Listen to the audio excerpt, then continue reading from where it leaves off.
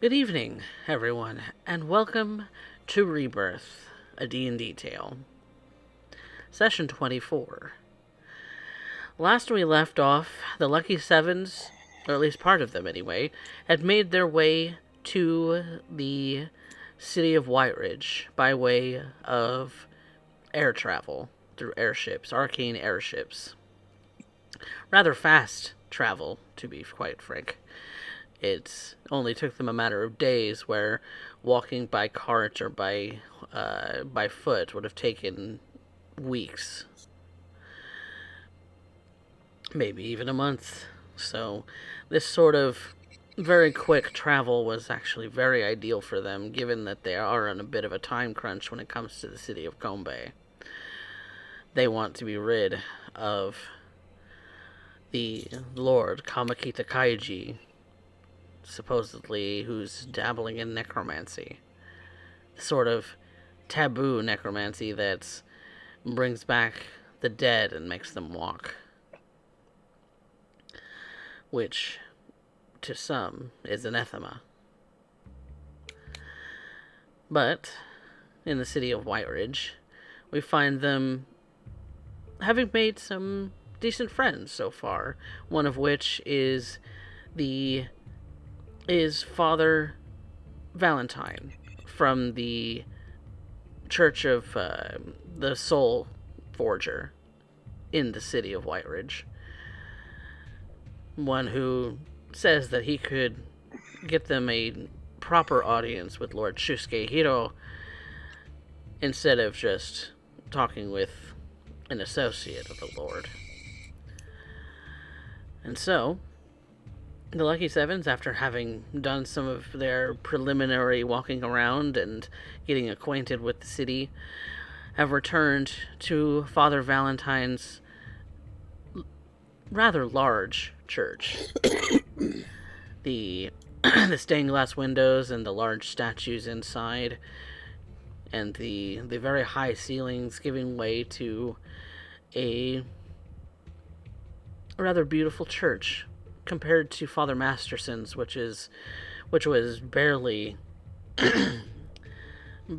a sort of shantytown building with a very simple symbol at the crest of the roof. It is definitely a very different sight to see in this town. People are welcoming.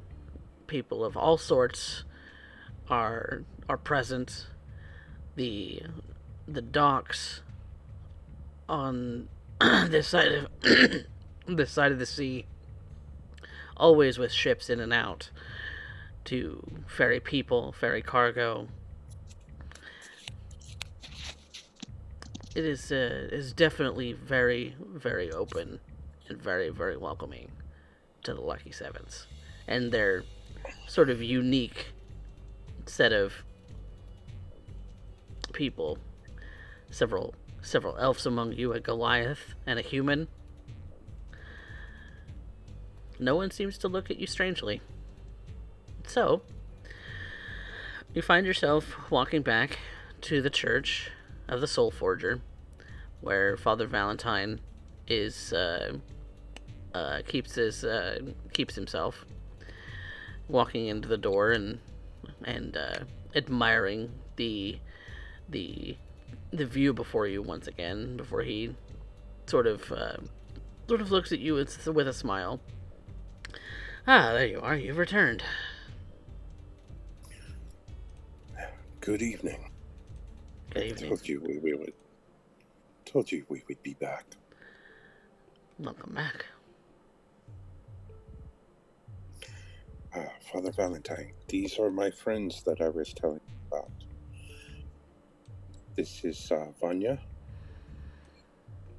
and Robe. Pleasure to meet you both. And what you see in front of you is a half orc man, sort of grayish green skin. He's got very nice sort of clerical robes, kind of draped over his being. The sort of colors and symbol of the Soul Forger kind of hanging off of the robes. His hair kind of pulled up into a very tight sort of bun with a bit of a beard on him. He he has sort of golden eyes, kind of a big brow, but he's not an intimidating fellow.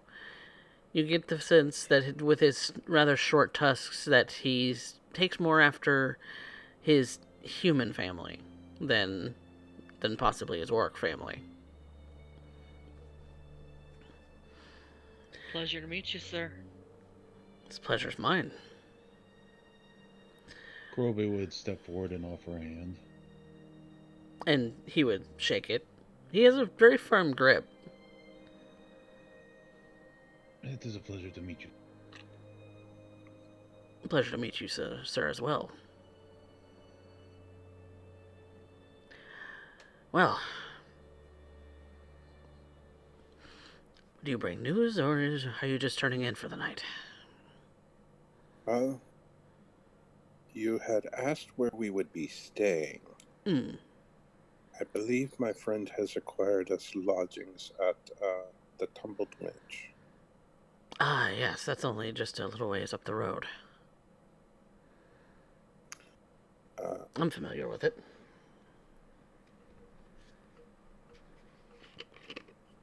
Any news on your end of things? Yes. Lord Hito will be open to audiences tomorrow, and I've booked you as the first appointment in the morning. You are too kind, sir. It helps when you know people. Sure it does. Is there a way that we can repay this?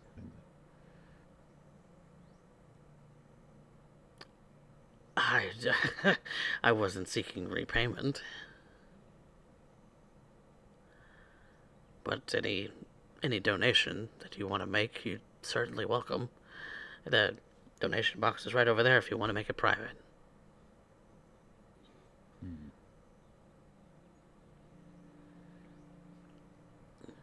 I'm not going to ask for something specific. Is there a place where I can go and help out people in need instead as a donation? Well, I'm all for giving the church. The church needs funds to operate, but I have found that I would rather do than give. Well, plenty of people are a little bit on edge about the potential that next year's crop won't survive the winter. And so, with the fact that things are looking grim in the farming business, because we are a fishing and farming town, it's we produce the grapes that go to Combe for them to make wine, that sort of thing. And Combe wines are very, very important around this country.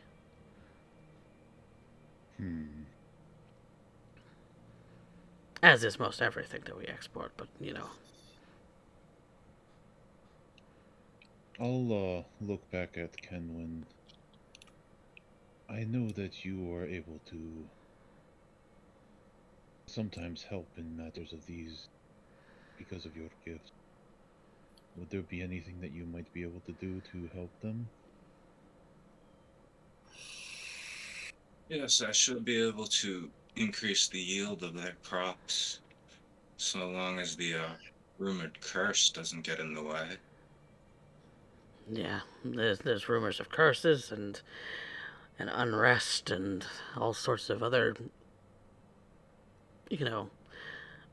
unwellness in the land. And whether it's simply natural or whether it's the weather is gone awry or whether it is an actual curse. You can never be too certain. This is the Burrows incident that we were told about, correct? Yes. Okay. Well, I plan to look into this curse matter to see if we can make any headway, but perhaps Yes. we can try to tomorrow.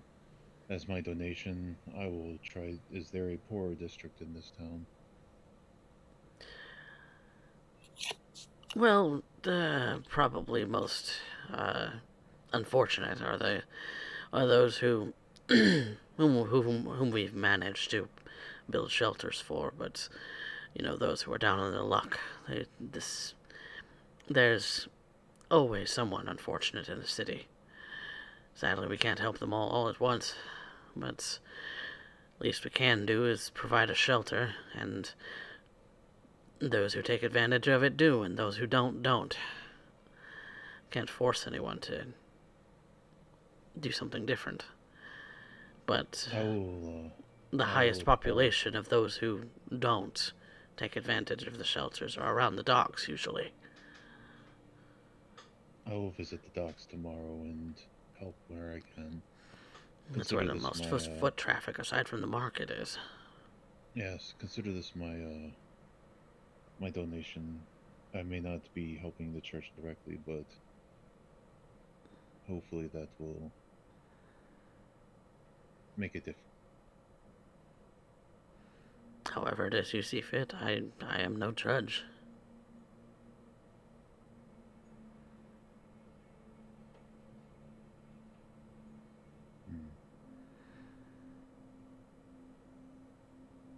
So, was there more that you required of me? No, sir. Thank you for everything you have done. It's my pleasure.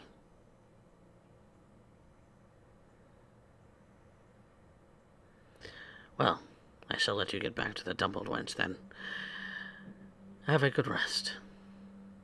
Thank you. Should you need anything, I'll know where to find you. Yeah.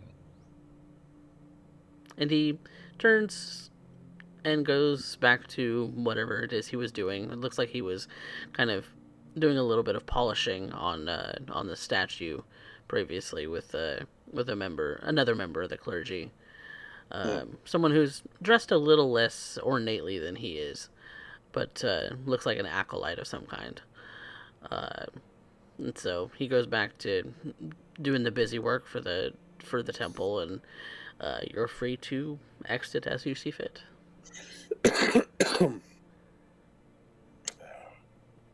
Well, where are our rooms, Kurube? They are on the second floor. I was able to prepare two, so we will have to share. We always do. That's not a And if you don't mind, I need rest. I understand. I think we all do at this point. I might have a drink, but Indeed. All right. So the four of you, plus Zephyr, make your way. Before that, though, on the way out, Kinman's just gonna quietly slip 3 gold into the donation box while leaving. Okay. Your generosity is noted. Generously. Or secretly.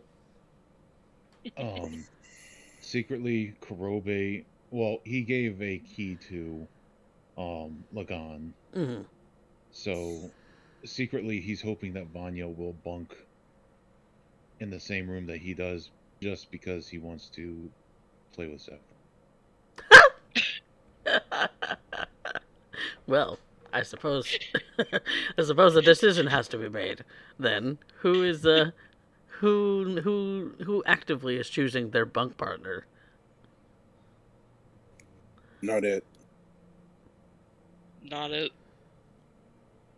Vanya, would would you mind staying in the room with me?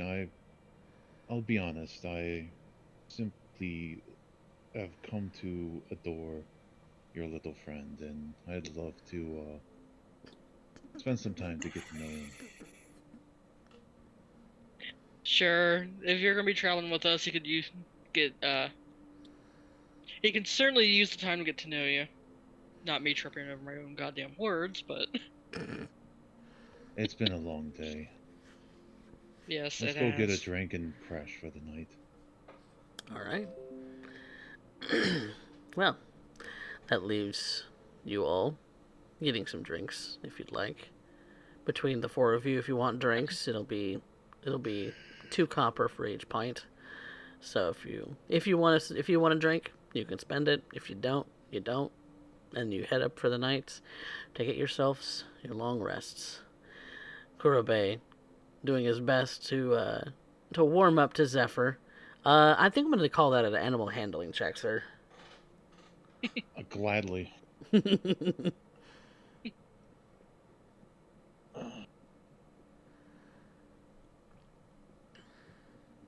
Do I get advantage because I have like 40 pounds of meat? Yes. Oh, okay. I was just joking, but I'm a generous god. 23. I think Zephyr's starting to warm up to you. Yeah.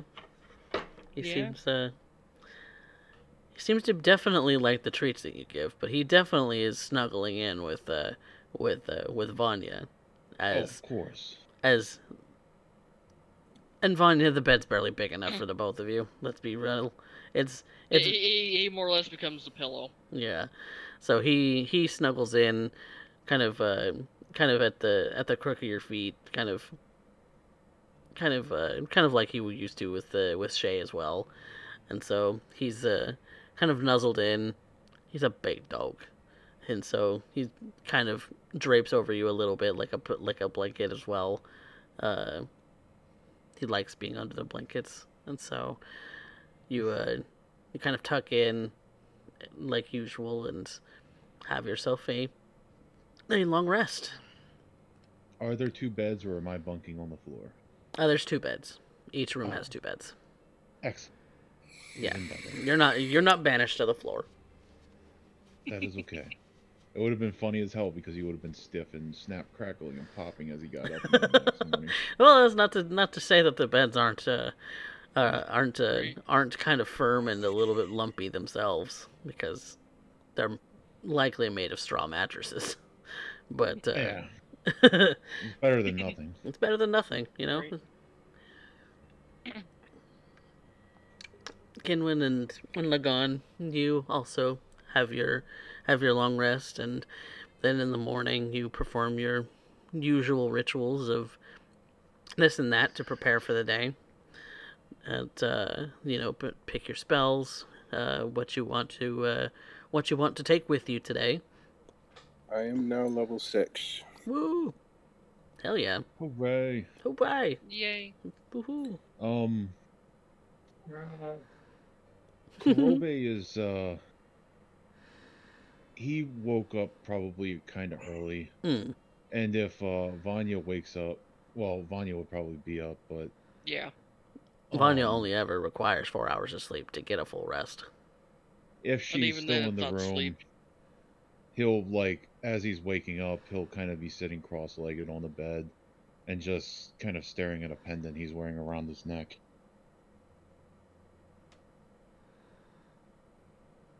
What's that you're staring at? Oh,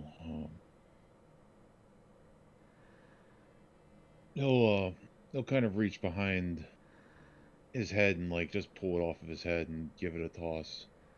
And you're going to have it's about like an inch and a half wide medallion that's actually made of platinum that is the symbols of Bahamut and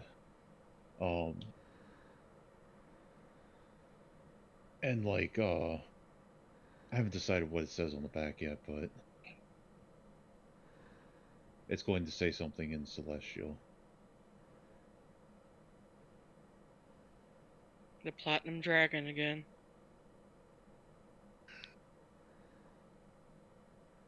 I swear he's haunting me. She's gonna toss it back. He'll catch. Haunting you. Jokingly haunting, but Ah. seems to be more and things- more prevalent in recent days. Yes, things like this can pop up. I was never very religious in my youth, but as I've gotten older, things change. Have you ever seen him?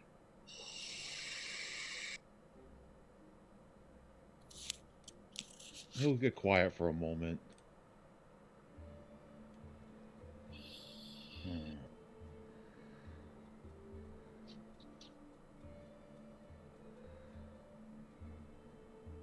And he won't know how to answer that.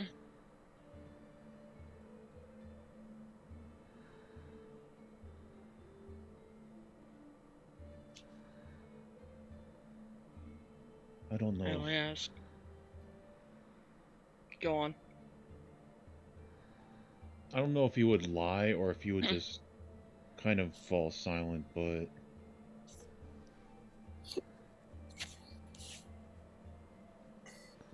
well, actually thinking about it, well, you'd probably think I'm crazy, but yes. Really? When? Hmm.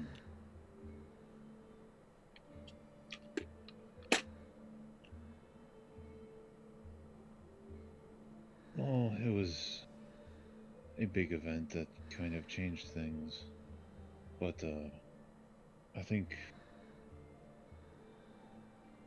we better get to move on because we have a meeting. Maybe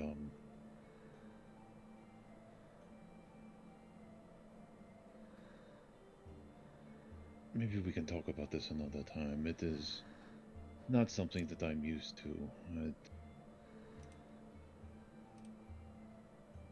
It's difficult for me to speak of some things. He's gonna be silent for a moment.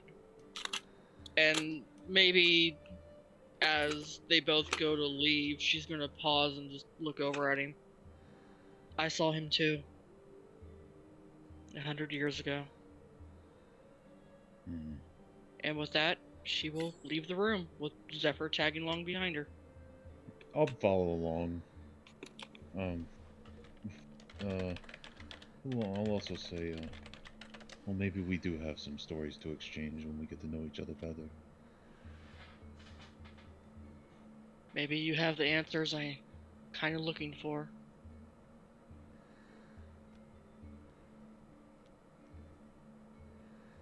You'll know how funny that is. Don't ever let, shit, what was her name? Sorry, I have to pull up my notes. Your wizard friend. Yeah, wizard friend. I remember it was Maury something. Yep. Amarith is her name. Amarith. Emerith. Yeah, don't ever let Amarith hear you say that I actually have the answers. She will scold you and tell you how stupid I can be.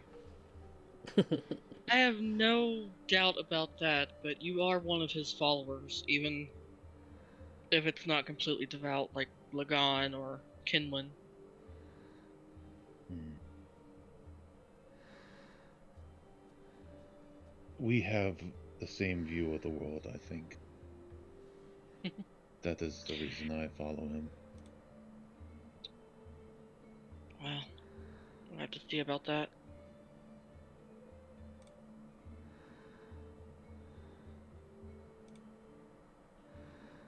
She's gonna go over and knock on Lagan and Kinlan's door, see if they're up. Lagan is just finishing with putting his arm for the daily routines. Come in. Oh, good. I don't have to ask if you're decent. I assumed we would be having an early morning, so I got up a little early. Good. You about ready to go then? And you see he's just finishing up the last strap on his chain.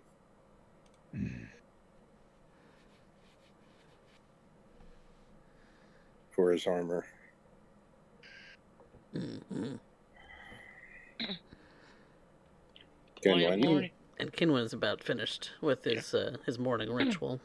Sort of elements kind of floating around the staff for a moment before disappearing, and him coming out of whatever sort of trance or prayer he's been in for the moment. So I would have done that outside, so I said I'd be walking back in right about now. Mm-hmm. Morning. Good morning. good morning. So I suppose before we head off to this meeting, how exactly are we going to proceed? What is our story and our plan?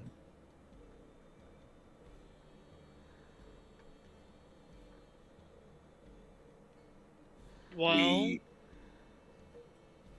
Go ahead. I think they will just start at the same time and then kind of trail off in thought at that point. We spoke with Father Valentine about looking into this curse in the Barrens. You, I believe, have spoken to someone about Kenwyn potentially helping with crop productions. Yes. Yes. But I'd like we to have find someone who knows the farmland to know, because the spell has a half-mile radius, so I would need to be in certain areas for it to make the most effect. Right. I have a contact at the guild that we can do, but we have a meeting first thing. So we have to talk to the lord of this land and convince him of the party.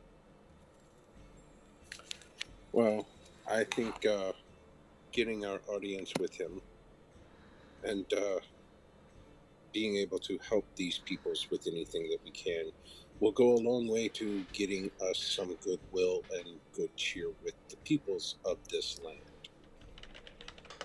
Yes.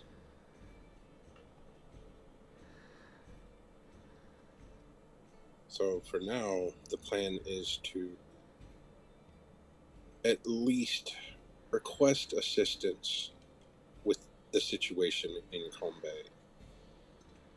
But first and foremost, proving we are what we say we are. And at least for Father Valentine, that requires us dealing with, if this is a curse, the curse, and doing what we can to help the farms.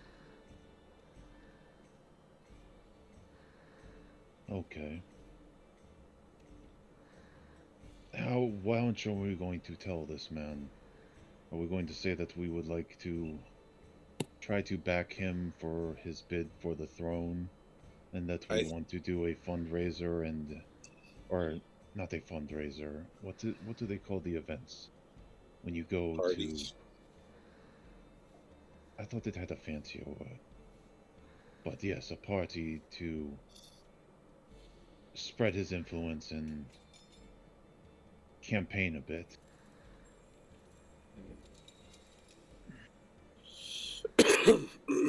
Maybe That would have probably be the best way to go about it. maybe have him and Lord Combe have a debate, an open forum where they can lay out their plans for the kingdom.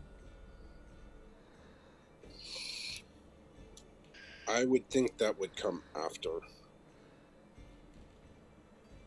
Well, it'd be a This good is. thing to bring up a thought.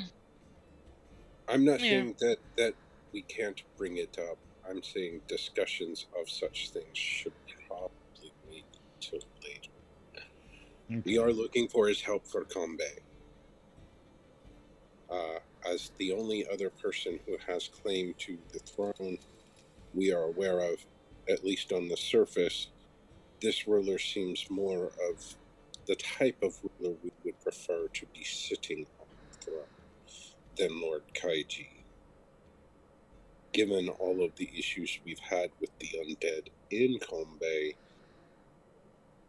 and at least as far as rumor goes, Kaiji is directly tied to those. Yes. It's not something I think we should mention to him, though.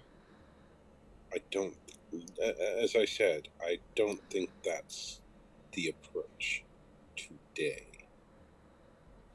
We are making ourselves known and making ourselves available to the city in the hopes of helping rid them of any such issues they may be having.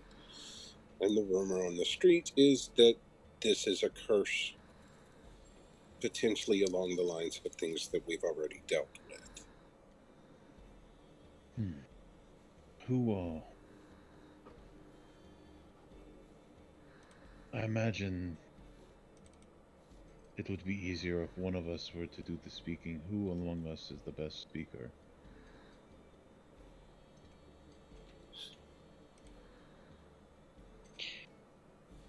I'm a performer, so I could give it a shot. Yes, I'm used to talking to people as well if you are uncomfortable. I do not want to force the role on you if you do not wish.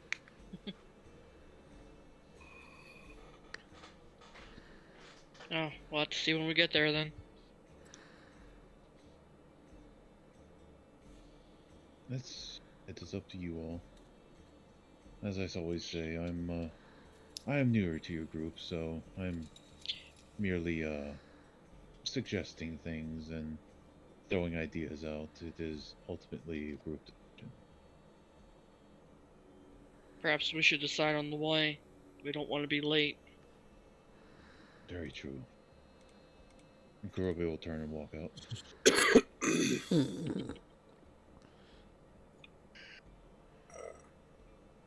Lagan is going to follow. I do want to make a note that before we go in, Lagan is going to take a few minutes to cast tongues on himself. Okay, not a problem. That lasts roughly about an hour. Yes. Alright, so you have the ability to speak and be communicating with those who might not speak your same language with relative ease at this moment. And so, conversations seem a little clearer to you when it comes to walking through the city. That, you are understanding those who you previously were having a little trouble doing so before. Even kind of helps you weed through the dialect a little bit, even the strange dialects of common. And so it's definitely a very handy tool to have, this sort of translation spell. The words you hear, you understand as if you are a native to this land. Okay. And so in preparing for that, you head your way to the town center where the meeting is to take place. Lord Hero is meant to be seeing quite a number of people during this day, but you have been granted the first appointment, as it were, and so this early in the morning, you are you walk into the town hall building. You're led to you're asked to check your weapons at the door, and so if you have weapons, you're going to be asked to check them at the door. Lagan will check his weapons. As will Vanya. Hmm. All right. And Kurobe? Oh, of course. Okay. It's not like you can hold or hide a 6-foot long sword. It's not a very Sir, hideable weapon, this no. Sir. I'm sorry, sir. This is not a weapon. This is my walking stick. Don't mind the handle and the hilt. Yep. Okay. So you're definitely cooperating. Is anyone holding anything back that they're not checking in? Lagan would be holding back a single dagger. Okay. I will ask you to make a. That is going to be a stealth check. Love it. Okay. Stealth, you say? Yep. Mm-hmm. Yay. My worst. No, Watch, it's watch him literally still like- crit. It's Right. literally my worst roll, and that it's at disadvantage. You do have chinky armor. The chinky armor makes noise when you move stuff in it. 15. Okay. They are being very thorough and do see that you have, as they're also kind of, once you've checked your weapons and they go to check you to make sure that everything is all, up to code and everything, they do spot that dagger. It's just in the top of his boot, so if he's getting any looks, he'll reach down and pull the dagger out of the top of his left boot and hand it over. Anything more that you're hiding? Not at all.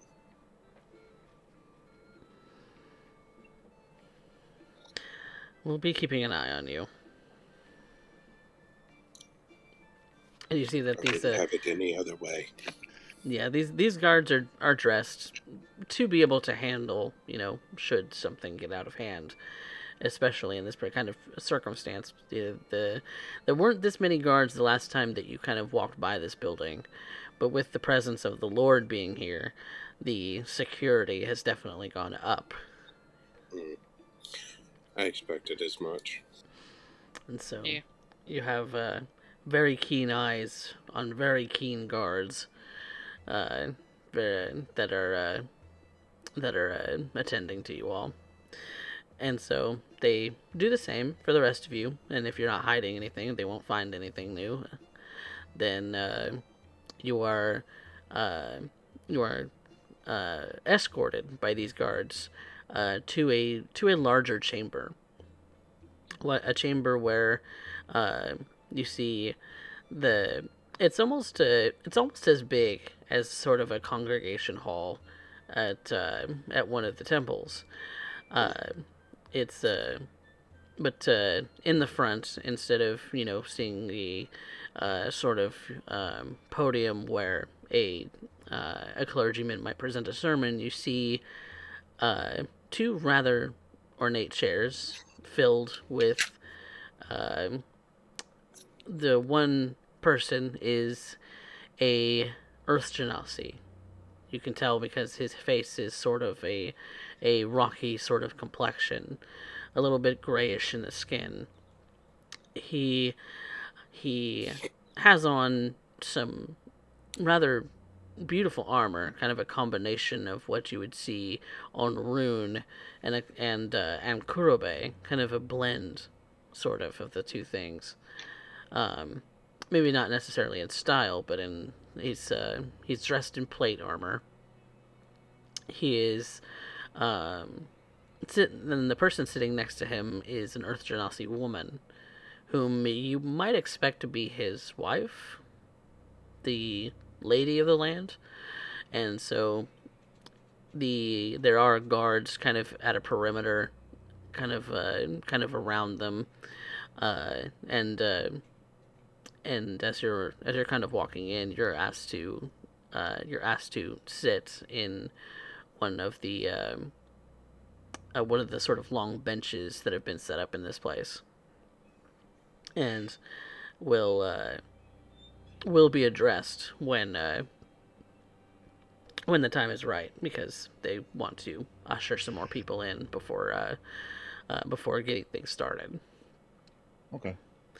And so Okay. it's probably another 15-20 minutes or so to before things start with some formalities, introducing the lord and the lady, and uh, both of them stand for a moment, and the rest of the people in the room stand for a moment and bow, and then everyone is seated, and then um, you all are called for the first order of business,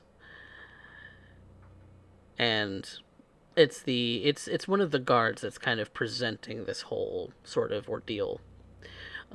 He seems to be have a um, sort of rank indicators that he's a little bit more of a um, he is in charge of this particular proceedings, and that's He's like a herald. a little bit, yeah. He's a little different from the other guards who are more stationed there for protection purposes. Um, so he calls you all up as the Lucky Sevens, and you are free to get up from your seats and stand in the area designated for you all to stand and present what your case is.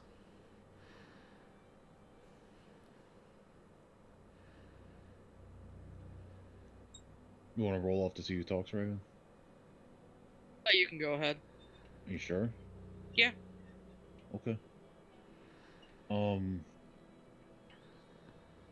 Grover will look around, and seeing that nobody else steps forward, he will step forward and, good evening. His name is Lord what? Shusuke Hiro. Good evening, Lord Hero, and he'll give a bow. Mm-hmm. I'll give you an acknowledging nod.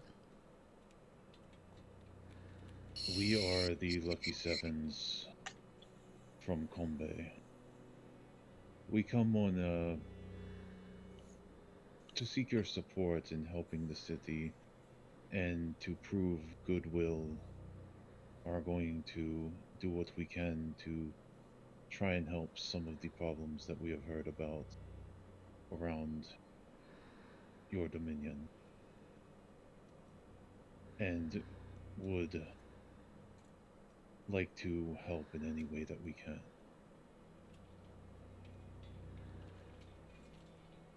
You say that you're from Kombe. He speaks up. Yes, sir. I was born there, and I have called it home for most of my life. And you come to me seeking aid for Kombe.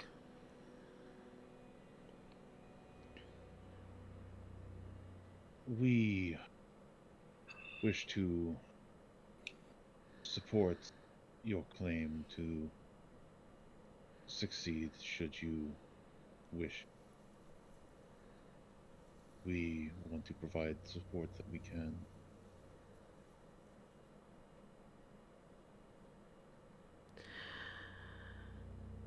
I have made the desire known that I would be at my king's service should he declare me worthy to to become his heir to the throne should he need it, because sadly our beloved prince has passed away.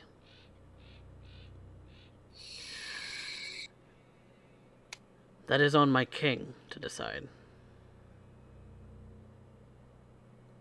I am more concerned with the matters at hand in my own realm.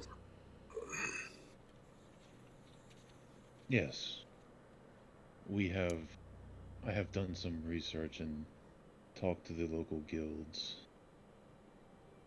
we plan to help try to investigate the possibility that there may be a curse, and have arranged for one of our members to help try to bolster the future yield of the crops for the time being, to help offset in the future. All attempts to bolster the crops over the last 10 years have been failing. And you think you have the expertise necessary for this job?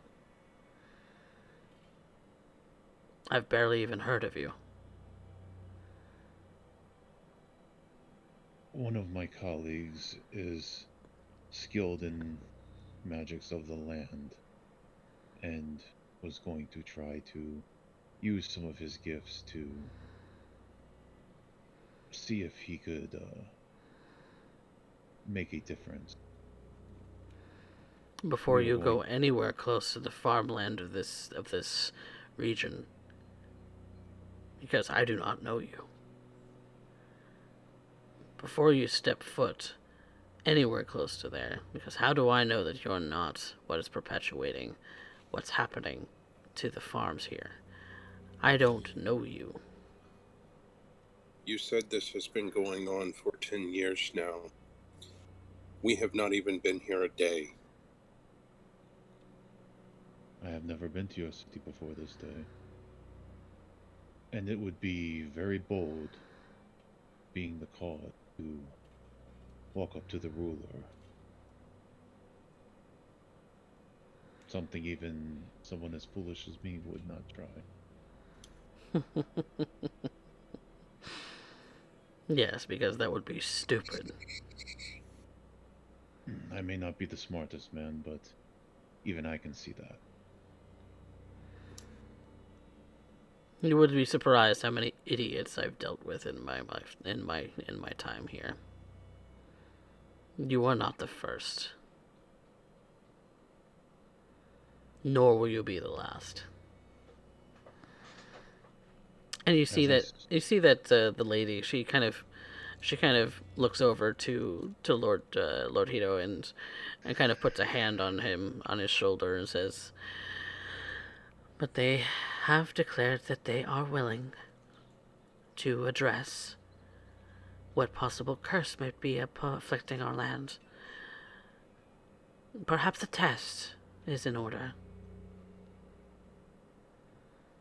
Should you be able to rid this land of whatever curse it might be,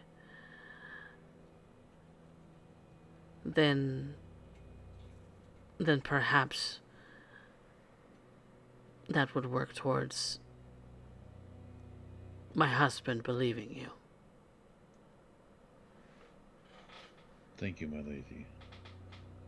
We will investigate this to the best of our abilities, and should it bear fruit or we find any information, we will let someone know to keep you apprised of anything relevant to your dominion.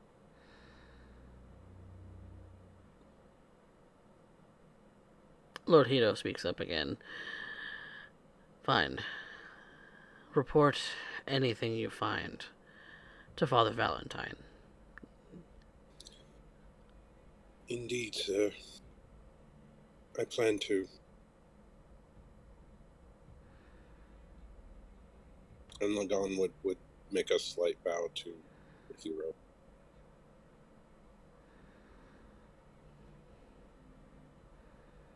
Thank you for the... Oh, sorry. Is that all?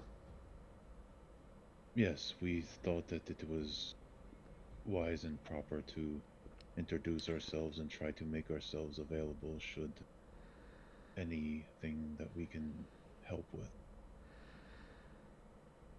He kind of looks out towards the rest of the small but dense crowd that's kind of gathered in this place too. You citizens have witnessed their claims. I trust that should they fail, that the citizens will also know. And that you would be considered liars in this city. And well, we don't like liars.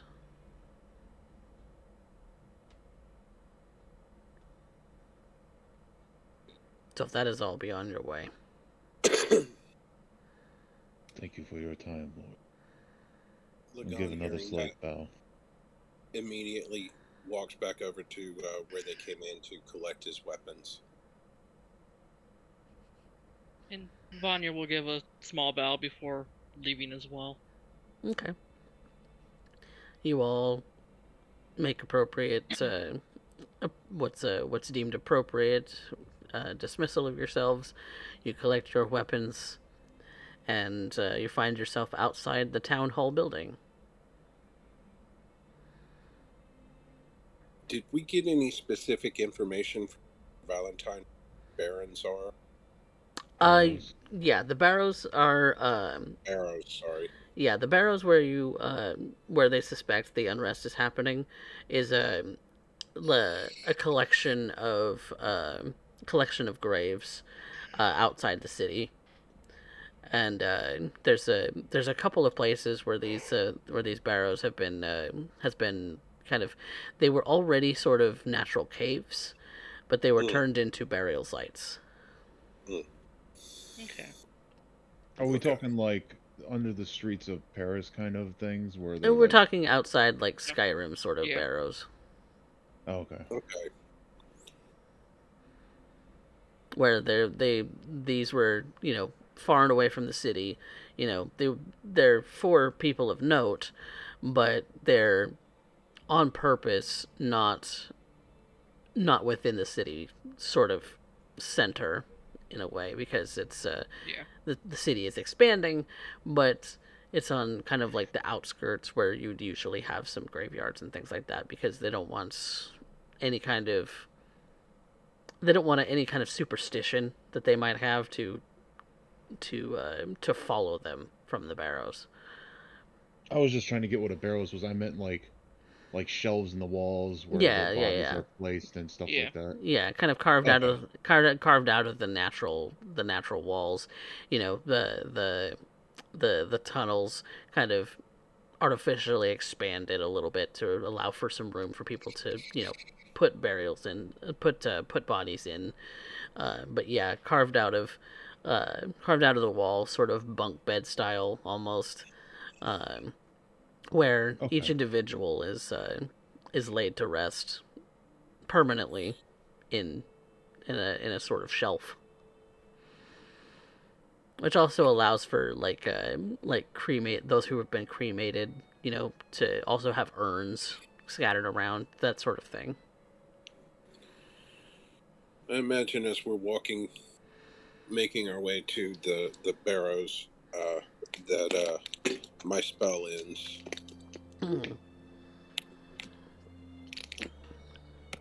Yeah, that's about when the spell would end. Yeah. How is the city laid out? The city kind of starts, the center of the city is this big marketplace. The lots of stalls, lots of shops, lots of intertwining roads. It's kind of a big sort of open air market in the center of the city, where if it were to empty out, it would be a very large circular space of cobblestone. And then the residential buildings and the official buildings and things like that kind of fan out from there. The docks are also kind of this another space where there's this open air sort of market space where people are going in and out. Ships are going in and out of the docks. It's the city itself has some tall buildings, but a lot of it is barely over 3 stories. There's not a whole lot in the city that's above 3 stories tall. 3 stories tall, except for the airship dock, which is several hundred feet in the air. Okay. Kurobe would just look to the party. I have a promise to keep on our way to the Barrows, if you do not mind. Yes. I'd like to stop by the marketplace and head to the docks first, before we get the day underway. Yes. What did you say? Look on. What promise? I made the father a promise that I would do my service and donation.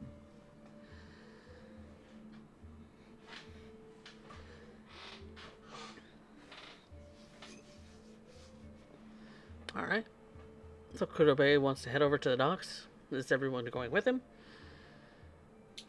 Yeah. Yeah, sure. All right. So you make your way out towards the docks area. Well, I would stop at the marketplace first. Okay. What are you stopping at the market for? I am literally going to buy a bunch of long-lasting, like, stuff that won't go bad very quickly.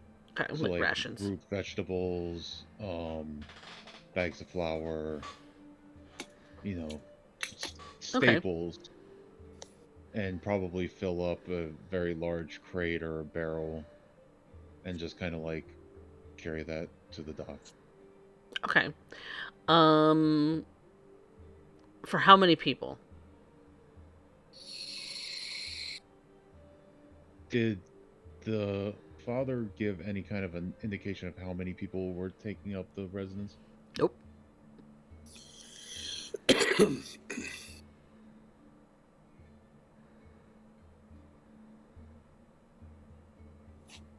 Say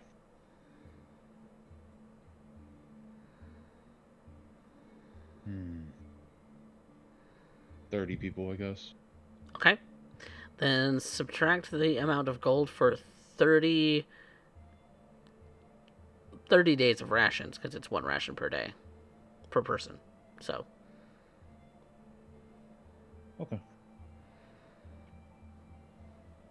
So, however much that While is. we're at the market, I need to pick up some silver, 2 tiny rubies, and a small onyx.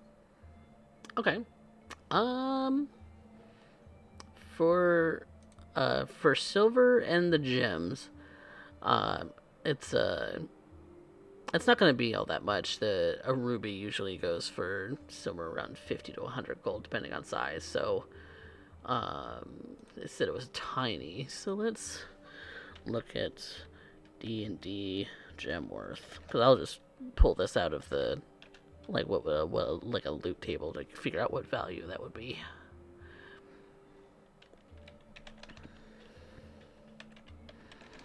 Okay, D&D gem values. Here we go. So if you're wanting a ruby, let's see.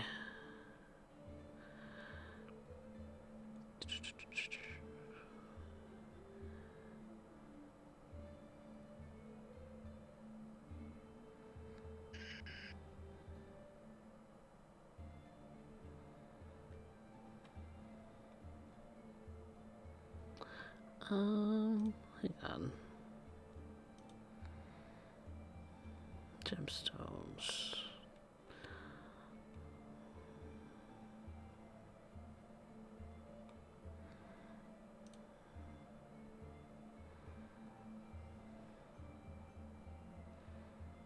Okay.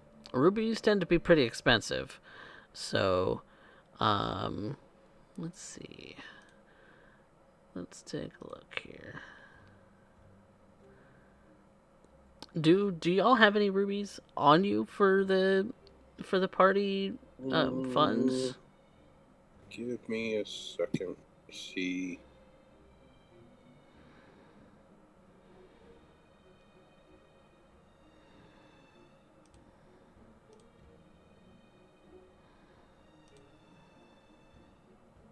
I do not see any. I don't know if there's any in what was in the bag. I don't remember. Okay. Yeah, if you didn't really have any gems on you, then yeah, that's... No, we really didn't. We had apothecary materials, which came off from like the bullets and Right, the right. worm. And that's just about it. Other than the gems I work my spells, I don't see any. Okay. Then yeah. I mean, the party has about 2,000 gold at this point, still. Yeah, because the only thing I get when looking up the cost of gems and things like that is like that an average size ruby is worth 5,000 gold. So if we're looking for something tiny, Oh, looking for something Let's go for a ruby chip or something not that quality. you know, yeah.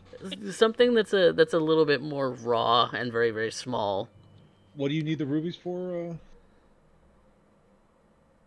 I reach into my pocket and pull out 2 wolf teeth. These belong to Gary, the first wolf pup I trained when I was a child. I've kept his canines for a long time, until I advanced enough that I would be able to make a magical item with them to honor his memory. Oh.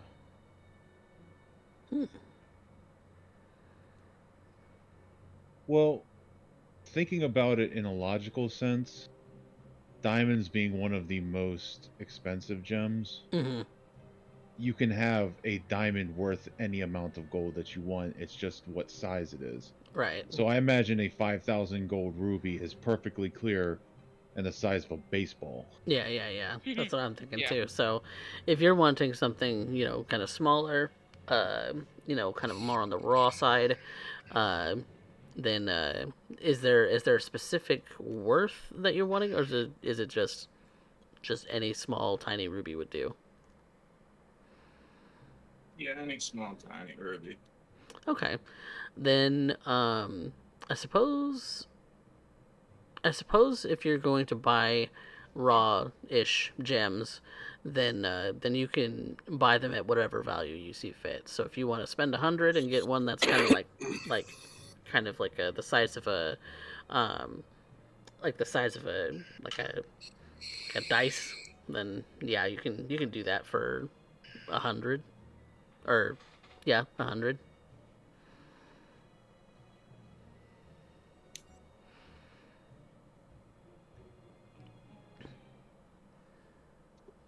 Well, I have 36 on me right now. Oh, okay. You would get one that is We can super tiny, like we can bead pull from size. party funds. That's no problem. Yeah. Yeah. If you want something I bead mean, size, you can spend 30 gold on it.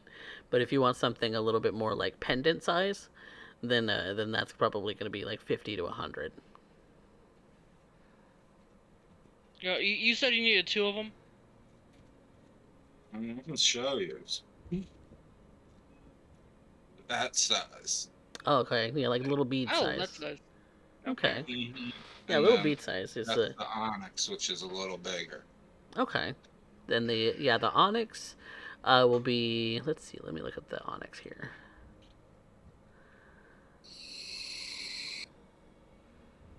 yeah, we're a ways off from getting 2 5,000 gold rubies. Yeah. No, those tiny things are like the size of a bead, and so those you can get kind of in an unpolished form in for about 10 gold each, and then the onyx in an unpolished form uh you can get at 50 because of the size. Okay. So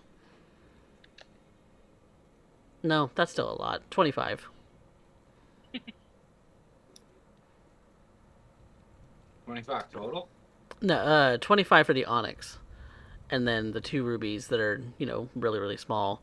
Those are going to go for 10 each. So 45 total. Yep. If you want them polished, you'll have to pay for the polish yourselves or do it yourself. How But much would polishing them be? if you want them, cut and polished, it's more of a labor cost, and so it'd be it would depend on length of time and how precise and how clear you want it to be. The most expensive for something that tiny would be like, for that small, you're probably looking at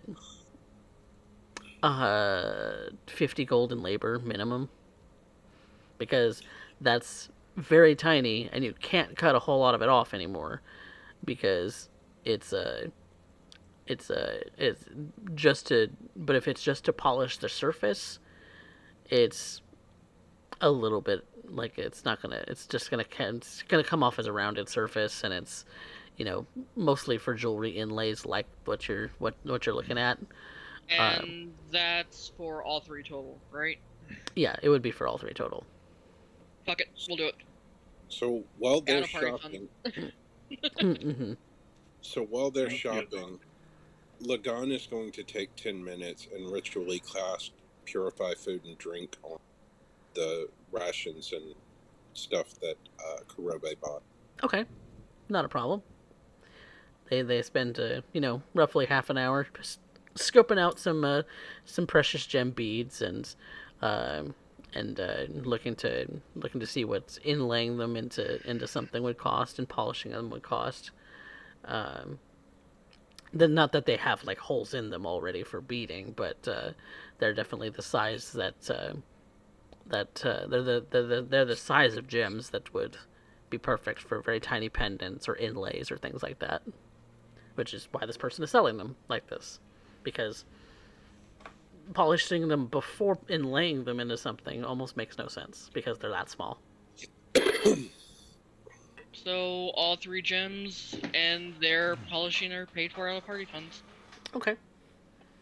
And so, There's still the silver, not much. I'd say 7 to 14 grams. okay, yeah, that's not a hard thing to get, especially if you're looking for like a silver pendant to be made.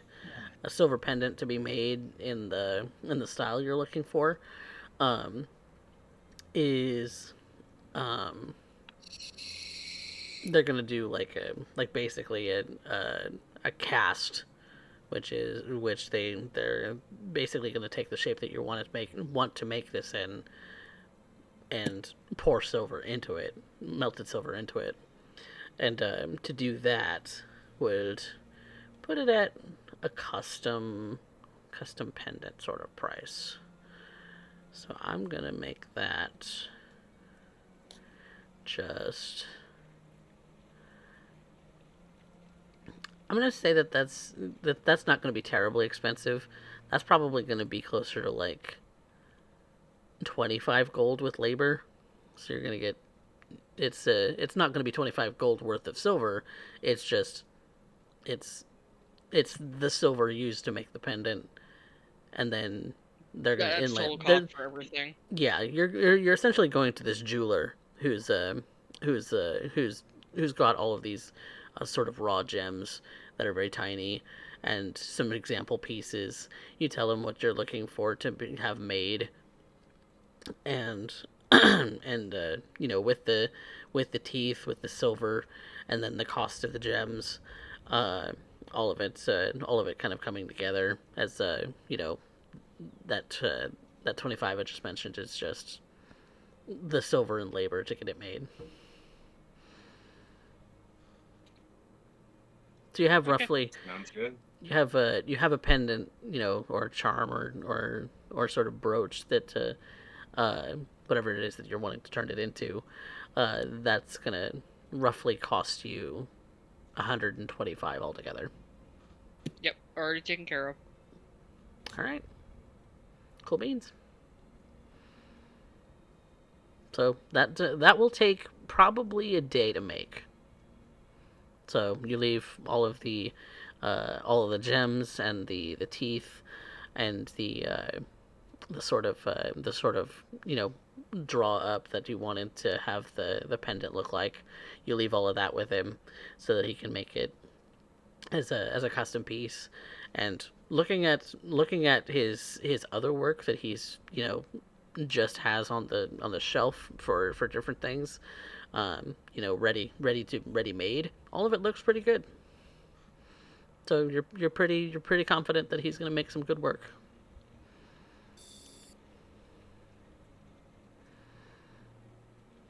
excellent. Make sure you take care of those teeth. They are very special to me. Oh, believe me, I've done many, many inlays with, delicate features, and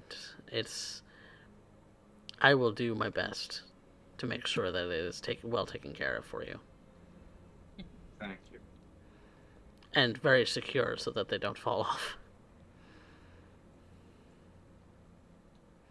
Because I'd hate for you to come back, tomorrow and say that, oh, the teeth fell out. I assure you I'm going to secure them very tightly.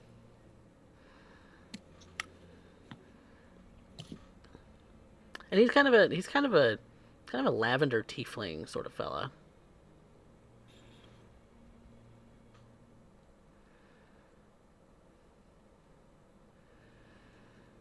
And so you leave this tiefling's jewelry shop and are free to go about your way. Lagon, you've finished up purifying the food that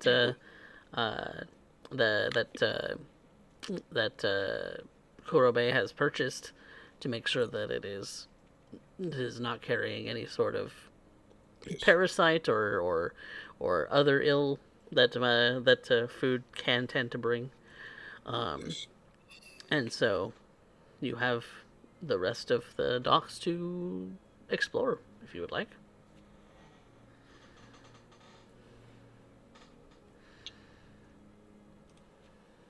Alright, I would be looking for the housing that was talked about. Okay, so you go to one of these houses that's been described to you as the sort of homeless shelters where those who are down on their luck can have have had the misfortune of no home.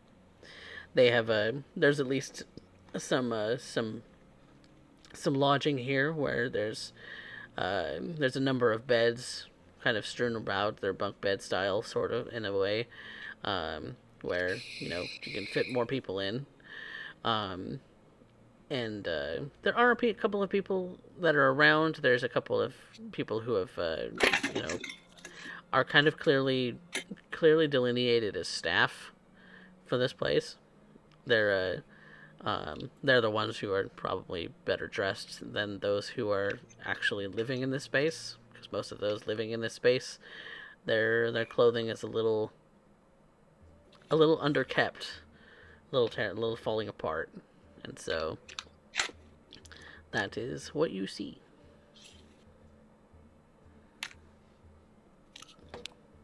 Okay.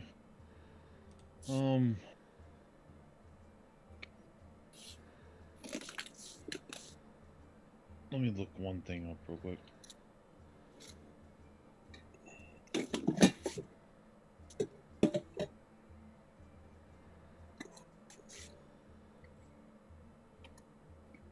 I will walk up to whoever's in charge, Mm-hmm. and It's pretty easy to find them.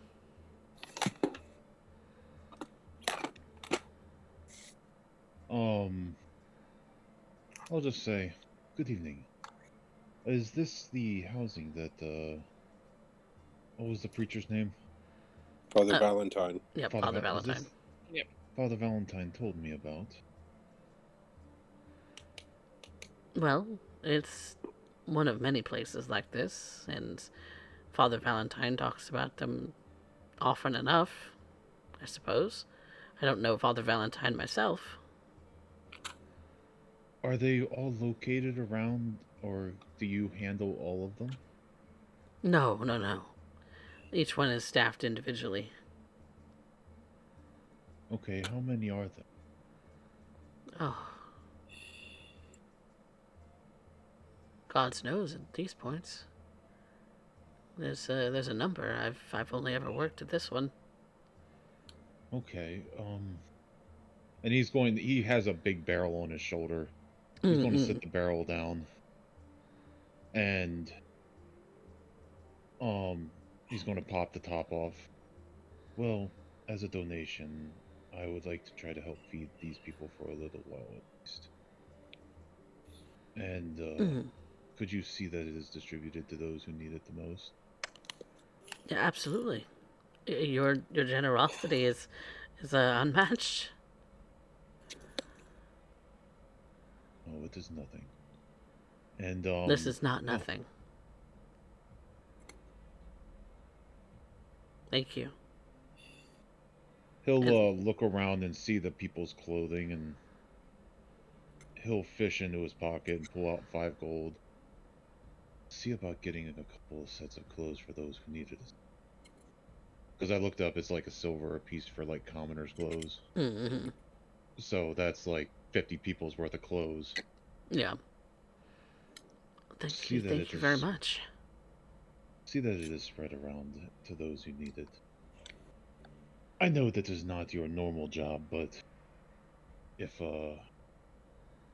we have pressing matters to deal with, but if you could spearhead this and at least contact the others to come and get their portions and spread it to those who need it, I would be most grateful.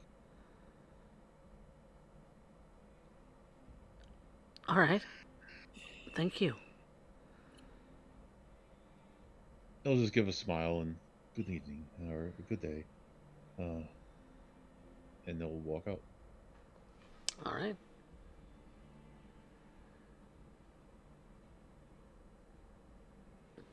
As you're continuing to walk back, Kurobe, I need you to make a perception check.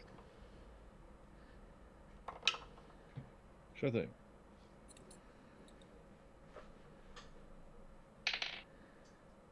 $20. 30-20.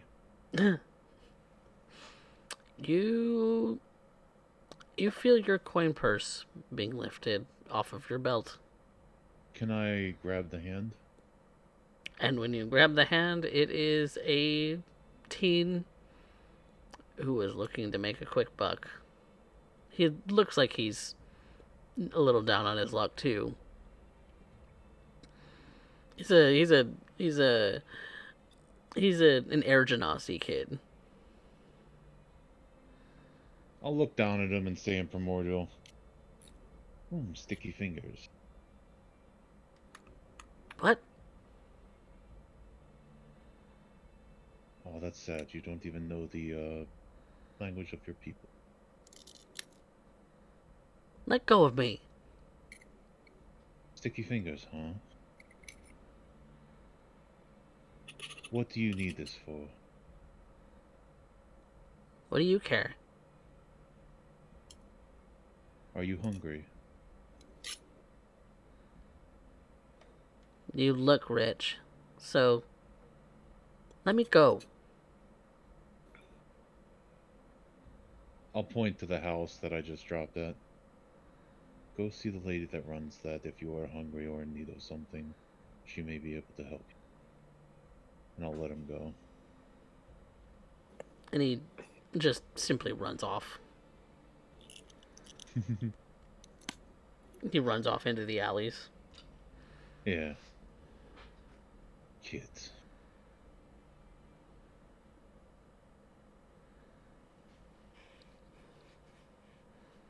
He apparently was not having a very successful time.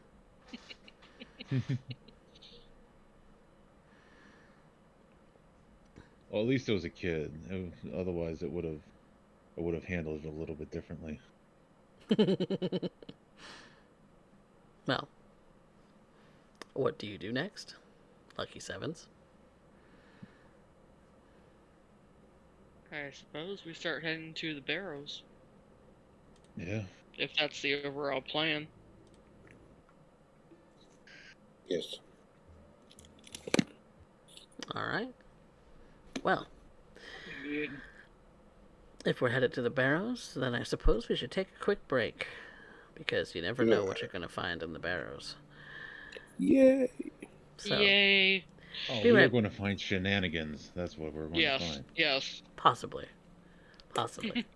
I can see the smirk on your face. I know I'm right. We have to find out. Be right back, everyone.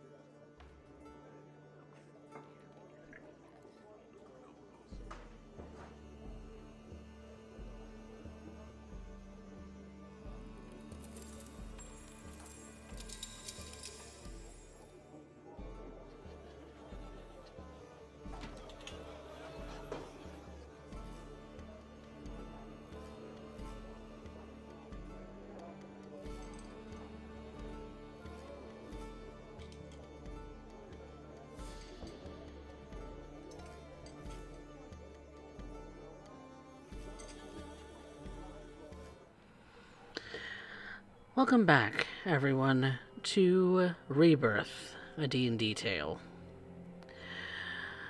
The Lucky Sevens have made their way to the barrows of the city of White Ridge, a place that has been rumored to have unrest going in, that the dead are mumbling and possibly even walking in these catacombs, especially deep within.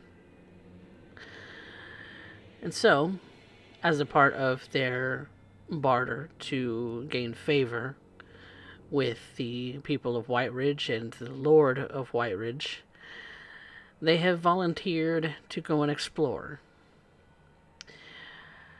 Those who have gone before them haven't nearly gone very deep, as they're not adventurers.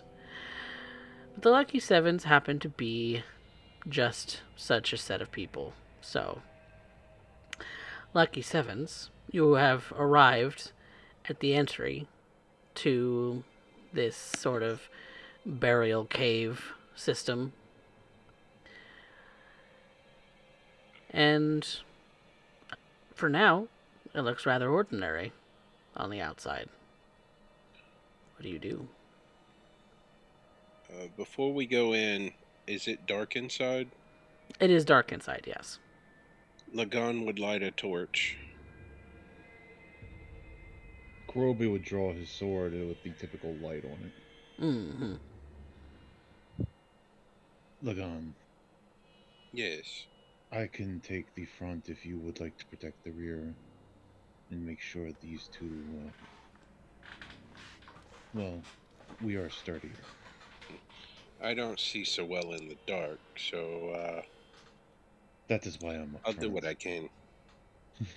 I will do what I can. And I'll look around and see if everybody's ready.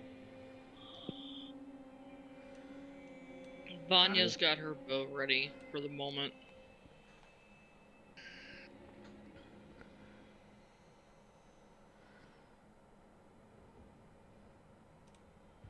I'll look over to Kenwin. Are you ready, sir? Aye. Alright. Stay close. Stay in formation. If you see or hear anything, let everybody know. And I'll just start walking through the cave, keeping an eye out for anything that is of note. Okay. Are you going in with any kind of stealth? Are you guys being quiet? How are we going about doing this?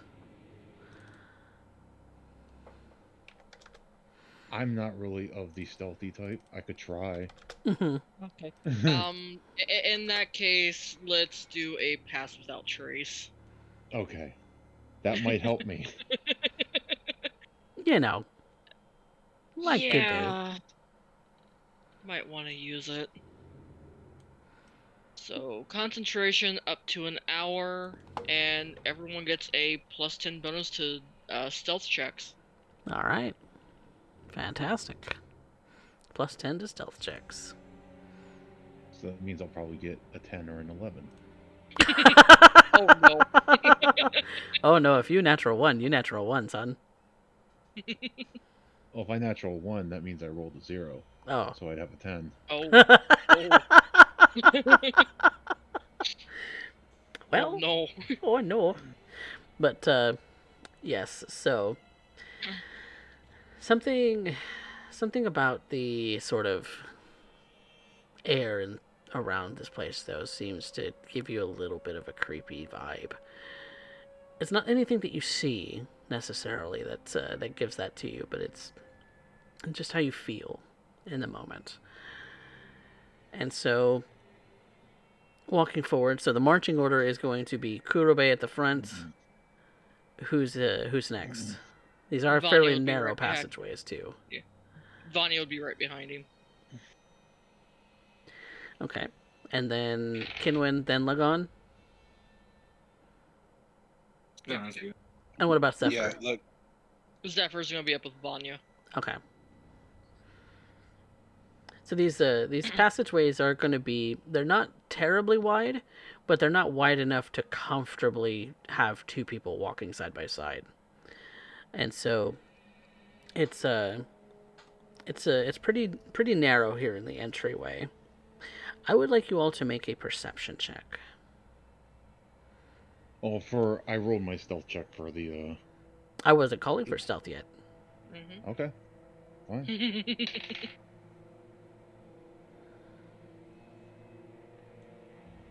Passive No. or active?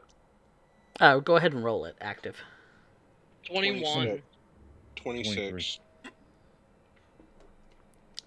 Got a 21, 23, 26. 8. Oh, poor Hang on, kid. do you Law want of me averages. to roll... dumb question, you want me to roll one for Zephyr? Yes, please.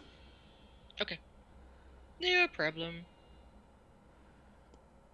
Kinwin's the 17. one who's always so distracted. Poor guy. Not this undead shit again.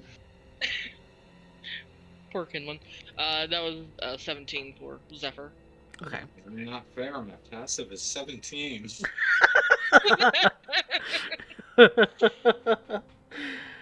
Oh, well, you're trying to actively hear for this, that, and the other, and I think you're getting a little distracted by the fact that a couple of your teammates have fairly loud armor, whereas you yourself are very, very quiet. I'm sure, Kinwin.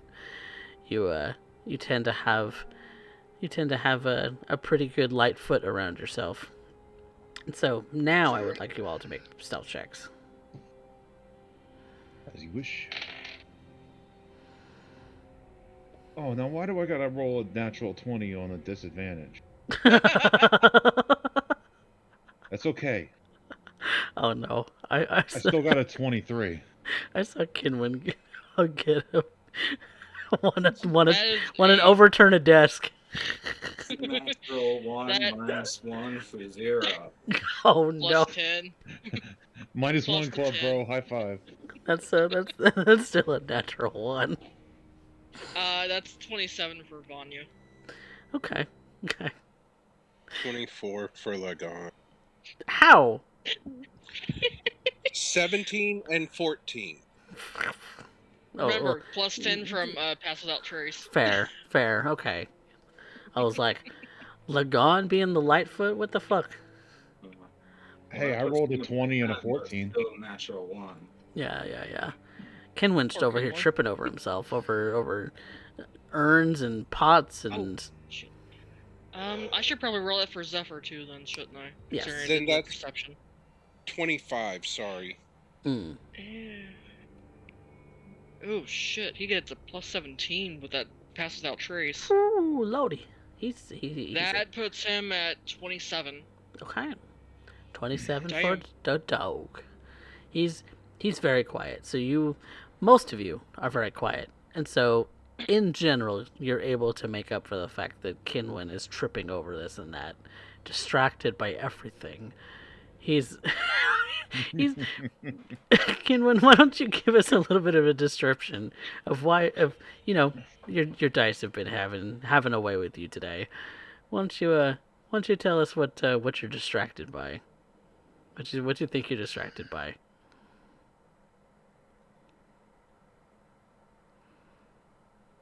Maybe by trying to think about how I can get the other druids involved with this to get solid evidence against Lord Kaiji,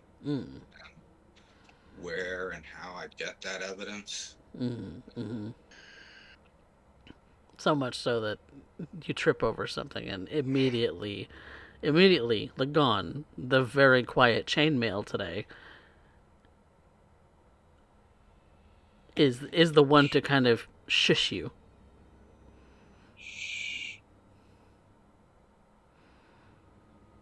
And so, for the most part, all of you are going to be okay at this. It's a little bit slow going because there's the occasional rustle of something that you're not sure if it's what you heard from if it's coming from Kinwin or if it's echoing down these halls. It's the fact that uh, this place echoes so much. It's a little disorienting for some of you. That for those of you who rolled like a 15 or lower on your perception, you easily find yourself trying to determine what direction a noise came from, but it's boggling your mind a little bit. The rest of you can sort of hear that there are other noises in this cavern. You suspect that maybe there are animals or cave dwelling creatures or any other sort of nasties that might be further in that are making some noises. You hear the occasional water drip into a pool. You hear the occasional rustling of rocks. You hear the occasional breaking of a pot. And then you realize that accidentally Kinwin stepped on one of them. And so you come to following this a little bit. You do hear some groaning.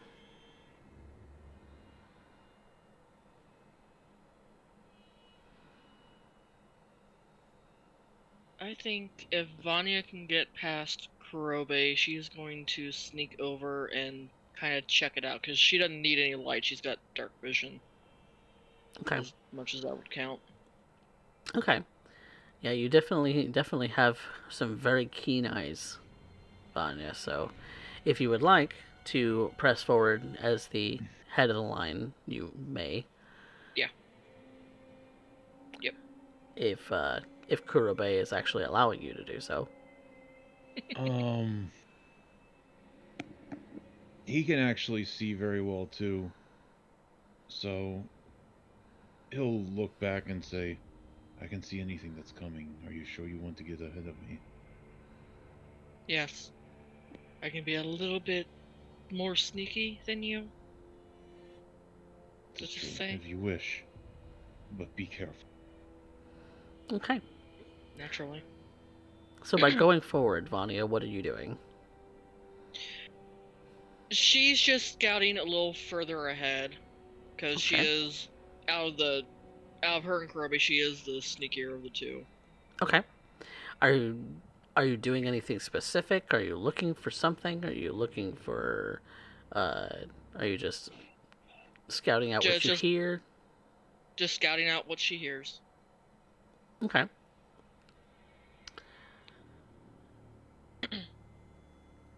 You listen intently, and moving ahead, you're a little less distracted by, the occasional chink in Lagon's armor, the occasional sort of swear that might come out of Kurobe's lips or in Kinwin's.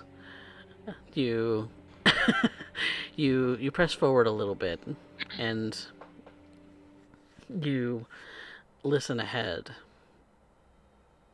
You hear that groaning again. Pained. But a long sound. And it sounds like it's echoing very far.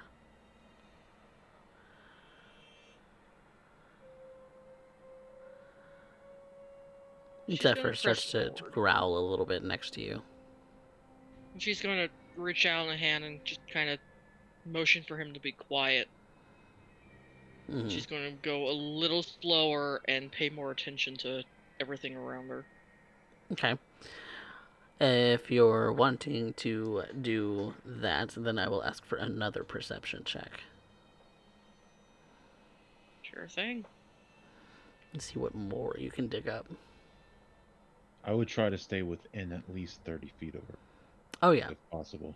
yeah. That is a 23, I believe. Okay. Okay. Yeah, 23.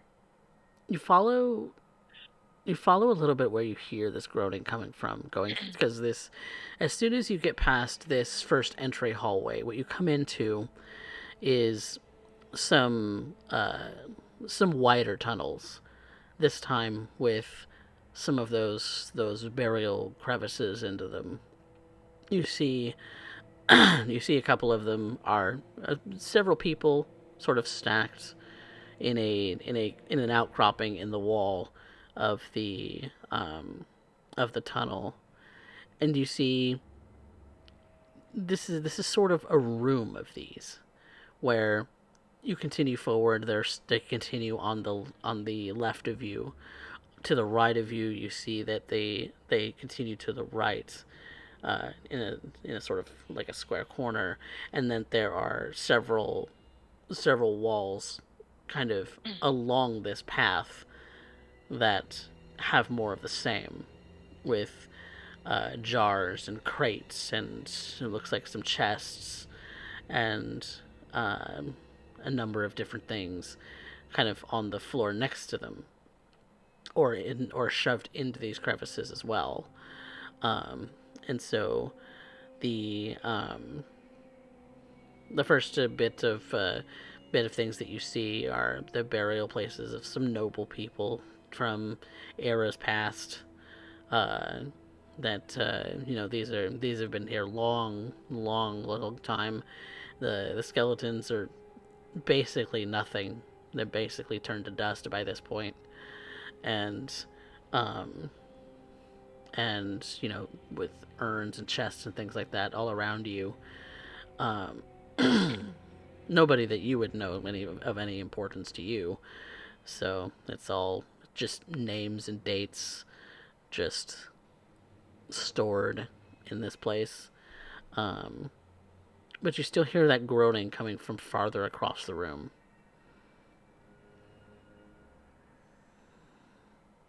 She's going to wait for Kurobe to get closer before motioning out what all she's seen. Okay. Motioning it. The sound is coming from further ahead. Okay. And so when the rest of you get to this sort of room of walls, you the what I said to Devanya is what you see, and so what do you do?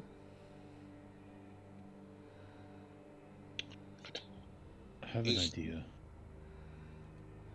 What would that be?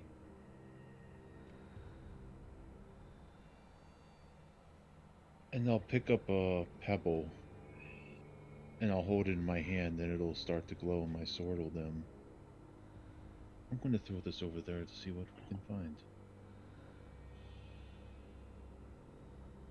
Do we still hear the groaning? Yes, it is. It's still like there's the occasional short sort of groan intermittently. There's not really a pattern to it. Is it getting louder? As you press into the room, yes. Yes.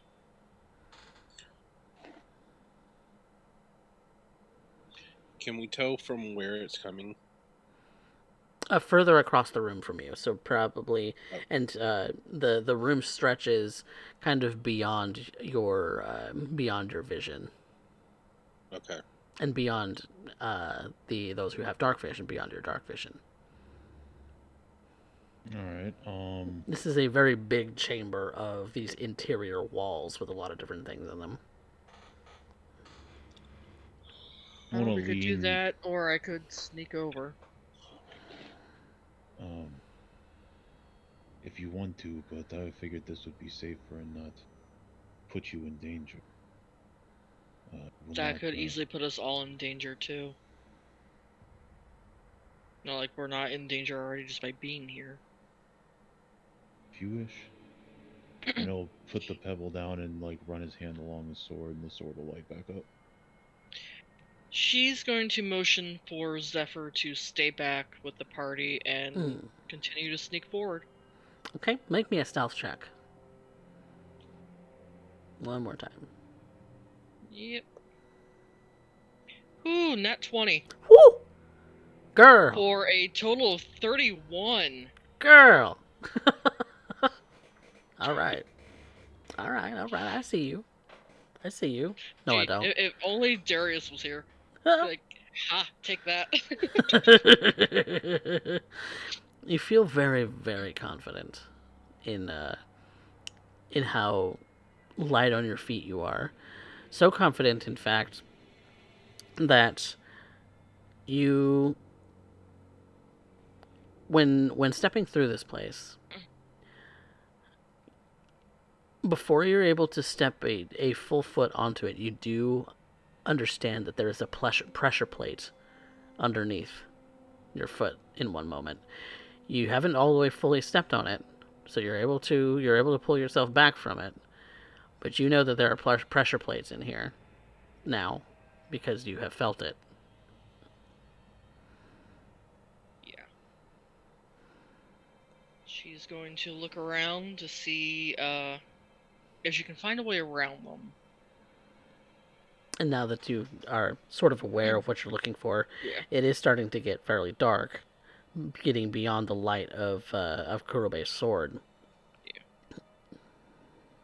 At that point, she'll kind of move back close enough and let them know that there are pressure plates ahead, but if they want to follow behind her, to be careful. Mm-mm. Because it is a much larger room than they were probably anticipating. Like I said, I would try to stay within at the very least 30 feet. Mm-hmm. Yeah. Okay. And she'll make sure who knows where the pressure plates are along the way. Yep, you know what you're looking for now, so you can easily spot them. Yep. Any kind of loose cobblestone on this floor is you're able to kind of drag your finger around the plate to kind of outline it, because otherwise this is natural stone. So anything that's been carved out and kind of disguised to look like natural stone, you kind of carve out, the sand and dirt that's around these plates without triggering them, so that you can point them out to your friends here. Not that you're an expert in traps and able to disarm them, but you have a keen eye. You have a light foot. I can at least point them out. Yes. Just don't step on those. Yeah. Don't step on those. Don't step on any loose rocks. Exactly. Mm-hmm. And so, when you kind of get to the end of the chamber, the groaning's a little louder now.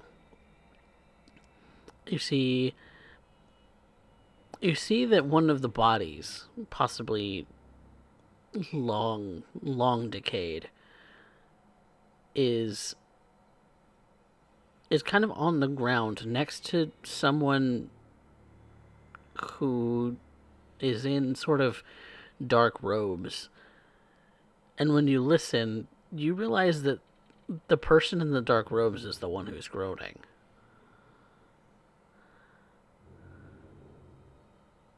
Sound like they're in pain or anything? They do sound like they're in pain. She's going to carefully make her way over, but she is keeping her eye on the guy in dark robes. Okay. She's not trusting the situation. Mm-mm. What are you investigating first?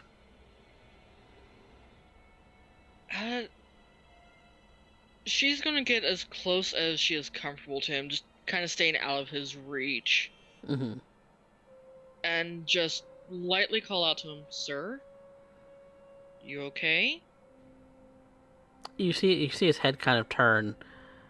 Oh, thank the gods. Can you help me? What's wrong?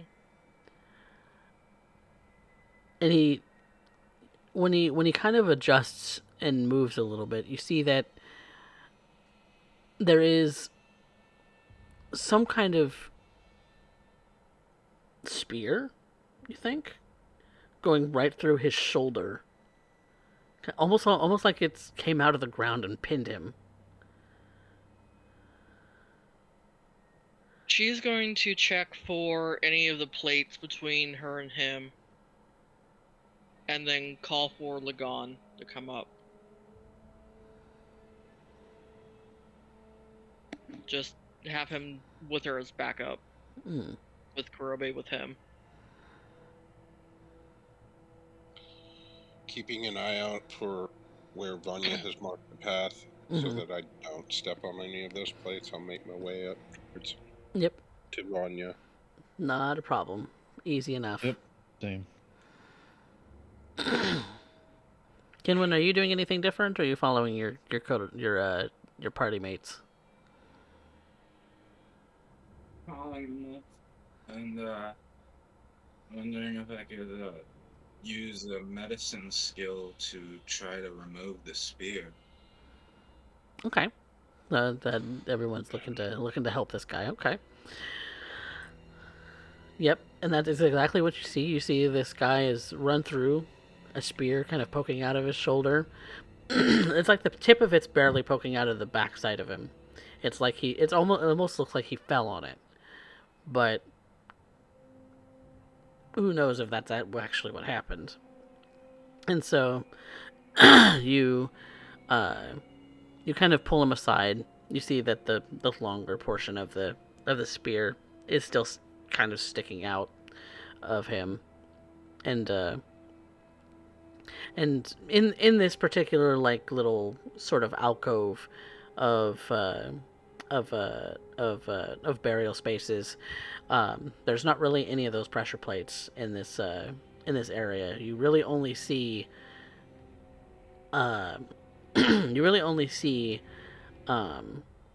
those pressure plates out in the main hallway that lines up against these alcoves. Because it's not like it goes all the way through. It just has like they're like alcoves on the wall, basically, with things carved out of them. But is this guy conscious? He is conscious, yes. Yeah. Can I ask a question? Sure. I would like to ask him, what are you doing down here? Trying to figure out what was happening. Can I insight that? Yeah, I was about to say I want to insight him and see his demeanor and if he's lying. Yeah. Oh yeah, go ahead.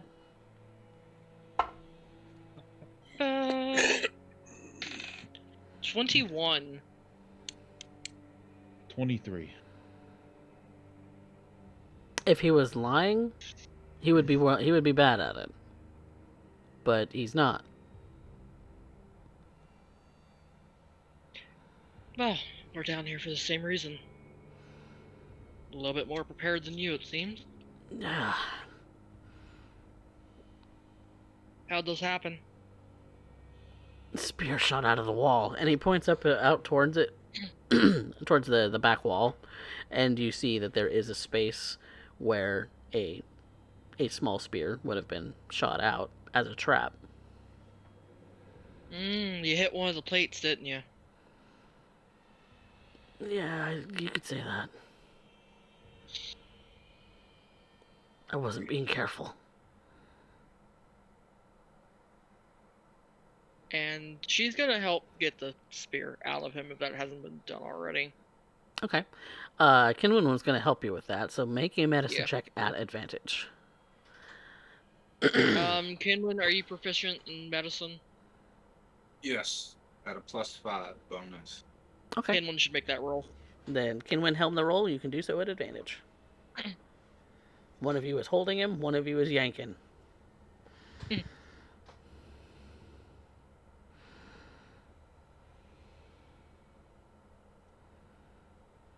Well, it's 2 11s for 16.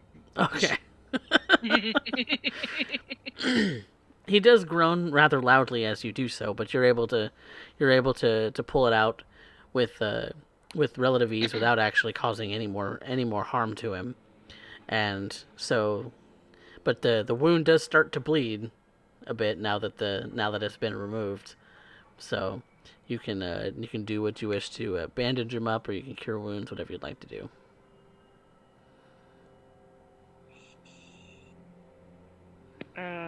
Yahai Gair. I cast Healing Word on him. Okay.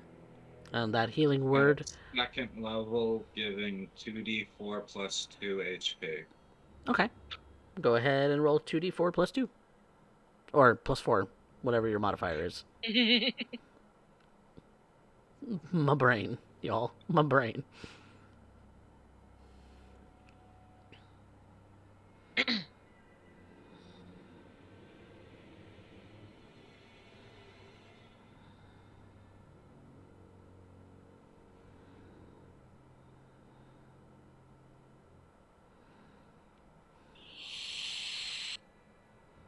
Eight healing. Nice. And you see the wound sort of close on its own, and just kind of like when the wound is fully closed, it's kind of like this brief little flash of sort of greenish light, and then it's gone. Oh, thank you very much. It was nothing. Do we Any? see? Sorry. Go ahead. Do we see any symbols or sigils on this man? Make an investigation check. Investigation. Yep.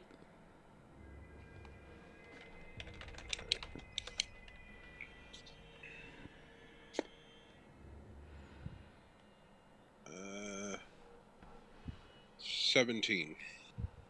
Okay. You don't see anything overt Okay. as you're kind of checking him over, making sure that he's still wounded. He's still not in the best shape, but he's at least able to, get up on his feet. Okay. Thank you very much. Be careful of traps, I guess. It's my advice to you. Who We are have you been with? all the way in. What was that? Log on? Who are you with? I'm here by myself. You're not with any temple or organization in general, or? No, should I be? Curious. That's all. No, A lot I of people don't just... just decide to do this on their own. Well, I don't exactly have a posse now, do I?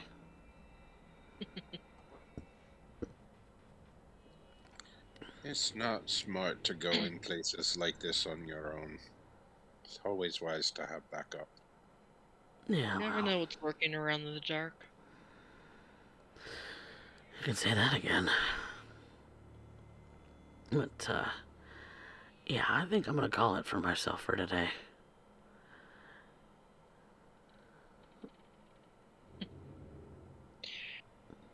Why don't you just come along with us? That way you don't set any more traps off.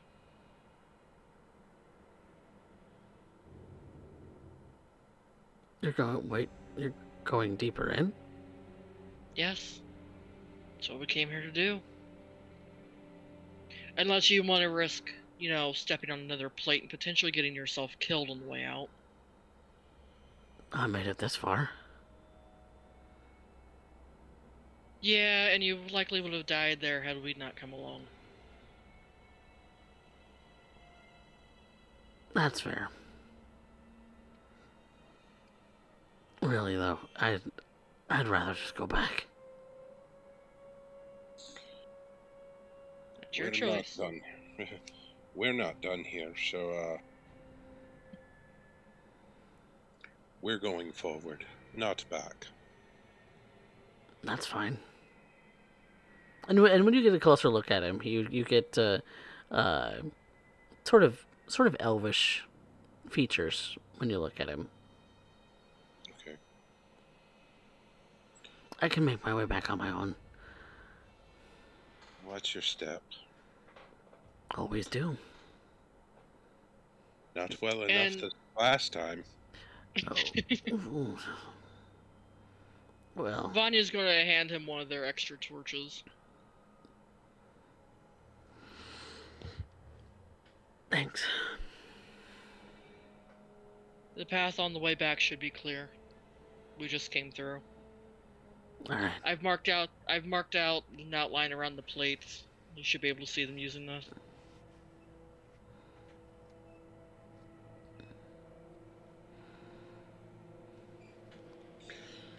All right. Is the spear still in good condition and usable?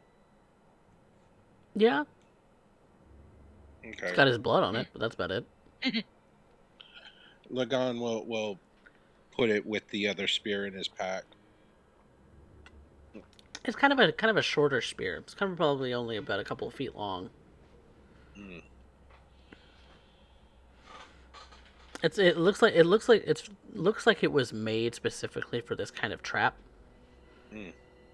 rather than full frontal assault with somebody. Like full combat size. I see. So it is a little shorter. That's fine. Might make a great thrown weapon though. You never know. Right? But it may also be used to help identify why these traps are here and why we weren't told of them.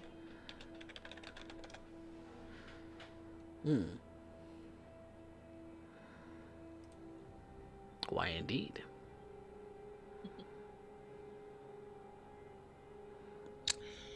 All right. So, pressing forward beyond this chamber, you're again in a single file line. Who's in the front? I think Vanya would resume being in the front. Okay. Groby would be close behind. Mm-hmm. Until they hear something that he needs to fall back, he would stay somewhat close. Mm-hmm. Lagan would still be guarding the rear.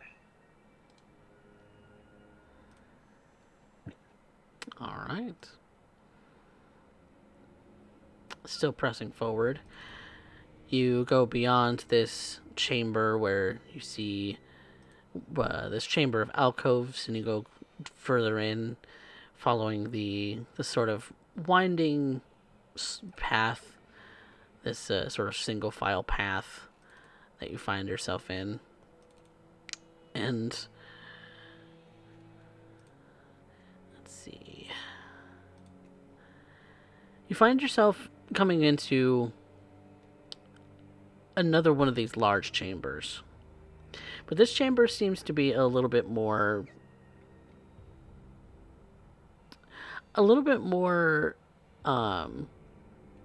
open in some ways. It's a wider across, deeper in. It's definitely feels very large, but it also feels like there's some openness to it. Like the light that you're shining with your different implements kind of can span a good chunk of this corner of the room. And that's what you feel like you're in, is the one corner of this larger chamber yet again. But this chamber isn't filled with alcoves like the last one.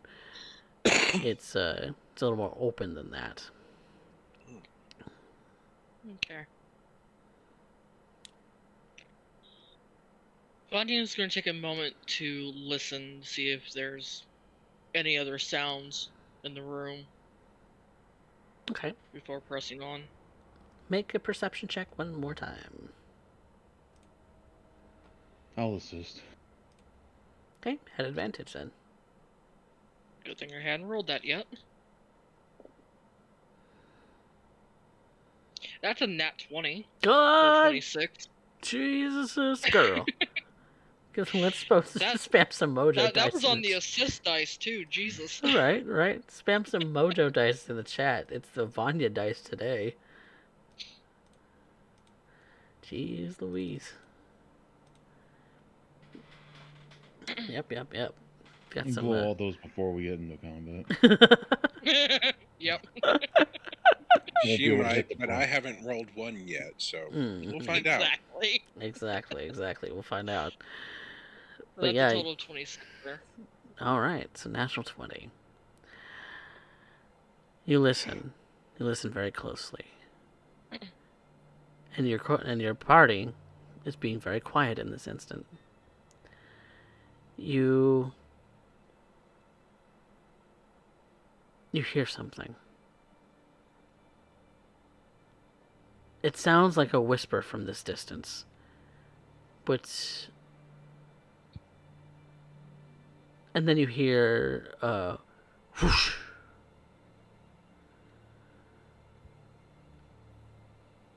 And then it falls quiet.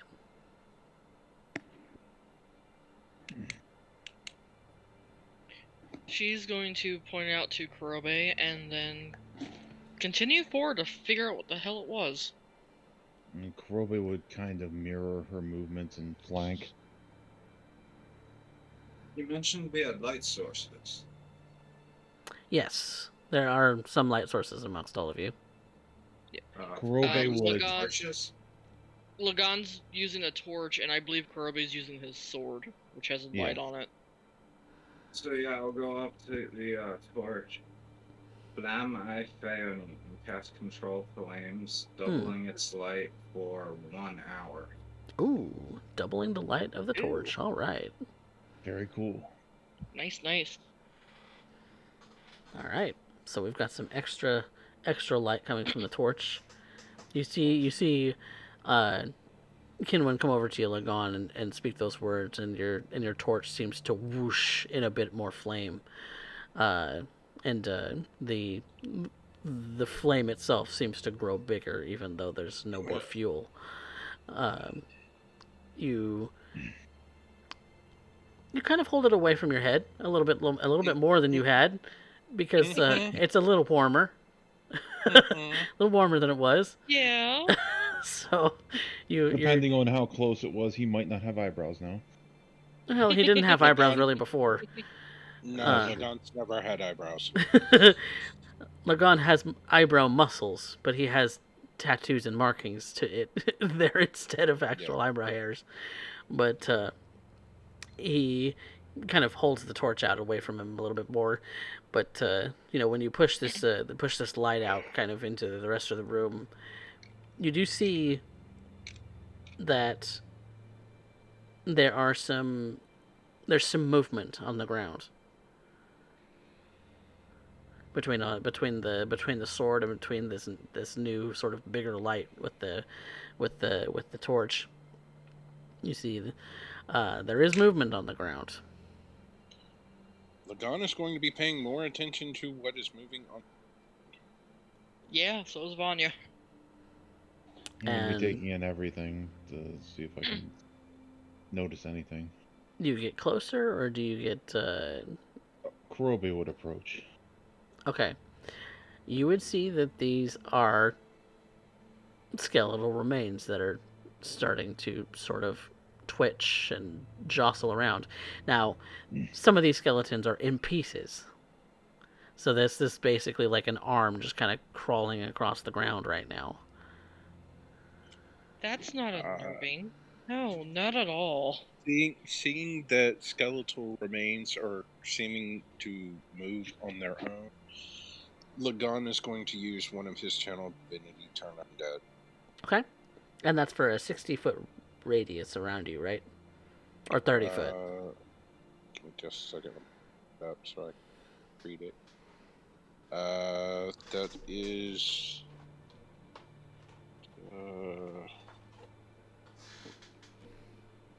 come on. Tell me the range. I think it's 30-foot radius. Okay. 30 foot. Where's my... As an action, undead within 30 feet. Yep. Yeah.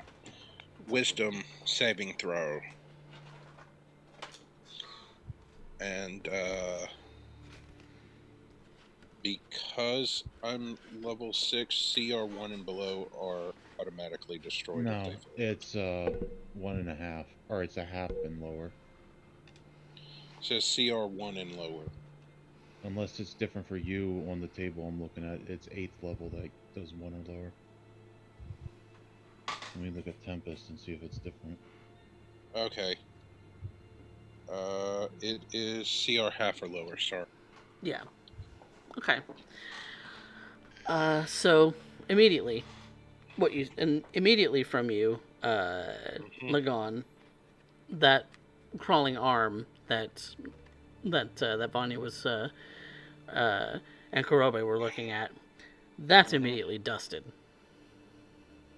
Okay. But you're still at this entryway, and so like going out about 30 feet really only covers the hallway going forward from you and the hallway going to the right of you. Okay. Because I'm going to go ahead and show off the map where we are. So we have our lovely characters right here. Here at the top, Okay. it's probably a little dark, but yeah, that 30-foot radius covers about this far from you. Kind of gets into this room, this alcove room. Yeah. That's in front of you, but you don't know. You can't see what's in there because Right. it is walled off. But yeah, that's the range you have, and that dusts everything in the vicinity that was starting to wiggle. All right. Which I'll was just start a little heading. bit of a lot of things. You had seen some of these. I've seen some of these skeletons in the alcoves, like the burial alcoves themselves, still more or less in one sort of solid piece, and those just go limp again. The Right.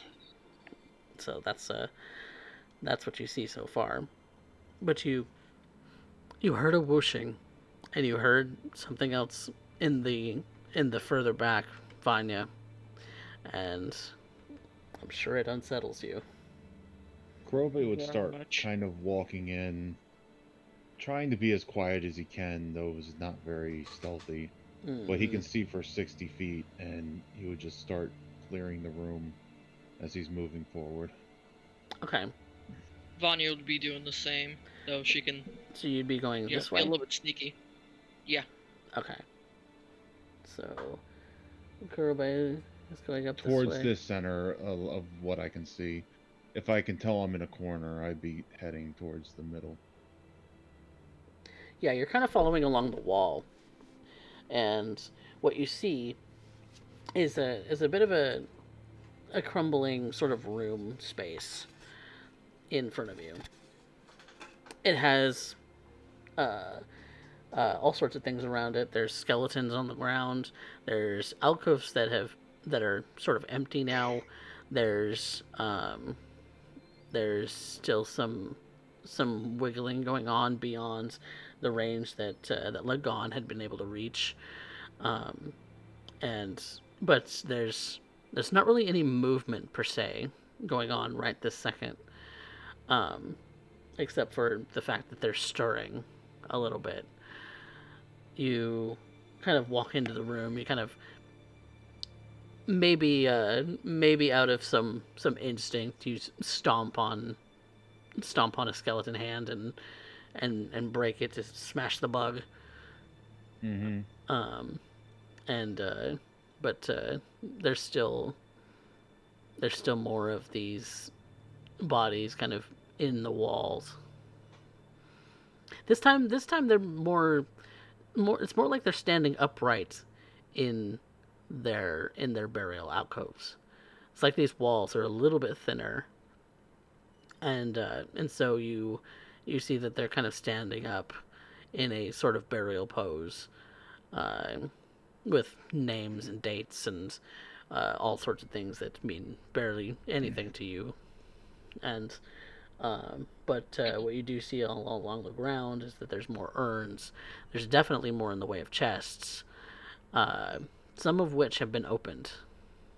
What do they look like are in them? You kind of peek over, you look to see what's in the chest. There's nothing. Is there a closed one? Uh, Nearby, no. Okay, I'm just going to keep walking and clearing and looking for anything of note. Yeah. Walking forward. Yep. Okay. Into, like, or even if I have to go around the walls and stuff, I'm just going around clearing, trying to figure out where that noise came from. Yep, it's coming from a little bit beyond that. It's still you could still hear it though. There's some conversation going on.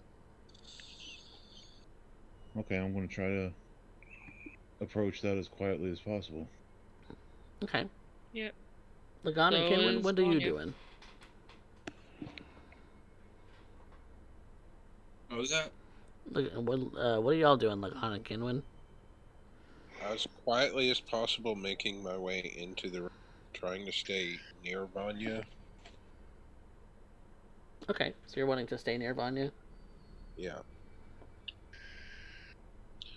Keeping an eye out for any more undead things that might be trying to attack us. Yep. So far, uh, they're starting to crawl out of the alcoves.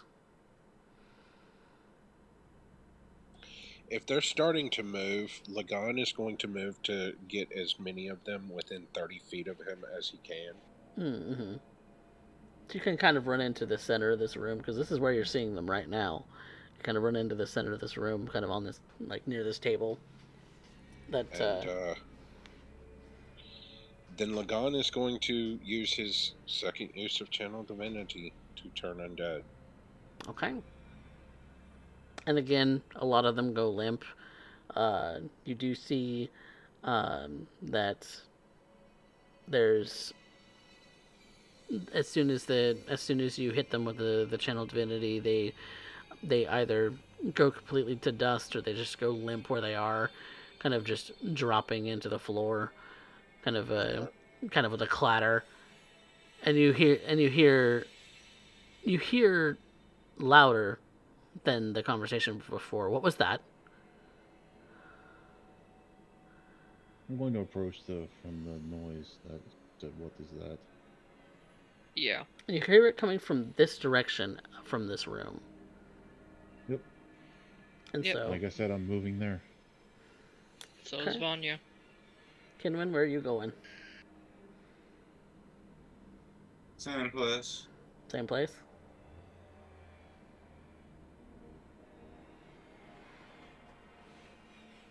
Alright. And Vanya's obviously keeping Zephyr with her. Oh, yeah. Zephyr's with you. We can't forget the puppy. We need to stop forgetting the puppy. Don't forget the puppy. He's a good dog. Yes, he's a good boy. He's definitely low growling now. Yeah. I would, But hearing people talking and saying, "What's that?" I would simply walk up to them.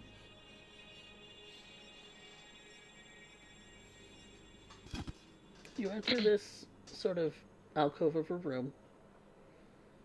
You kind of look at the entrance of it. You see two individuals in there. Their weapons drawn. A sconce in the back of the room lit. But it fell over.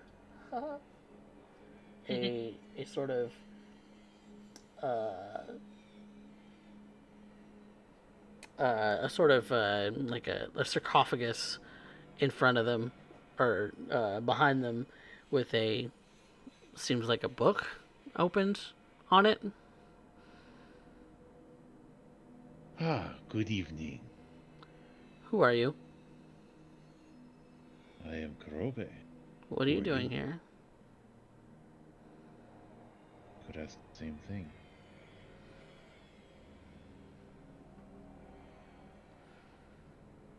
What is it you are up to? I asked you first. I am simply exploring the sights of this city. The Barrows sounded like an interesting place. What are you doing here? Same reason. Insight check. Go for it. Alright, that's good. What is it? 18 plus. A lot. 26. Phew. Well, what you get off of them is they're hard to read.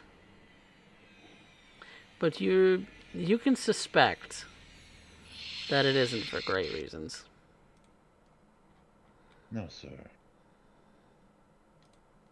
I have been truthful with you. What are you doing down here? You came down here because you wanted to see the sights. That doesn't sound very truthful to me. Not at all. I wanted to see what was happening down here. I've heard things that made this place sound very interesting. While he's talking, Vanya is going to very Yeah, I'm trying to give you silently- guys Yeah. kind of set up. Yeah, she's gonna move up, kind of staying out of sight of them, but she is gonna move up and kind of get ready with her bow if need be. So, looking at what I can see, can Lagan move around this wall here where the skeleton is laying down where it looks like it's in the hallway? Right here? Back here. Yeah, can Lagan move through that space? Oh, yeah. Like right here? Okay, Lagan, yeah. Yeah, this wall is closed off, by the way. There's not a gap there. No, I understand that. Lagan's trying to come around from the other side. Oh, okay. So come around from the other side and be over here. Yeah. Okay. So, in going in that direction, you would see Yes. another pair of individuals. Huh. And they would immediately spot you as you come around. Unless they're trying to attack me, I'm not going to do anything to harm them. Yeah, I'm just If going to any be. move to attack, I'm going to respond in kind. Yeah, I basically have my sword on my shoulder, and am. Now, what could you all possibly have business down here?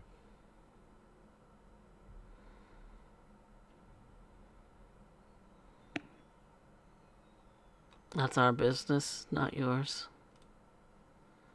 I beg to differ, sir. I am here to investigate. To investigate what? Oh, there's all manner of talks. Walking corpses and curses. You wouldn't happen to know anything about that, would you?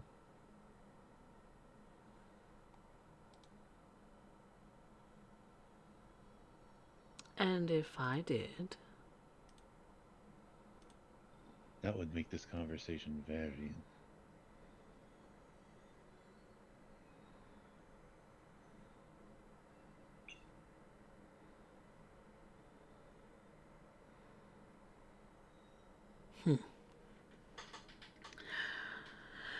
Well, it's not like anything's caused too much of a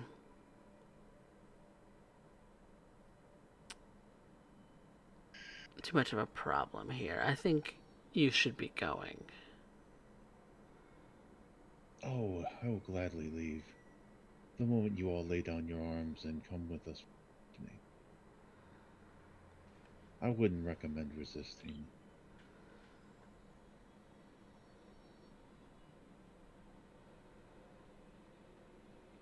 I would. She says that Vanya is going to have Zephyr move up between her and Kurobe while he's still growling.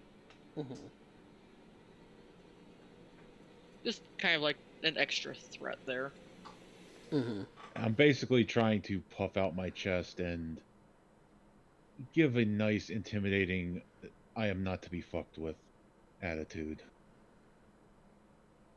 Okay. Then give me an intimidation check. Could I argue using strength as a modifier instead of charisma? Because I'm This. trying to be physically imposing?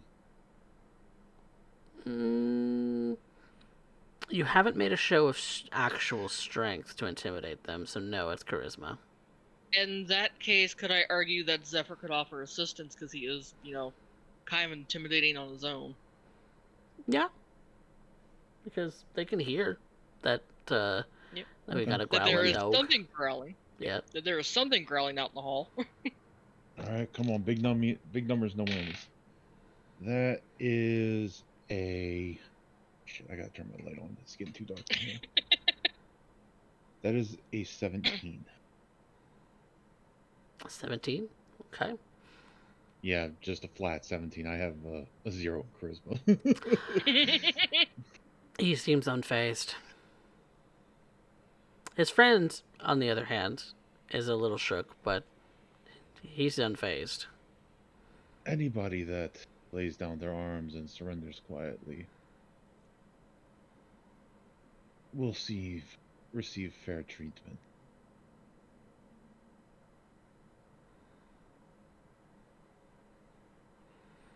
Fair treatment, you say? Yes. To the letter of the law.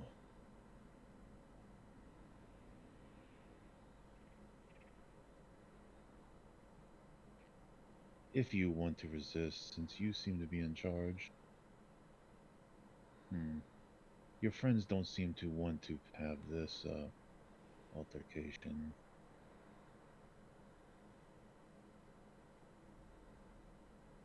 Me and you could have it out if you want to leave them out of this. You talk a big talk, old man.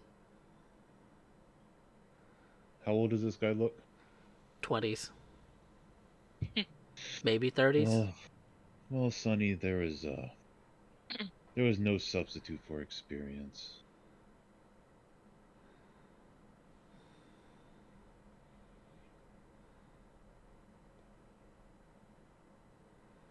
No, perhaps not.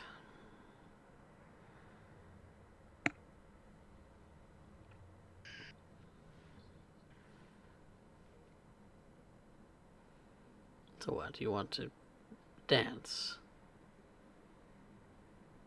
I want you to surrender quietly, but it is what you want now.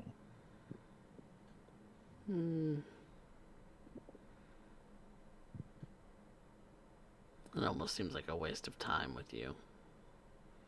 I've got better things to do.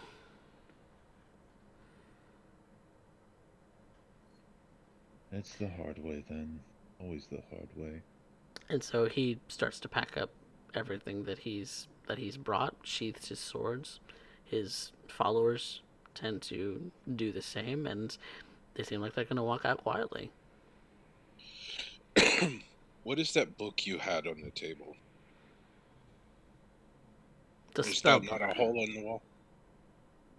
No, there's no hole in the wall.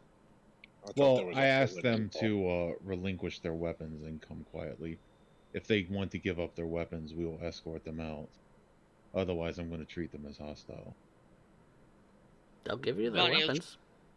Vanya's keeping her arrow trained on at least one of them. Lagan is continuing to follow from the rear. Mm-hmm. Prepared to cast a spell should be necessary. Mm-hmm. But if they're going quietly, he's going to use a sending to Father Valentine that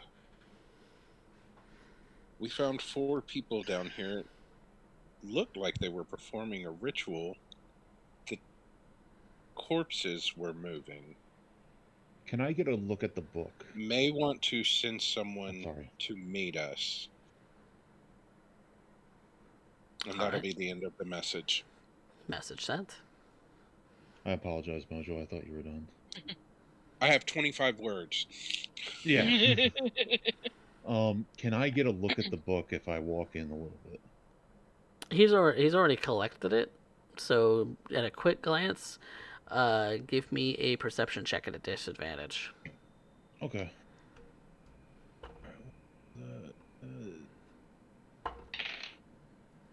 Ooh, I rolled a 15 and an 18.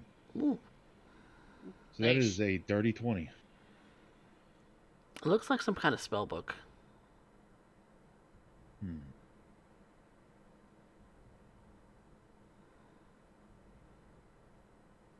I'll collect their weapons from them, Mm-hmm.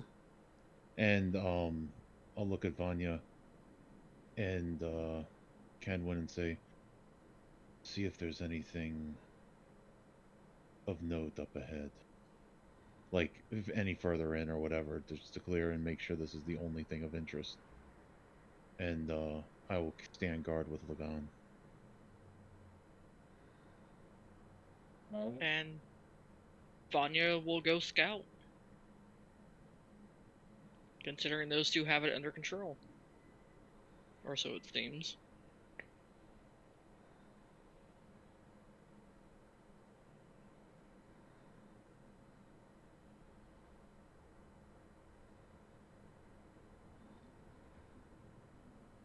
All right.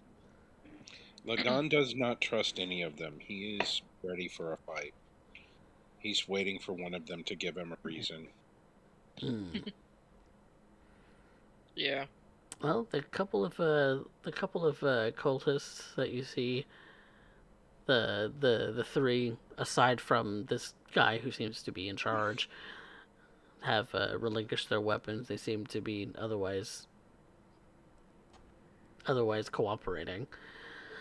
Whereas this guy is cooperating, but he's just kind of giving you a sly smile, like you're not worth his time. I would like to see the book that you had with you. It's rather personal.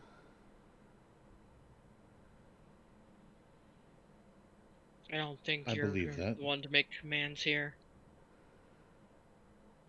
I don't think you have the right to ask me for my personal belongings. I gave you my weapon. This is part of the investigation. You are not investigators. I don't know who you are. If that book is what we think it is, it could be considered a weapon in and of itself. You don't have to know who we are. But know that we were sent here on authority. So, I think you might want to play along and help my friend here. No, I don't think I do. I think you do. I really do.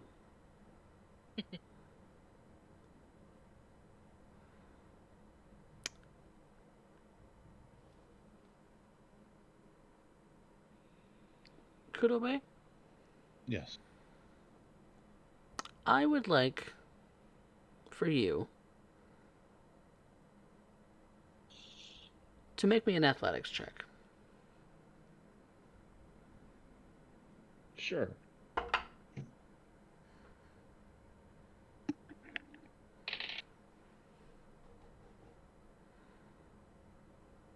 That is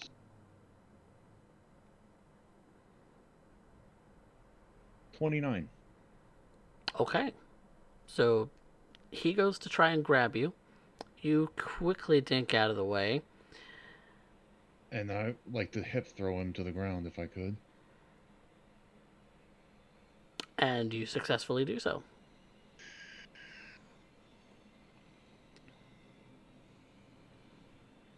And while he's laying there, Zephyr's just gonna get closer and kind of hover over him, snarling. As I Scary said, boy. resisting a simple request would not go well. I am being as cordial and as friendly as these circumstances allow. Please return in kind and cooperate. Enough of this. And he mutters a word, does a hand gesture, and he disappears from underneath you. The second he does that, Lagan is casting Spirit Guardians. All right, let's roll initiative. Does he disappear as in, is he invisible because I'm still holding him? Nope, he disappears is- out from underneath your feet. So he is vanished. Yep. Okay. So he like teleported or something. Ooh. Okay. Oh, I actually rolled well for once in initiative. Usually I roll like a -1 or a 0 or like a 1.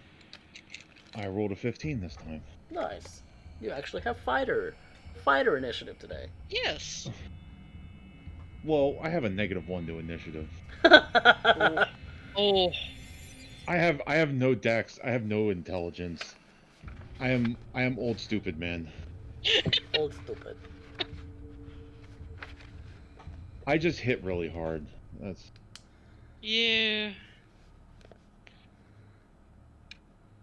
That's why he's like he is. He's very straightforward in his approaches.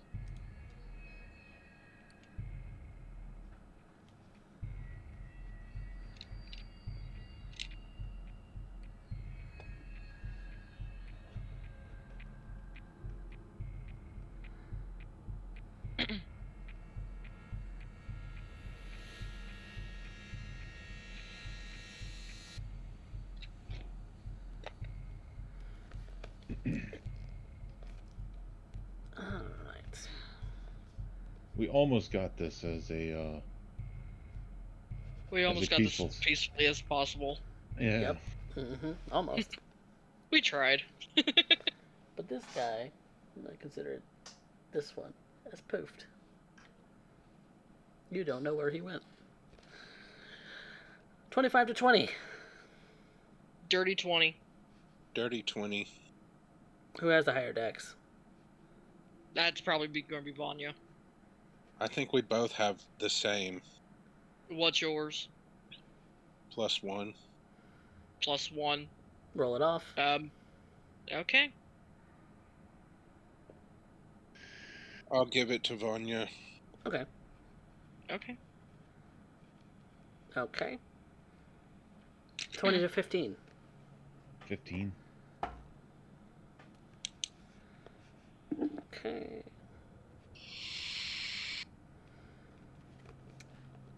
15 to 10. Well,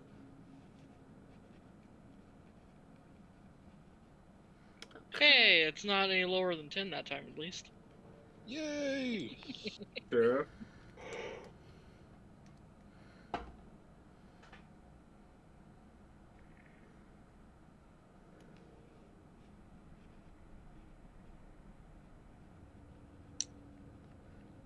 Alright. I've got my initiative order. Let's put on some appropriate music. 40.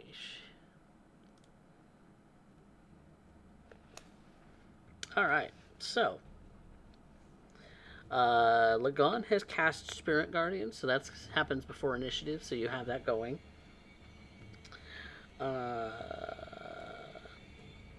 Okay, then yeah, we start initiative. Top of the round, Vanya.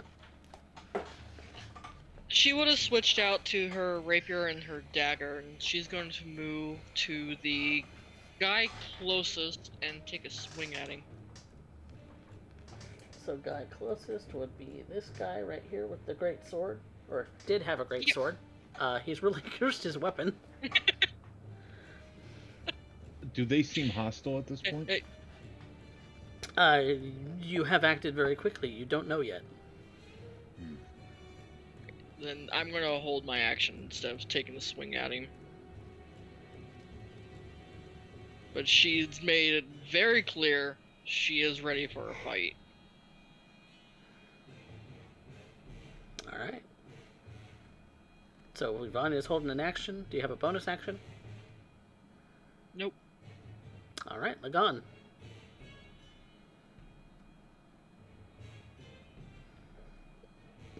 You have Spirit Guardians up. What do? those poor bastards. Did we lose Mojo? No. Sorry. The spectral forms of what appear to be angels floating around me within 15 feet. Mm-hmm. I'm going to move closer to these others, and if any of them make a move, I'm going to hit them. And they're going to be hit by my spirit guardians. Are you already declaring them hostile to you? No, I'm not. Okay. I said if they make a move to fight back or flee, they're going to get hit. Okay.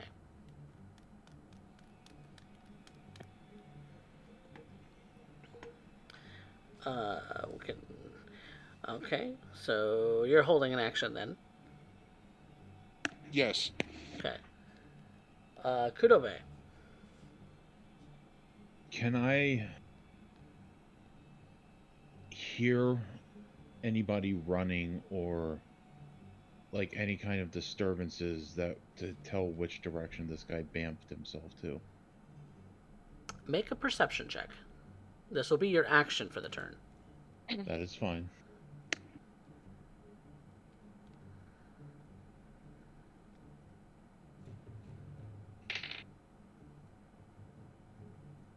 A 19. You don't know the direction in which he bamfed out of, and you don't really hear anything else of note. It's gotten a little too loud.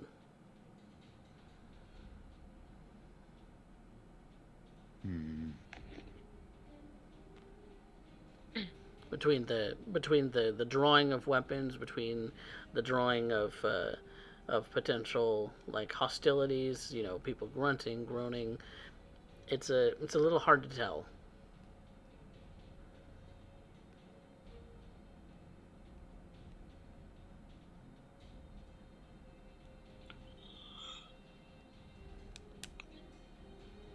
Bonus action?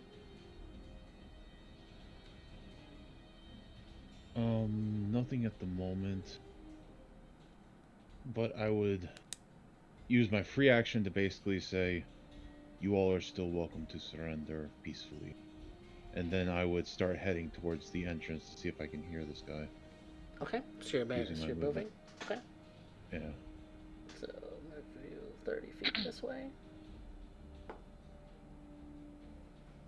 Okay. Next up, Kinwin. You see that Kurobe has declared that they can still surrender peacefully and is coming warding towards you because you're about right here.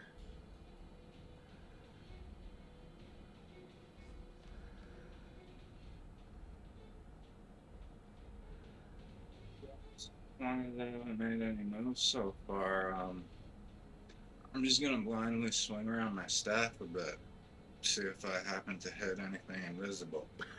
Okay. Oh god, please let him be next to him because that would be funny. Go ahead and make an attack roll. Roll for bonk. Roll for bonk.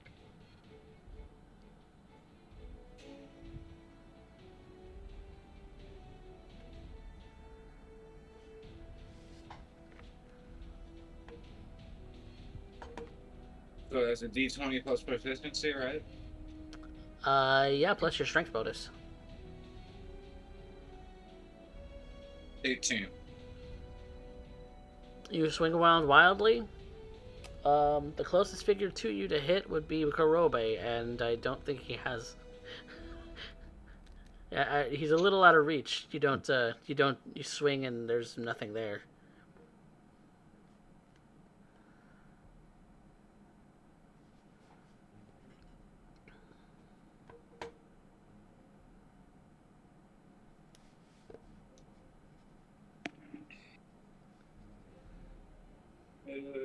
Can I look around for like any bone dust or something? You've already spent your action this turn. Okay. That was flailing around. Okay.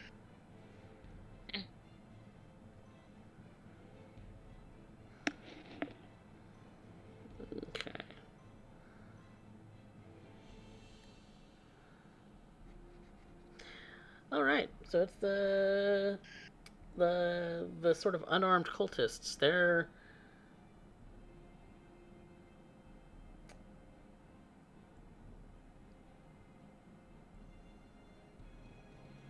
these two are just going to run this way. They're running? Yeah, they're running.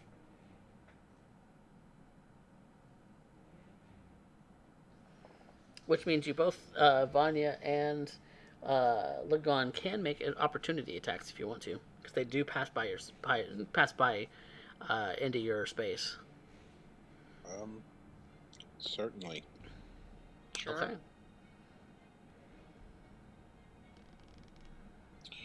Oh boy. Which does mean you lose your held action, because your held action has to be spent as a reaction. Yeah.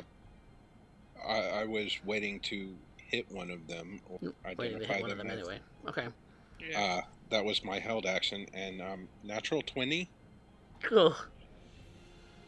God. Alright. Bonk. Gonna crack the skull of this guy. Look at. 13. So 17. 17 will hit, and natural 20, obviously.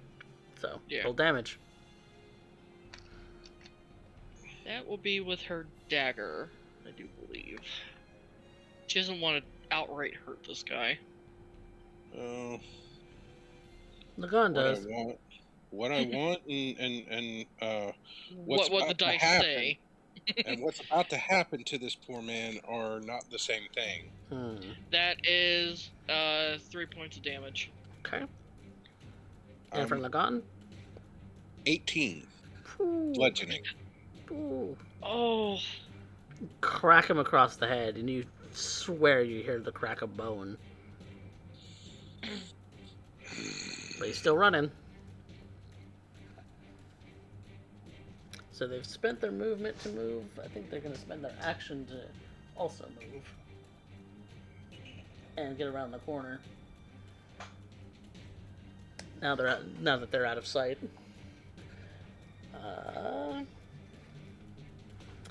Next would be Necromancer Friend. Which is, he's doing a thing. And you don't see what he is doing. So, next up is Vanya. First she's going to send Zephyr out after the two who are running.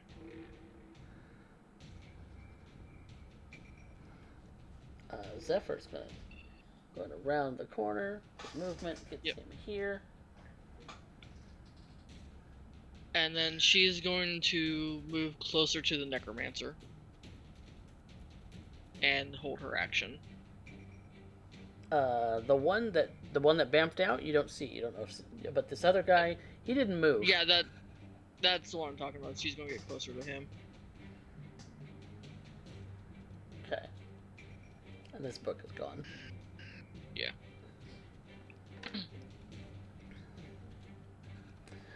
All right. So you're holding there. Holding. Lagon. Lagon is going to move his full 30 feet back around that corner. They are now hostile. If they are within 15 feet, they're going to have to make a saving throw. What was that again? I had a stupid ad play. Oh, I said Lagon is going to move his full 30 feet around that corner. They are now considered hostile. If they are within 15 feet, they are going to have to make saving throws. Oh, they're just outside of it. You could dash and get to them. Yeah, I can use my action to get close, and if they're within that 15 feet, that's a wisdom saving throw. Okay, is that what you're doing? Yep. Alright, so you can get right here.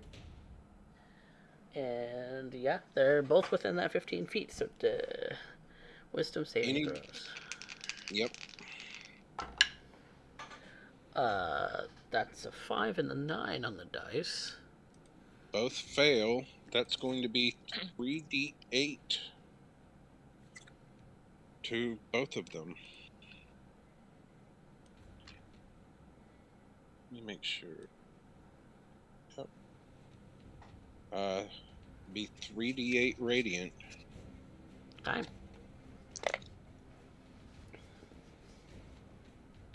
8, 14. So that's going to be 21 radiant damage to both of them.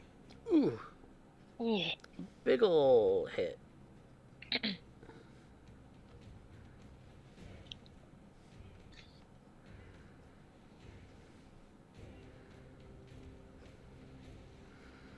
The one guy seems to be bleeding from his ears profusely. I'm aware.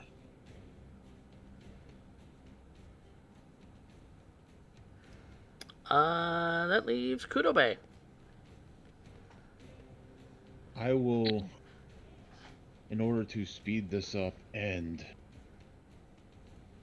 be able to clear things, I'm going to use my bonus action to pop my wings and go into full glory Mm-hmm. and use my 30 feet of movement to start heading towards the exit. Okay. Coming around this way towards Kinwin? No, going straight over top of everything. Or this way? Yeah, like diagonally towards where we came in. Oh, okay, so like right here. Yeah. Like through this room. Okay. And I'm going to go full out. Are you also dashing? Yes. Okay. I'll put you about right here. Alright. That's Kudobe's turn. Kinwin.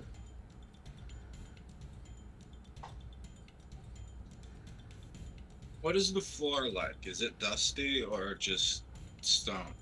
It's stone.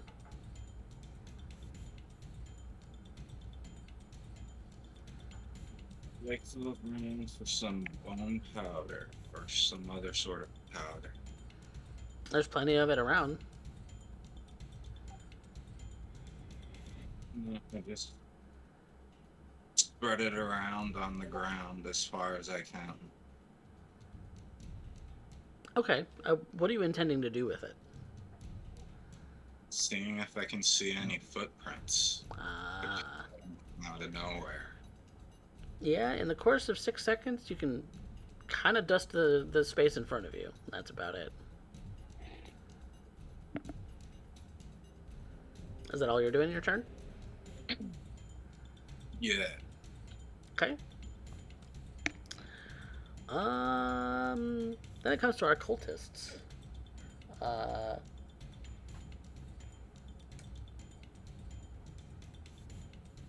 One is going to absolutely try and shoot your face off with a chill touch. Look on. Okay.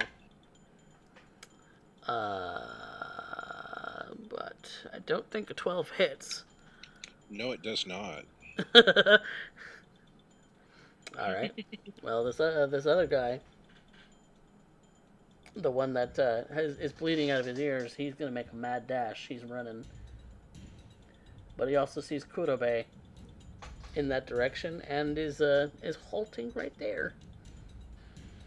The one in front of you, Vanya, is going to what are they gonna do?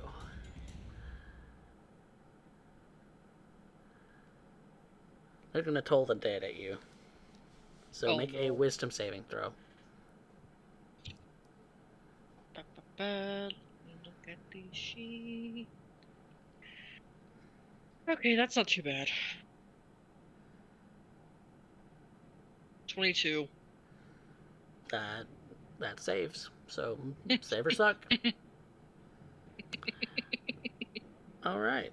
Then we have our necromancer friend, who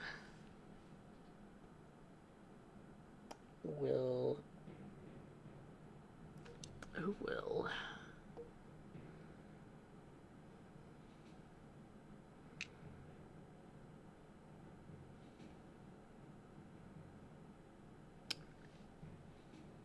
will come around this corner because he was out of sight and come up to you, Kurobe.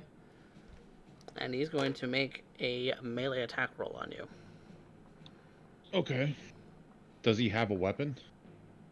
Seems to only trying to be grabbing you. Oh, so is that an opposed athletics? Nope. Not for Oh, this okay. one. That is 25 to hit. That generally hits. Okay. Let me see what the damage is on this, because I do not remember. If it's inflict wounds, it's 3d10. If it's shock and grasp, I think it's 4d8. No, it is something else. Ooh, spicy.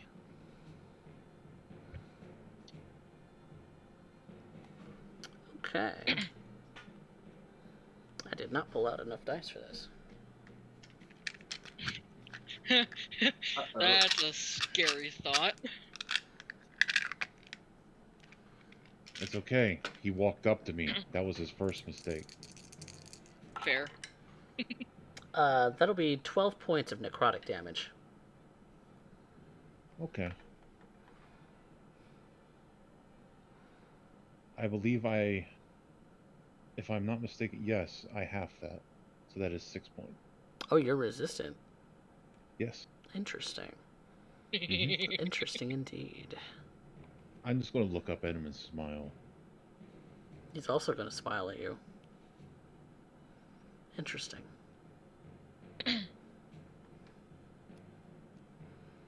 And that brings us back to the top of the round. Vanya.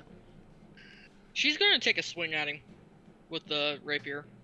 Swing at the guy that's in front of you. Rapier. Alright, make a melee attack roll. Dirty 20. That'll hit.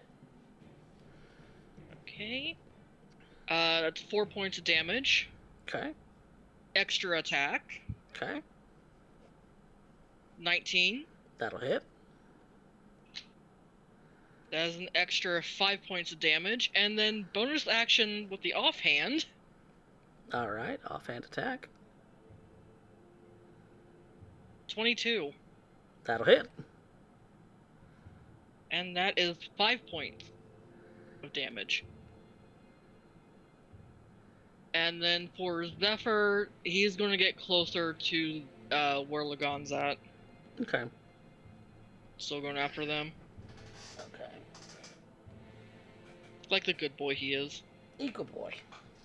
He a good boy. He a good boy. Alright, Lagon.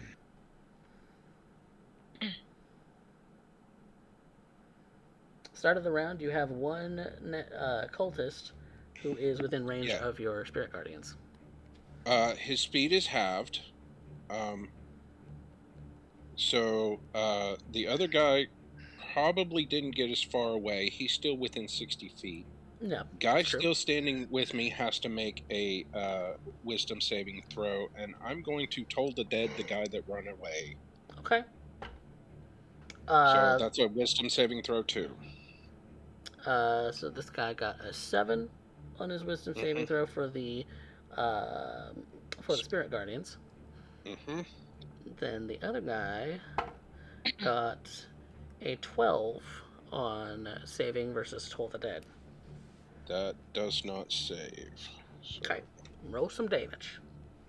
15. For whom the bell tolls. 22 for the guy still standing next to me. Ooh.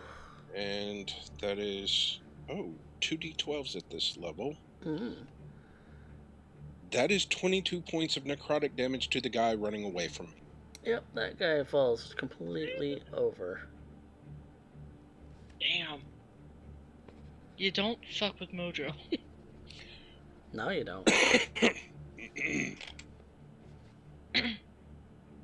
And just for shits and grins, that's concentration. Bonus action. That was a cantrip. Can I pop out my spiritual weapon? Yes, you can. I will do so. Right here with me, with kind of like on the opposite side of me from the guy that just tried to shoot me in the face with his magic. And yeah, I'm gonna take a swing at him with spiritual weapon. Well, I will make the spiritual weapon an imp this time because I don't know where the other one went. It's typically my warhammer. It's a spectral version of my warhammer, and I'm assuming a 24 is gonna hit. Oh yeah. So that is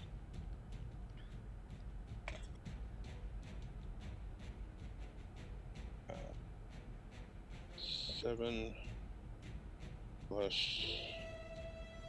That is 11 points. Yeah, that one falls down dead too. Oopsie. Poor Zephyr. Sent Zephyr out to help Lagon, and he didn't get there in time. Damn. Yeah. Yep, that one down. Well, it can move 20 feet. Yep. All right. Kudobang. I'm just gonna have a big shit-eating grin on my face and start my swings.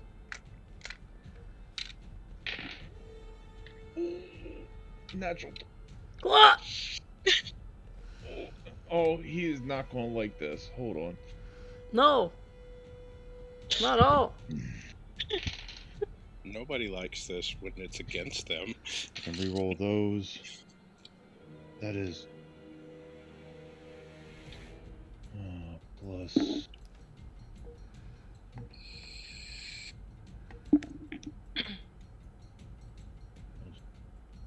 That is 33 damage for the first hit. Second attack. Ow. Oh, and by the way, how much damage? 33. Okay. That is 19 plus a lot, so that hits. Mm-hmm. So that is 9 plus 15 for the second hit. Action surge. How much for the second hit? Sorry. 15. Because I was not paying attention. I was reading this monster. Ah. It is fine. So it was 33, 15. Then my next attack is plus 9 is 24. That's damage? Yeah, that is. I can reroll 2s. Ooh, that's double 6s for 12 plus 6. That's 18 damage. And then last attack is 25 to hit. Yeah. And that is 17 damage. Make me a Constitution saving throw. Okay. Should have had you start. Should have had you make it at the start of your turn, but yes. 21. All right. Continue. That would be my 4 attacks and bonus action used. All right. Kinwin. And I would shift myself a little bit to interpose myself in between him and the exit. Yeah, you kind of already are. Yeah. Just squaring off. Yeah.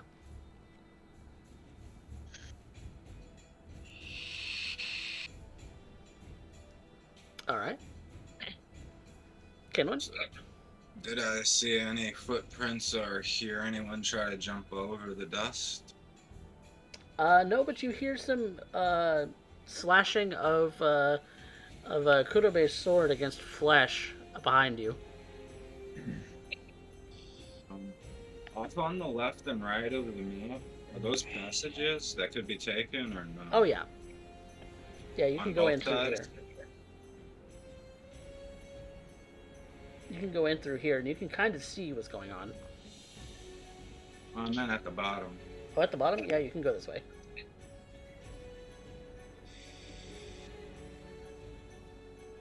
So you can either choose to go this way or this way. No, I'll go straight to the left on the map and try to put it Like right here? Like you to the want to left. be in the middle of the room? That was up. Oh, like right this way? Other left. Oh, Are you This meaning way. toward where Vanya is? Yeah. Yeah, I'm the gonna line move in is over that here? direction and Okay. try to put as much bone dust in the air as I can while moving. okay.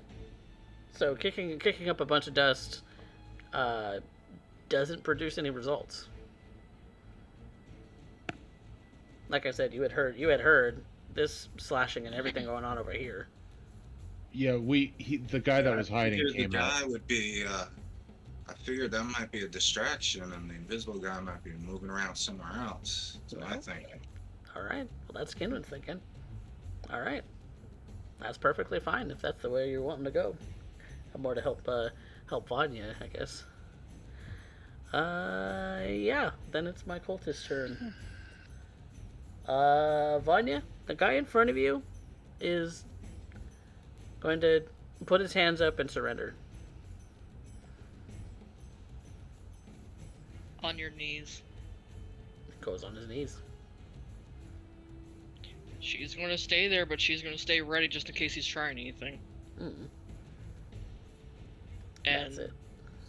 Zephyr, seeing that Lagon's got handled, be making his way back to her. Okay. He's gonna make a mad dash back to your side. Yeah. All right. Oh, we took your turn before. Well, Yeah. yeah, that'll be part of Well, your turn when it comes that around. was just her reacting to him surrendering. Yeah. Necromancer fellow. He doesn't like that you're particularly resistant to what he does.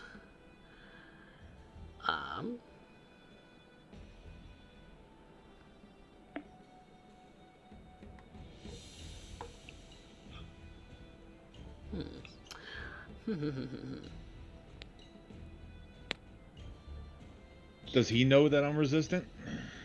He could tell that you didn't take as much as he thought you would. You just kind of grinned and bared it. So he knows a resistance when he sees one.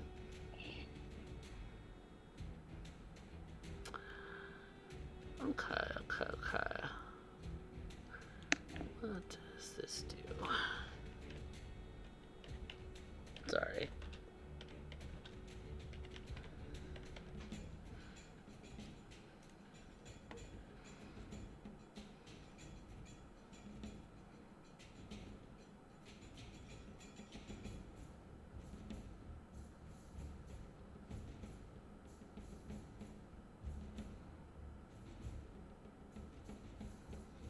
Okay.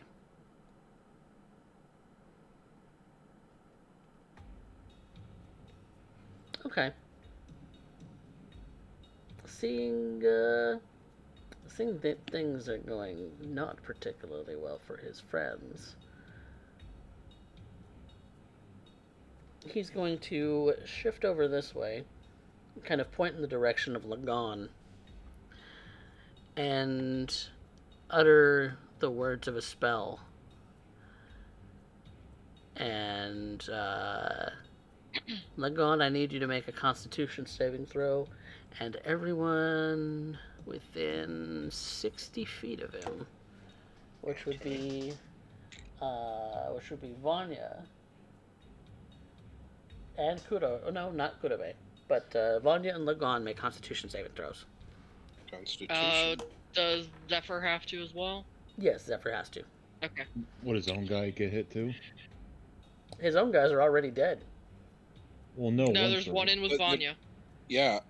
Oh, yeah, he doesn't know that he's still in there. So, yeah. 22. Okay. 19 for Vanya. And dirty 20 for Zephyr. Okay. So those who get above 17 will take half. Oh no. Let's see. How many? Let's see.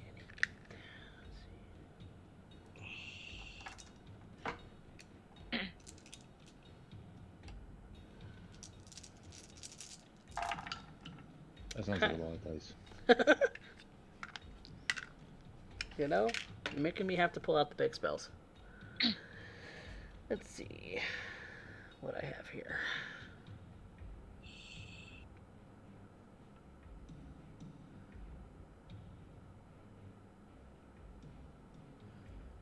That's 31 points total necrotic damage, halved for those who saved, above 17. So 15? Yep, 15. 15 total? Yep. Yep. And then I roll for this guy. He's probably not going to save. Oh, no, he saved. He takes 15. Oh god, poor Zephyr. What did Zephyr do? How did Zephyr fare? He's got 9 HP left. Oh no, poor baby. Thank god he saved. That would have killed him. Okay, so that's the action. Cool. We would have had to go John Wick on this guy. Uh-huh. Alright. Killed our dog. We're gonna kill you now.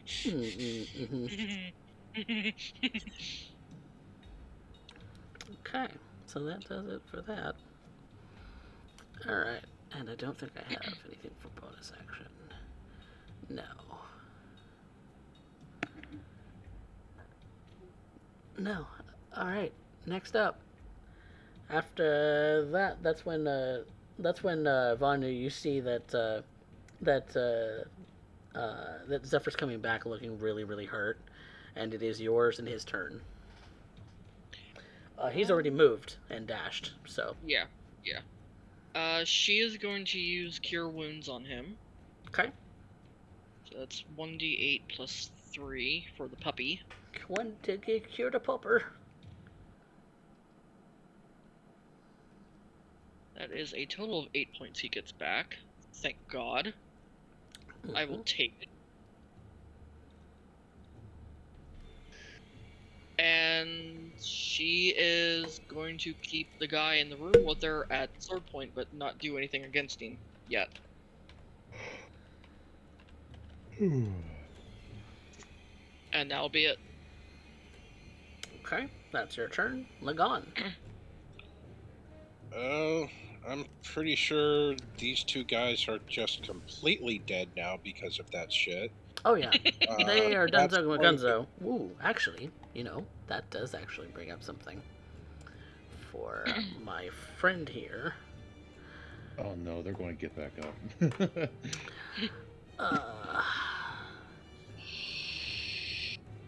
I've seen this movie before.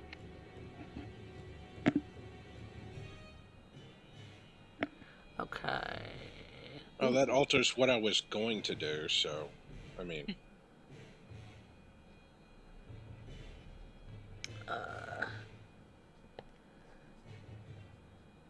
Give me 1 second. You're fine.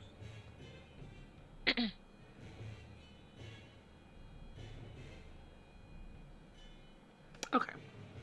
You see almost as if some sort of energy from one of the cultists just seems to seep back into this necromancer. Okay. Well, I'm going to run forward as far as I can, my 30 feet. Mm-hmm. Following the other guy. I can I see them over there on the other side? Yeah, he had line of sight on you, and so you have line of sight on him. All right. I'm assuming he's within 60 feet now. Told the dead asshole. Yep, do it. Wisdom saving throw. It's a 15 plus stuff. Oh, that saves. Yeah, 19 total. That's my action. Oh, actually, that's plus things. That's You that's said way it above was a that. you said he rolled a 15 plus things. He saved, so Okay. there's nothing. Okay, It So you don't have doesn't to worry about it. doesn't do. Okay. Yeah, it doesn't do anything. My spiritual weapon is going to move up 20 feet. Mm-hmm. Be like right up against you. Yeah. And that's all I can do for now. Okay. Kudobe. You got this fucker right in front of you. And if it matters, 5 points of the damage I did last round was radiant. Nope, doesn't matter. Just making sure. That damage doesn't matter. I will use my bonus action to do a martial arts yell and tee off with 2 more attacks. All right. That will be, yeah, that hits. 19 plus a lot. Yep. I get to re-roll that. 9 plus 6 is 15 damage for the first hit. Okay. Oh, another natural 20. Ah! Oh, and another 5 on that first hit too, so. Oh. So it was a ton of 20 total. For that hit. Okay. Alright. Hit me with your best shot. Get to re-roll those because they're both below 2. Are you shitting me? I got double 6s again. Okay. You just need a third die to roll with that to get 666. Right.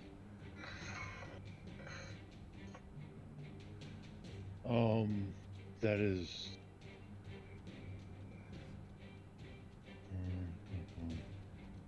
Plus. That is 30 damage for my second attack. He's hurting. I imagine so. And I'm just going to look at him and say, could have surrendered. You wouldn't have let me go.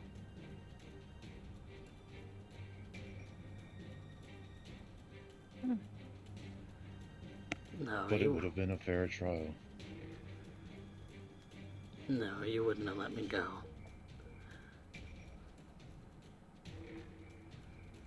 Not when you're dragon blessed.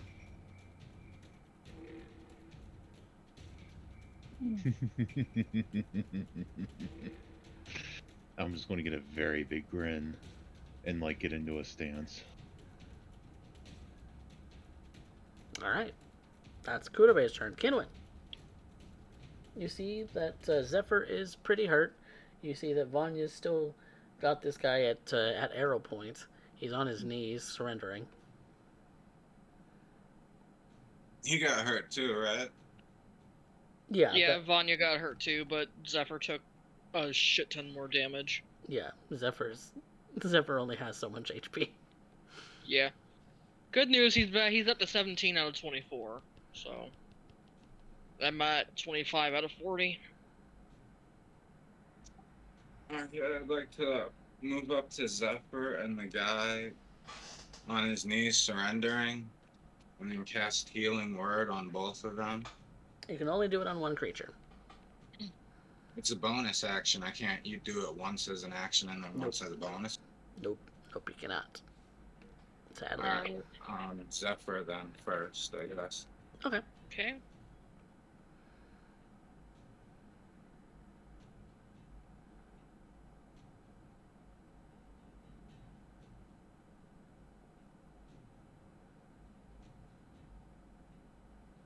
And points of healing. Oh, that takes him all the way back up. Nice.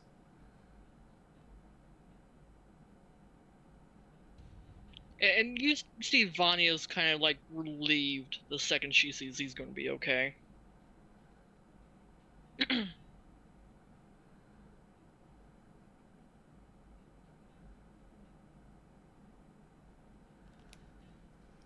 Alright. That's Kinwin's turn. Cultist is still surrendering. Which brings us to the Necromancer. What is he gonna do?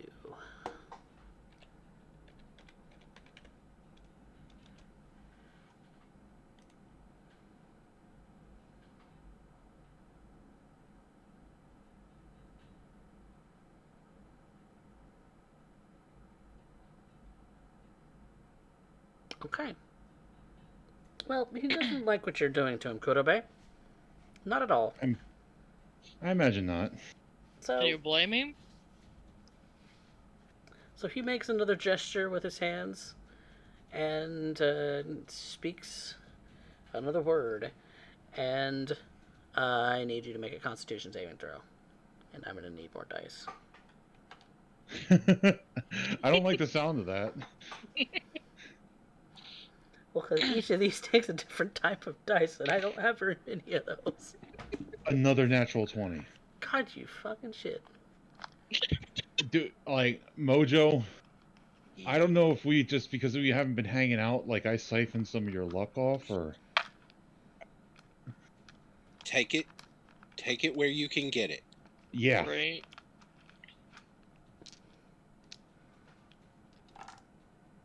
No, this is just karma for, Austin last night, because I couldn't make a roll to save my life. There we go. I don't have enough dice for this. I Oh no. I don't own enough dice in my repertoire right now.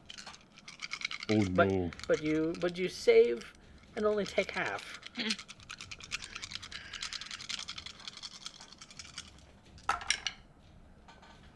see.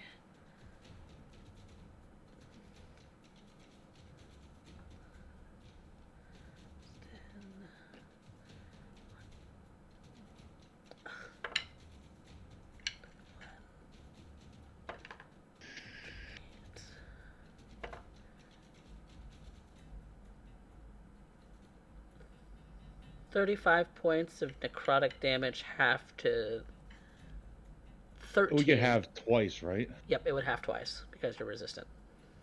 So it was 30 what? 35 originally. Half to 13, half to 6. Okay. So I take 1 point of damage. No, I already halved it for you. 6. Half to 6. Yep. I had 5 temporary hit points because of my bullshit. Oh, So I took 1 damage. okay. Son of a bitch. Why won't you die? Because you said that. I am blessed. And there is no how did I say it? Shit. And there is no substitute for experience.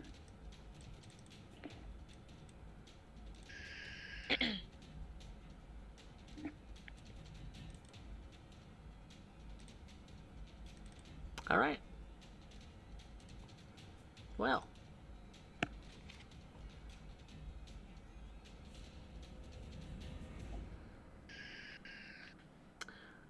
That's his turn, Vanya.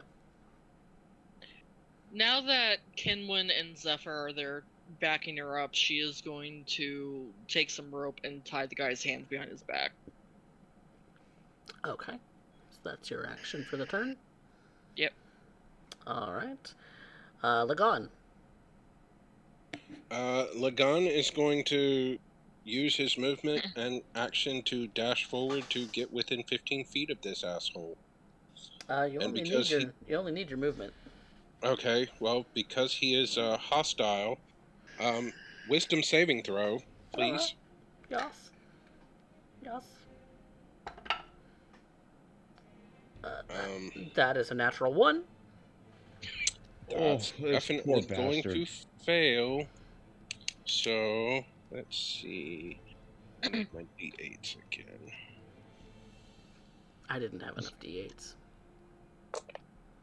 I would have let you borrow mine. I want to borrow my other dice.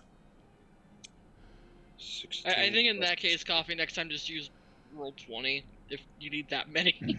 Yeah. Okay, 16 plus 6 is 22. Radiant? 22 radiance. Okay. 22. Yes. And, Told the Dead again. Okay. Another wisdom saving throw. That is a 14. Does not save this time.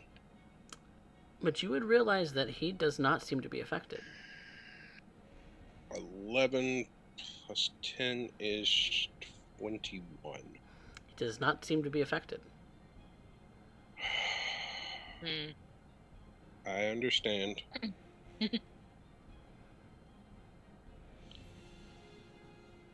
And then my spiritual weapon can only move 20 feet. Yep. So it can get to about right here behind you. Yep. Kudobe. Hi. Hi. Alright. Big finish. Bonus action, fighting spirit. Okay. That will be a 25 to hit Duh.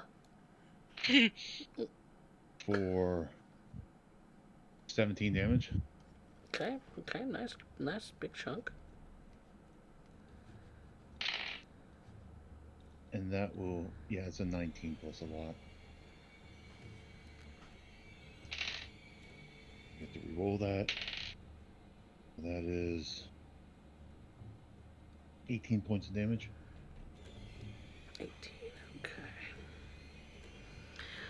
Looking pretty messed up. You can still surrender, sir.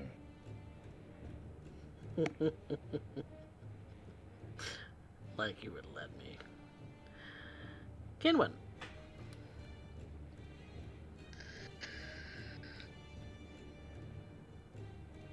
I would like to cast Healing Word on the guy whose hands are tied up. Alright. I wrote it.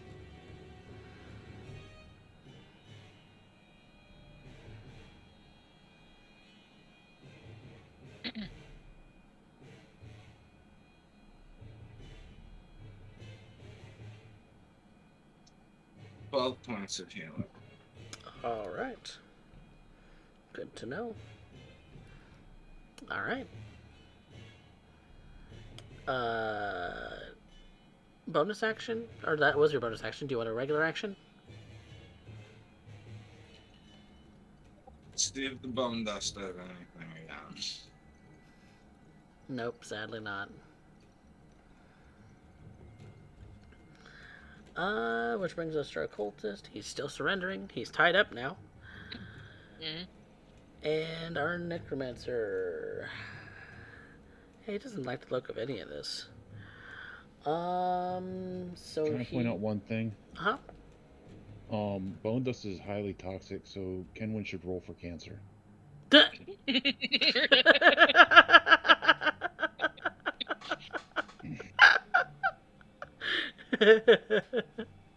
I'm sorry, I couldn't resist it. It's funny though. He's gonna be immune to disease anyway at some point. That's true. Possibly.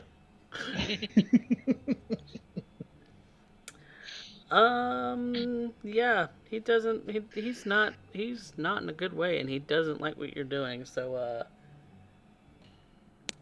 He's gonna poof again. Out of sight.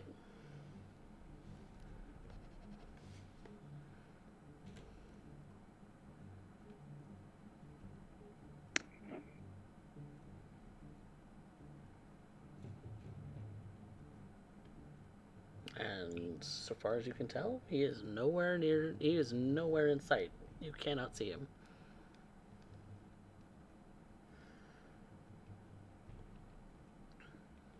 So that's effectively going to stop initiative for now. Mm-hmm. If anything else does come up, of course there's always later. But yeah.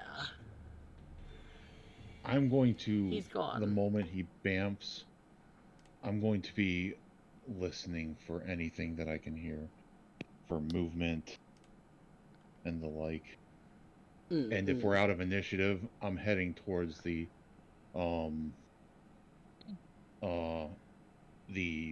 entrance looking for blood trails. And I'm going to tell Lagan to head further into the cave to see if there's another exit. Okay. So you're going to be splitting off. Vanya, Kinwin, what you doing? Vanya is going to look at Kinwin like, heal me, we'll get this guy to his feet and start heading out. Alright, but we really needed that book. Cast healing word. Okay. Another cast of healing word. Is my torch still burning twice as brightly?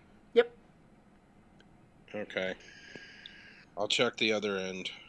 And at this point, she would have dropped concentration on Pass Without Trace. That would have been done, like, the second they entered fight, so... Yeah. Do I get a perception to try to find 7 this guy? points of healing.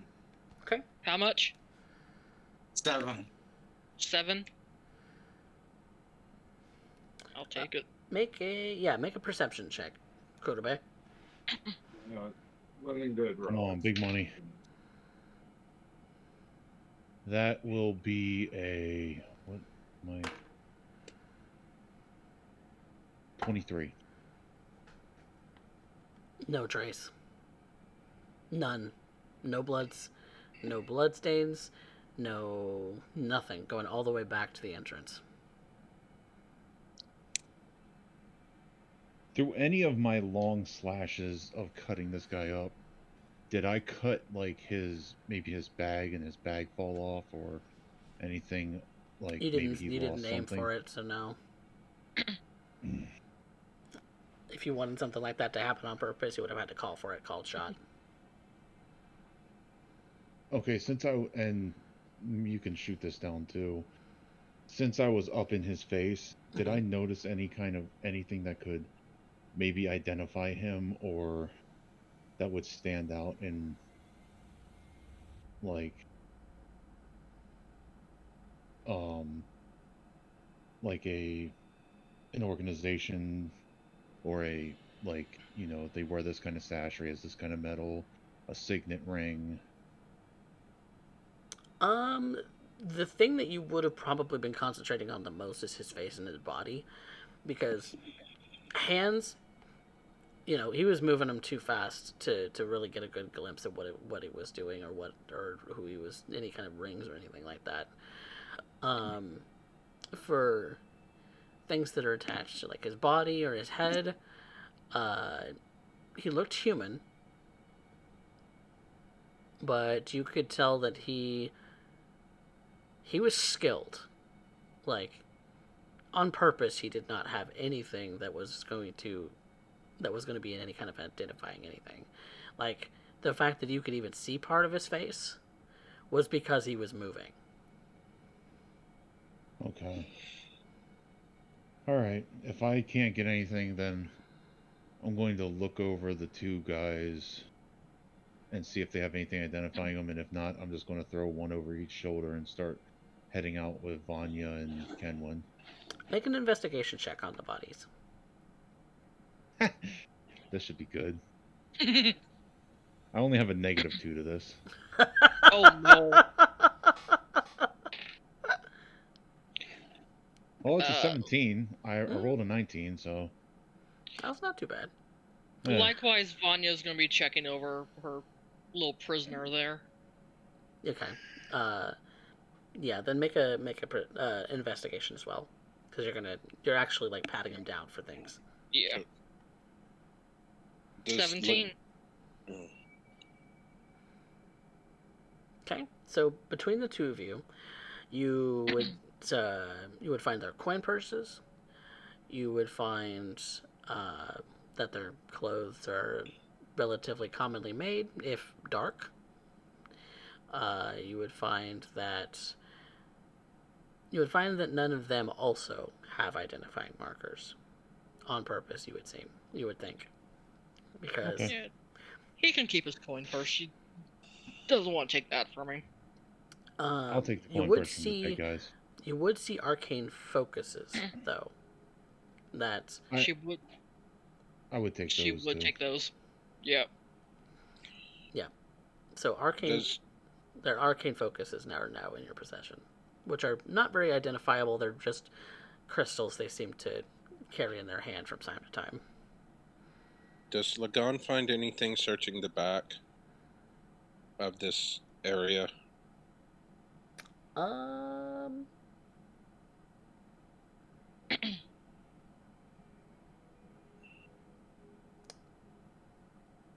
Going deeper into the chamber, Mm-hmm.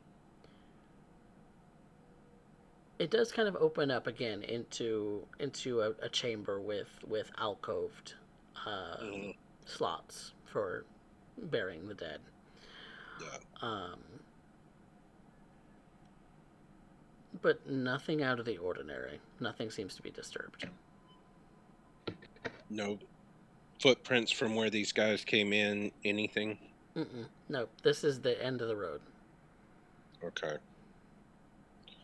Lagan's going to stay on high alert, and Spirit Guardians is still up for however much is left of the 10 minutes. Okay. Yep. You still How have much most were of in the the 10 coin minutes. purses? Between the two dead ones, let's see.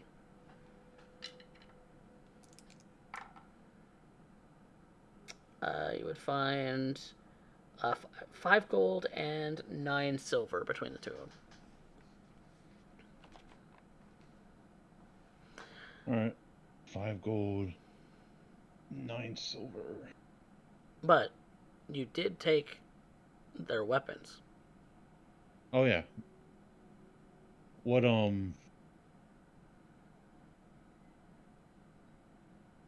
So the weapons that you found, that you have in your possession now, they're all short swords. The they're pretty well made. The one from the necromancer seems to have a little bit of a sort of magical runes etched in it, though. Okay, 3 plus 1 special one. Yeah, 3 Okay. ordinary ones, 1 special one. All right. I figure I'd shove them in my pack, like strapped to my pack when they gave up. But I'm just going to throw the 2, one over each shoulder and or under each arm, and start walking out with everybody, looking for any signs that I can see if I can pick up a blood trail. No. And Vanya and Kenwood would be escorting their life prisoner. When Lagan catches up, take one from back. Ah, thank you, sir. Carrying him over his shoulder like a sack of potatoes. Yep, like you do.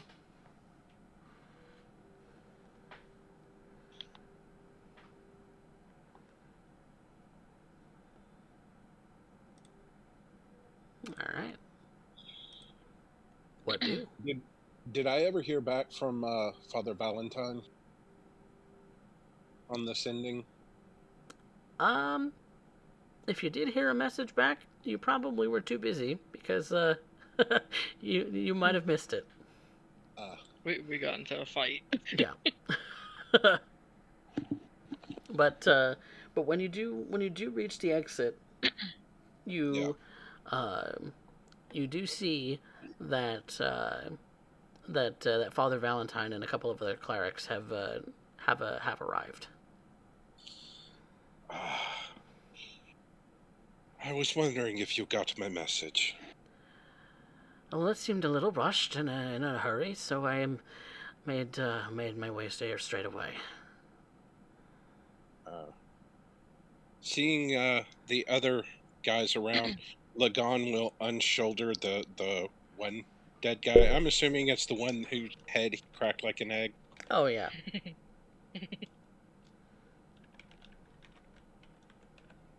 These guys were up to no good. It seems your theories about unfortunate things are still going on. We did, however, manage to get this one to surrender with no problem. The guy leading the ritual got away, unfortunately. Yes, he took some grievous wounds and then used some sort of trick to just disappear.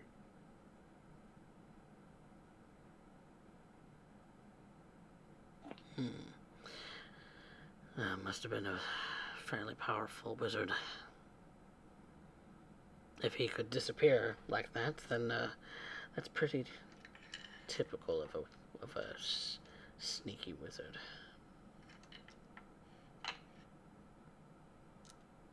Do any of you need help? Should be fine.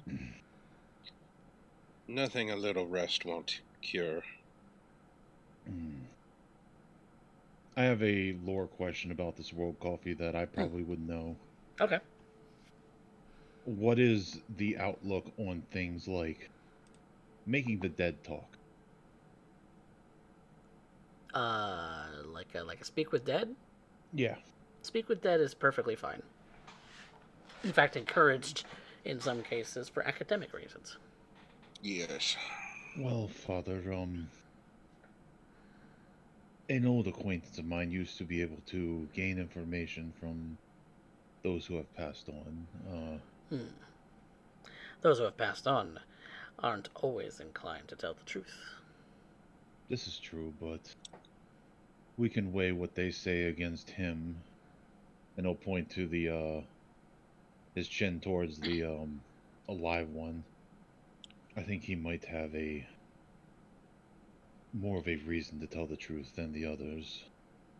Combined with Zone of the Dead, Zone of Truth, speak with the dead is either they're not going to speak if they're going to be untruthful, or they're actually going to tell you the truth.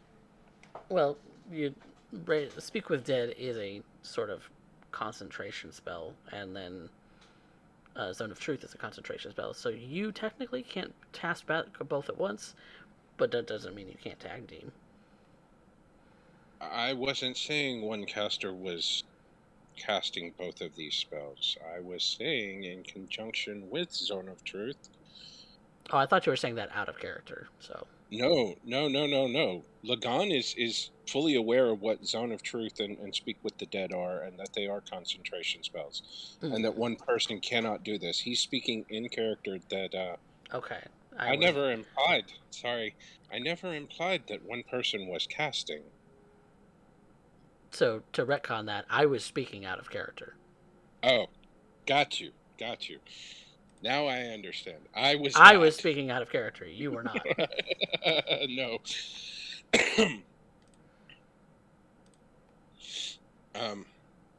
So yes. We can do this. I could use a little touch up.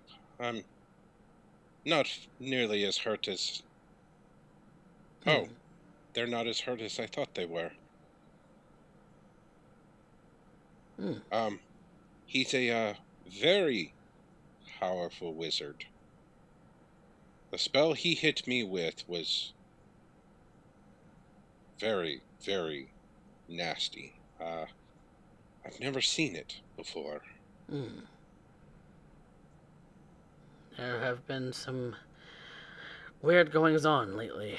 Hopefully this drives whatever it is away. And as he says this, he's looking at Zephyr. Is healed because Zephyr was hurt really seriously by that spell. Yeah, he's still cowing a little bit. But I could use a little help. Not a problem, my friend. And he's gonna cast a Cure Wounds on you. Okay.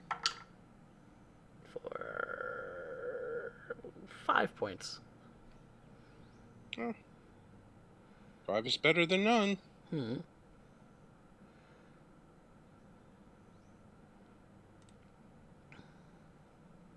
Alright. Did either of you get a good look at this fella? Did I get a good look at this fella? No, Kurebe was the closest, and even he didn't get a good look at him. Not a good look, but a look. I would describe the basic features that I saw, but say that I couldn't say for certain. The most that you know would be human male, so... Who was it I saw that looked elven? That was the guy that we ran into on the way in. Okay. Yeah. The guy Gotcha. the guy that was incapacitated by a trap. Okay.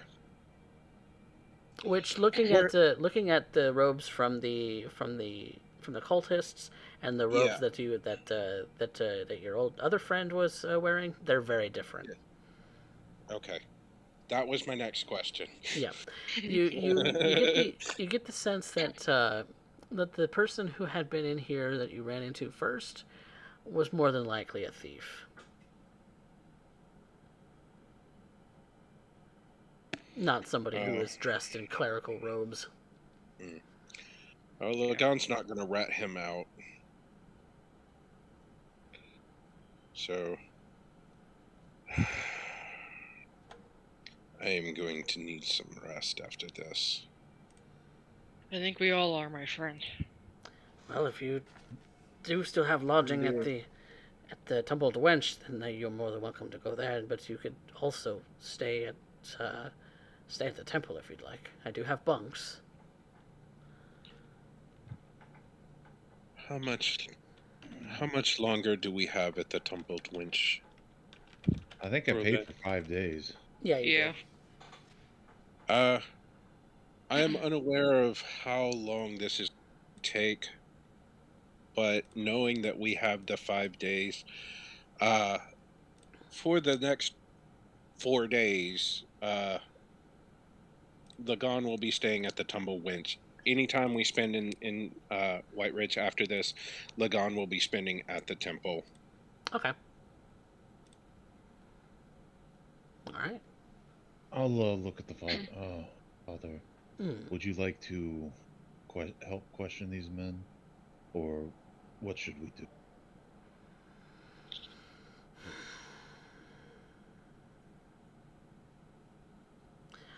Well, questioning them would be ideal. I generally don't question the dead, as they've already paid their penance. I can assist. It is really up to you what it is that you feel is necessary. Well, as my friend Kurube says, trying to corroborate tales, it might be beneficial to ask them some questions. I'll look over at Lagan. Well, if you want, you can, since you can do this, you can take the deads, and I think me and Vanya might separate and have a chat with our breathing friend. So before we split up, for this, I would need to know what specifically you're wanting to ask of the dead. Yes.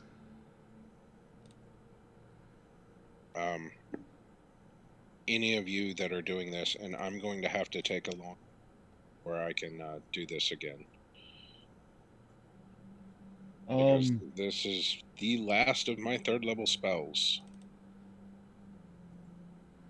I'm going to basically ask the guy, you know, what were they up to? Who is their leader? What is their organization? Where do they come from? That's kind of my thinking.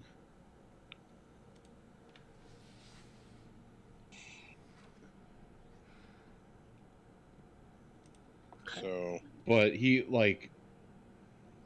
I would just be leaving it up to your judgment. I can ask up to 5 questions if I remember right. Yeah. That's correct. Okay. And then I'd have to take a long rest to do so with the other. Okay.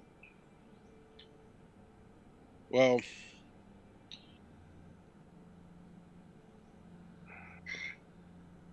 you know what? Actually, I'm going to have to take a long rest before I can do this anyways. Well, I'm out of 3rd level spells, so... Oof. Okay. I'm almost out of 2nd. I'm going to cast Cure Wounds at 2nd level to heal myself completely. And go ahead. In that case, maybe we should question our friend here to get our own answers, and then take all these to the guard for an official investigation. I'm sure that they have clerics on staff that could do that. If you were going to... Well, I can do this. I'm just out of the level of spells required other than for Zone of Truth. Okay.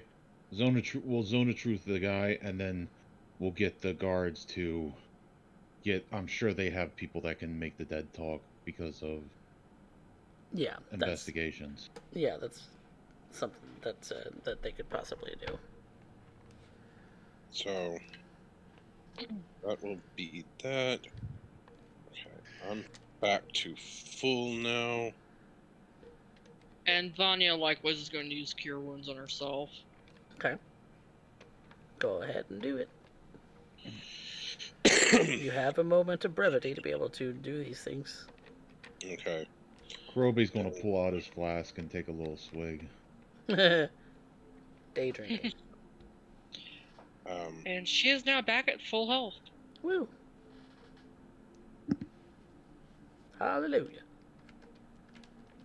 It's a natural painkiller coffee. He's medicating. They don't have ibuprofen, and his joints are kind of hurting after that. Don't drink to medicate, kids. Yep. And then she's going to turn to Kurobe and use Cure Wounds on him at level 1. Okay. Because he did take some damage. Yeah. So. And he's an old man. 11 points back to you. Alright, that should put me back at full. I don't think I even took that much damage. No, you didn't. I'm sorry, Coffee. I took 8 damage total. Yeah. Yeah. I figured it wasn't too high. That's why I said it was at level 1, not at level 2. Yeah. Well, you kind of get yourself settled and heal yourselves up for a moment. Are we going to try and question this guy before handing him to the guards? Yes. That's up to you guys. Yes. Yes. All right. If you'll let me know when you're ready, I will do this. I'm sure he's just kind of like sitting over. Kurobe's going to walk up and sit down right in front of him. And, like, kind of face to face.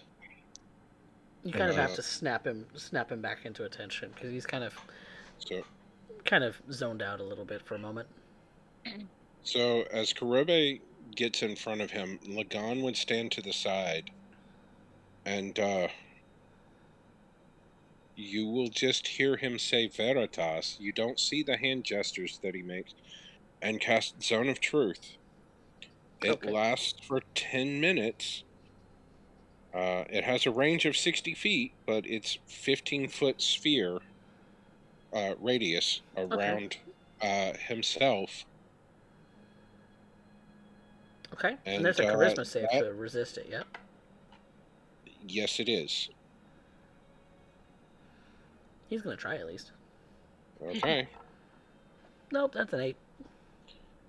Nope, does not save, so he cannot speak a deliberate lie while in this radius. Okay. Korobe's not even going to And, try to resist it. He's just sitting there. and I know whether they succeed or fail. Yep. You know that he is zone of truth. You are now only limited by the 10-minute time limit, but Okay. for 10 I'll, minutes, he can't tell you any untruths. I'll kind of put my hand on his shoulder. Now is the time we talk. He just nods. Who are you? I'm a local. Name's Jerry. What were you doing here? I thought we were just looting.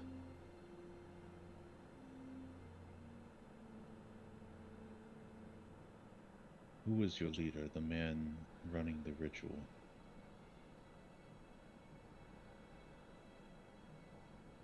I...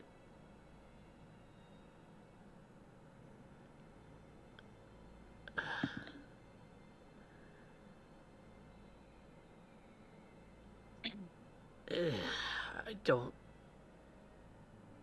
I don't remember. How did you meet?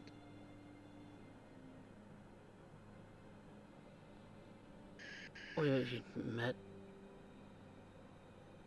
on the street.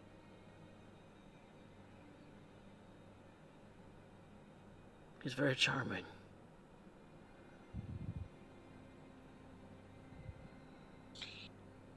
What about your friends over there, lying on the ground?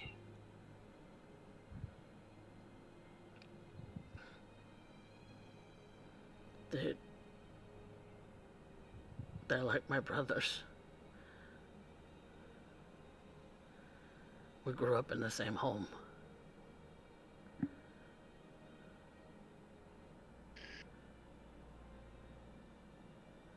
I'm sorry for your loss.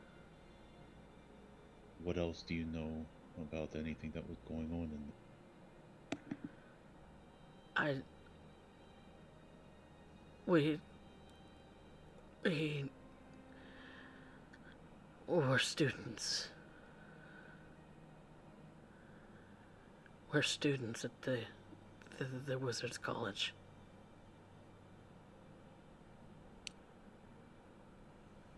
Was the leader a student there as well? I don't know. The first time I met him was yesterday. I would think he, from the level, would be a teacher, not a student. You never know. You never know. I'm there, but I would think he would be more of a master than pupil or apprentice. Fair. What were you trying to accomplish in there? What did you come here for? I came here because I needed money. Was it to loot or were you being paid? He paid. Or was going to. He said he would pay when the job was done. I don't know what he did. It's magic I've never seen before. He was trying to bring the dead back. That's taboo. It's never stopped people before. You Seems were a got over part your of head. it. I swear I didn't know. That is understandable.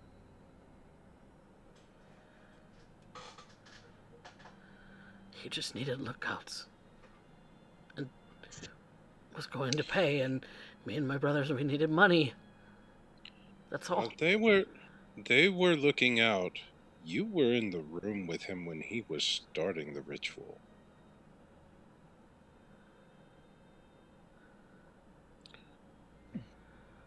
Like I They said, were outside of the room. You Since- were not. It's not something I've ever seen before. I couldn't even begin to describe what he was doing. And even if I tried, Do you remember what you heard?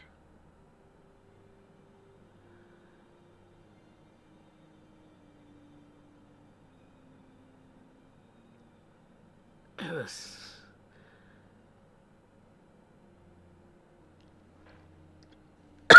I don't even know.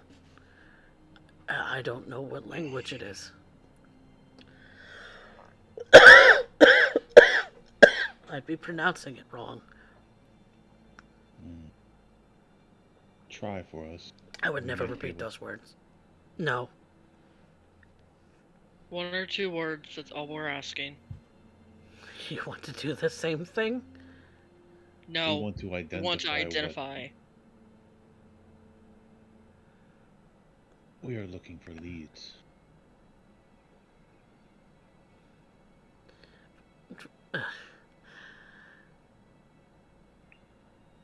I would be cursed if I uttered those words. They felt wrong. Very well. Did you notice anything particular about this man? An accent? Did he wear any kind of special jewelry? No, but his accent's a little like Kombe. He's not from here.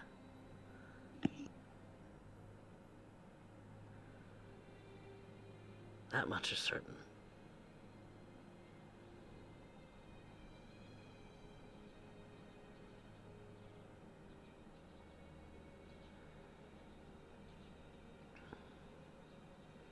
I'm going to look around and see if anybody else has anything else they want to ask him.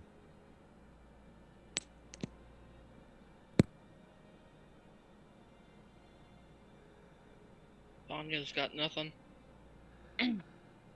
I missed that last part.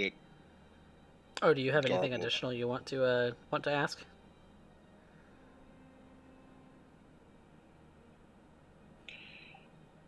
I think You know where the man who went invisible may have gone. Invisible.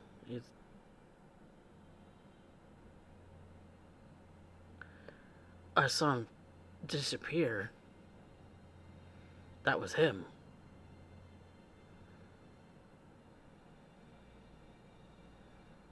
Do you And know where he then- might have gone? No.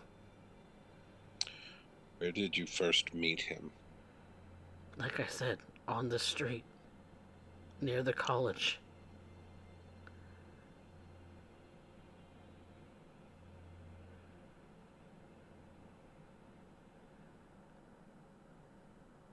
I certainly hope you've been truthful. I believe you would know.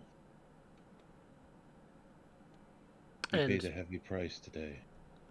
And yeah, there is no lie coming from him.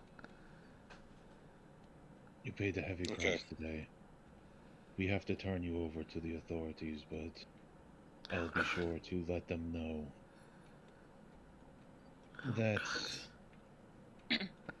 you cooperated and made a stupid You're mistake. police? No. Then who But are we you? are here. We are here under the authority of Lord Hero. Lord Hero. Oh, God. He knows nothing important. He's just a kid. You should let him go. For what was going on down there, I don't think that's a good idea. Let the While he authorities doesn't deal with him. deserve, yeah, while he doesn't deserve to lose his life or spend significant time, there is still justice to be had. I'm sure they'll take into account that he did He's not the one surrender. that's in danger. I would tell Father Valentine it might be wise to have some guards around here in case he comes back. I will pull my weight and I will see what I can muster. I'm surprised they haven't done so before.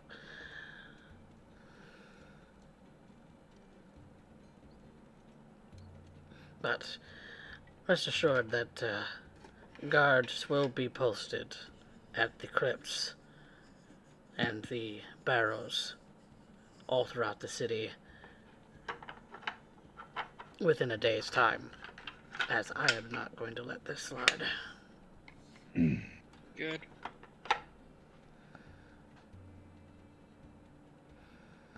And let's just say that I have the ear of some very important people. We noticed. Whatever you think is best, Father.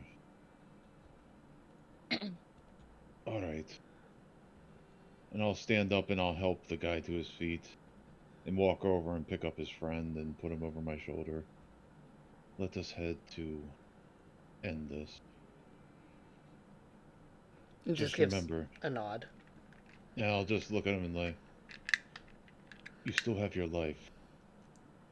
You still have a chance to rebuild and repent. You surrendered. You cooperated. I'm sure they'll take that into account. You don't know the guards. They don't like street rats. Oh, they've got to be a right side better than where we just came from.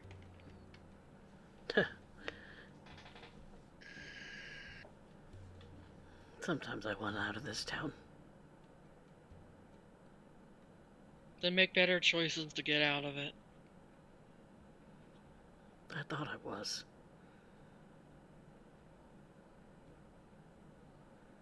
And he just kind of slumps a little bit in the ropes that he's bound with.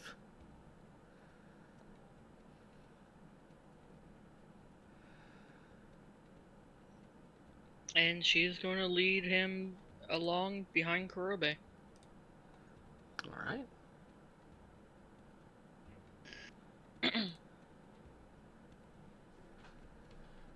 So you all make your way back into the city. And what do you do with your prisoner?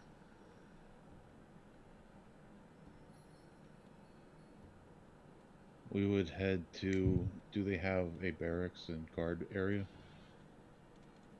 Yeah, there's a sort of central guard station that kind of does the intake of prisoners and, jail keeping and all of that.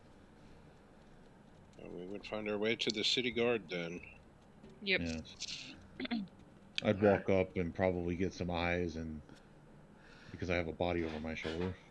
Yes, you do. Mm.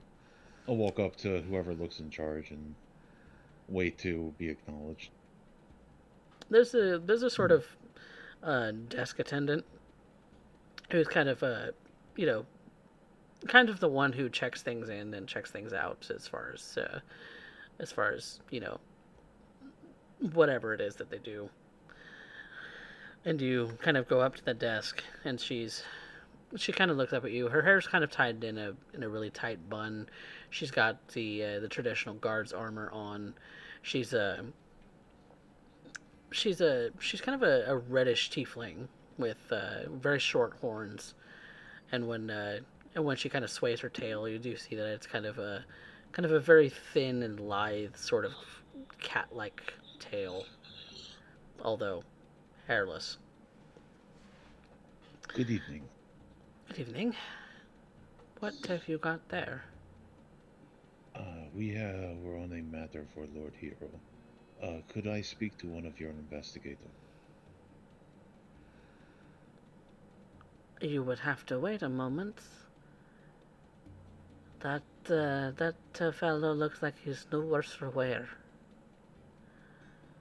Two of them aren't going anywhere, and the other is quite resigned to his fate. What happened? We were sent. Go ahead. We were sent to investigate the talk of curses in the crypts and burrows of the area. And discovered many things, but further investigation is needed, and well, we would like to pass on all the information we have to get the ball rolling for you guys and discuss what to do about our friend here. And I'll look over to the living one.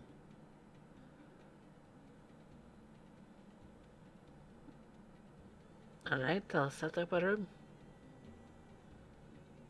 Much appreciated. And I'm sorry for cutting you off, Lagan. Did you have something to say?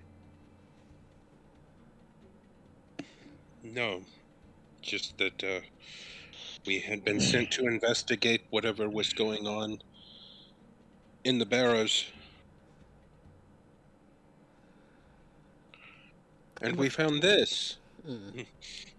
And before too long, she does have a a room set up for you all, and you're able to provide your side of the story to the investigator there, and they take your statements. They take the two dead fellows off of your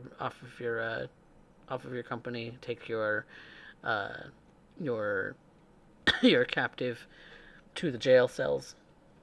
I would like to talk to him about our live friend. Yeah, you're able to convey all of that. I was just kind of... Okay, I wanted to put in a good word for him, since I believe that the three of them, while we're just in the wrong place at the wrong time and did something stupid for money, that I don't think they are criminal masterminds. That a slap on the wrist is probably good enough for him. Yeah. And Vanya would have handed over the one arcane focus she had taken off of him. Okay. They're very happy that you found that and were able to take it off of him. But yeah, I can hand over the arcane focuses I got. Okay. Are you keeping the swords? Yep. Okay. All right. So you have 4 swords. 4. Yep, you have 4 swords on in 3 your bag. swords and a special one. Mm-hmm. So you're able to finish that up. It takes you kind of well into the evening to get all of that sort of booked and logged and everything told from perspectives and everything like that. So it is about the time that you would probably call it in for a rest anyway, as the sun is setting over the northern province of Argyll. Is there anything you would like to do just before bed? I would head towards the town hall. Okay.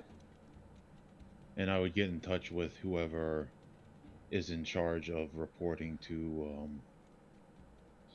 Lord Hero. Lord Hero.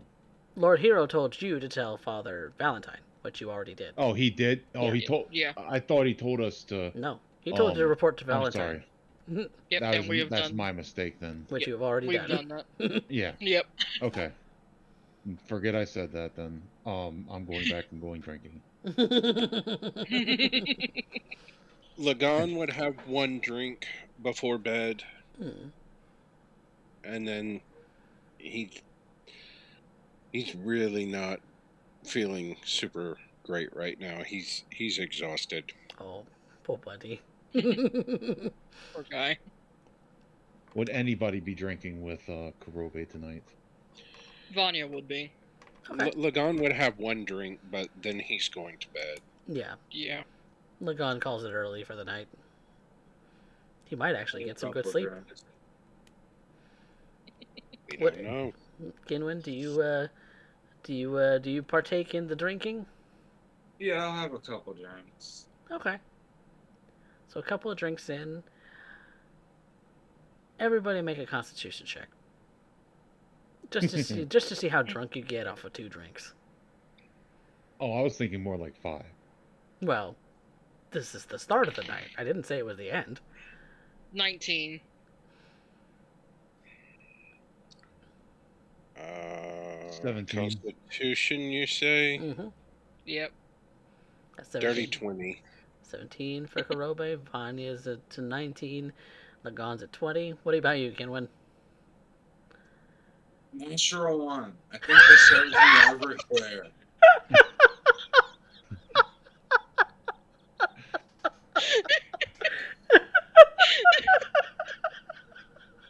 One drink, no, one drink in, Ken was poor- like, I love you guys. And just fucking passes out on the fucking floor right then and there.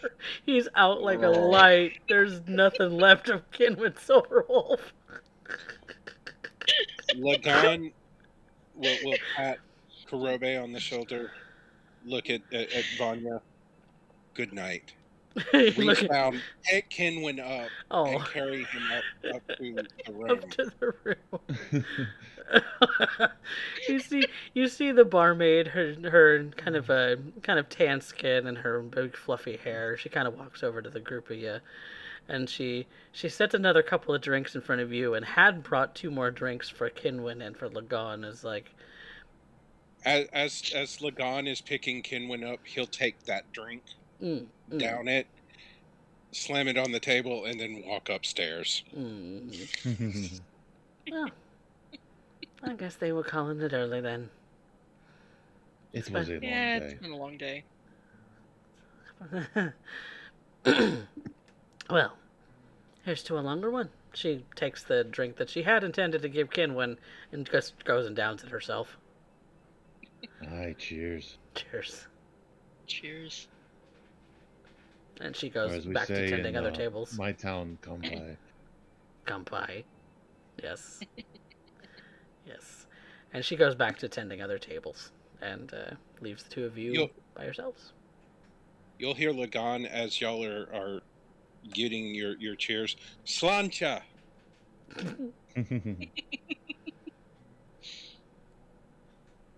Oh.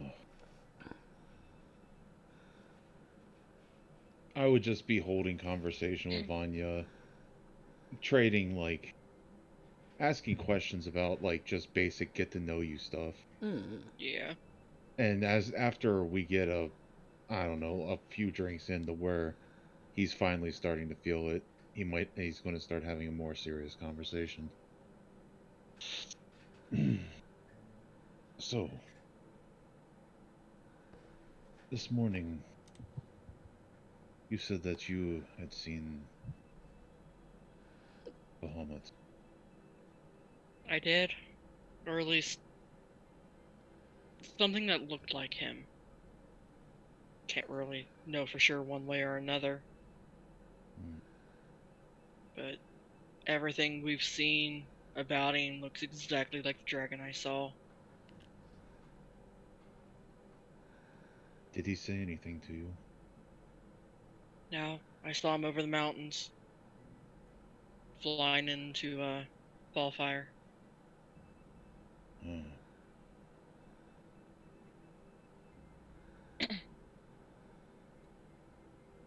But it was weird that day. I don't know how long exactly the thing had been over there, but it'd leave for weeks on end and come back for even longer, leave again, just to return. Leviathan is what they were calling it. Didn't like the feeling of it. Take what we were feeling down there in those crypts and multiply it by who knows how much, and you'd have our existence for so long. The day I saw this dragon, the day that thing vanished.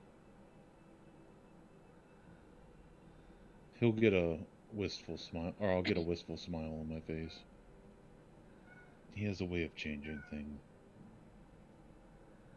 I'm coming to notice that.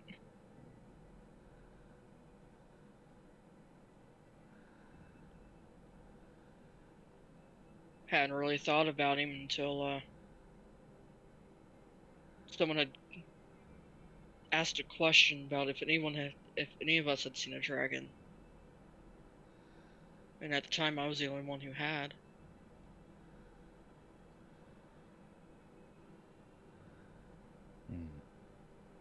Ever since then, his symbol, his name, been popping up here, there, everywhere. Even when we're not going looking for it.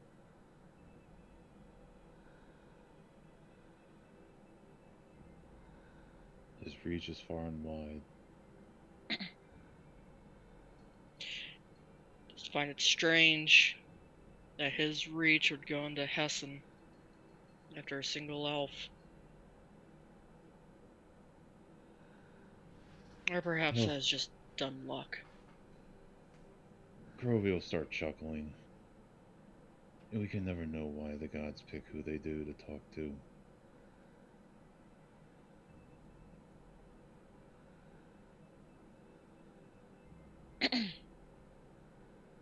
And she'll be silent for a moment, and then finish her drink and get up. I am turning in. Oh, follow you. And I'll down my drink. The next time we go drinking. If you buy me enough rounds, maybe I'll tell you my story too. And he'll get a smirk. Like it's a challenge. Oh. Challenge accepted for later, then. I will say one thing.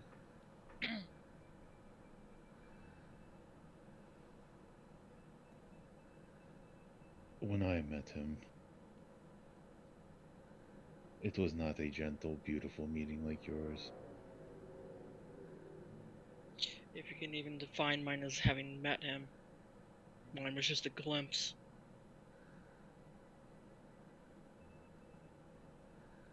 Well,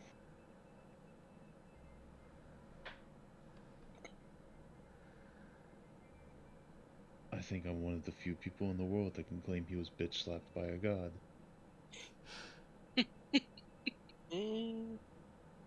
You'll get a laugh out of her, but that's for another time. Let's turn in. It has been a long day and I am sore. So when Lagan gets them up to the room, Lagan is going to take a chair and wedge it against the door so that it can't be opened from the outside. Because he is exhausted. Does not want to be disturbed. At all. Nope. We have a guard puppy. I'm going to go yes, we have a guard puppy. We have a guard puppy and an elf who only needs 4 hours. Yeah, I don't.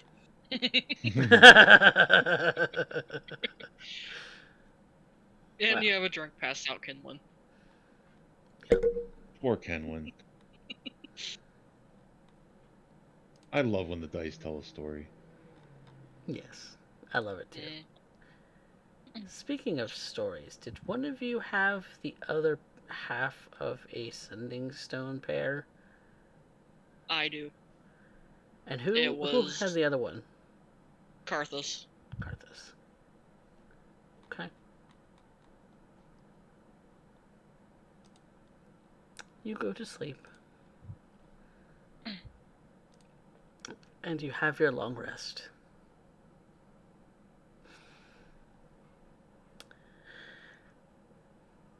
And that's where we'll leave everything for tonight.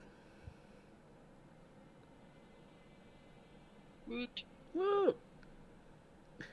Poor Kenwin. I am I am though now curious as to why you were asking about the Sending Stones. Because I needed to know, because you hadn't written it down. Oh, I hadn't written it down on Roll20. That's right. Yep. Okay. That's where I know everything, so... Yeah. I was looking for the note for I it, and I thought was I like, oh, I had. don't understand where... What do? Yeah, I thought I had. I'll put that in tonight. Oopsies. Yep.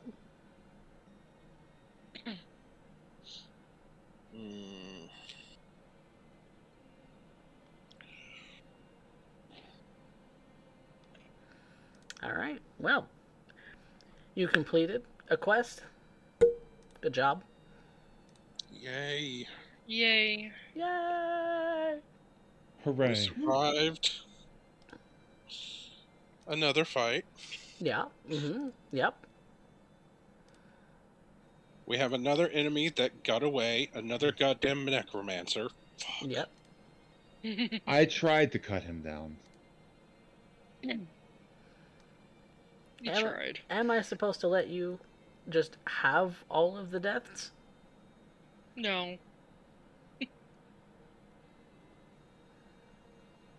That is not for me to say. I can only deep so hard. You can only deep so hard. But you have some new swords in your possession. Oh yes. Could I have spent a little bit of time with the special sword and try to get the inner workings of it? Like sit with it and for an hour and it will tell you want to what attune it to does. it? Yeah, why not? Okay. I will make that apparent to you. You have the information, and it is in Roll20 for you.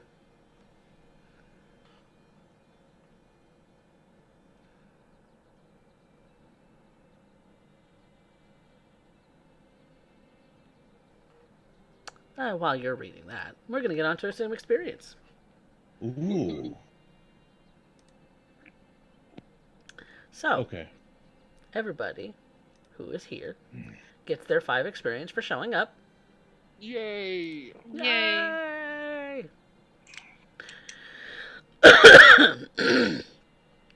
You have indeed completed a couple of objectives today. Okay. You completed seeing the wonderful Lord Hero. You completed the objective of going to the barrows, or at least one of them, and clearing it out of things that were going on nefarious. I think that grants you additional 7. Oh. Woo! I'll take it. And then we have the roleplay experience. So who pushed the plot? Who pushed it in its general direction today? I'm going to throw Vanya's out there for kind of taking over lead in the barrows. I would say Kurobe with the discussion with Lord Hero.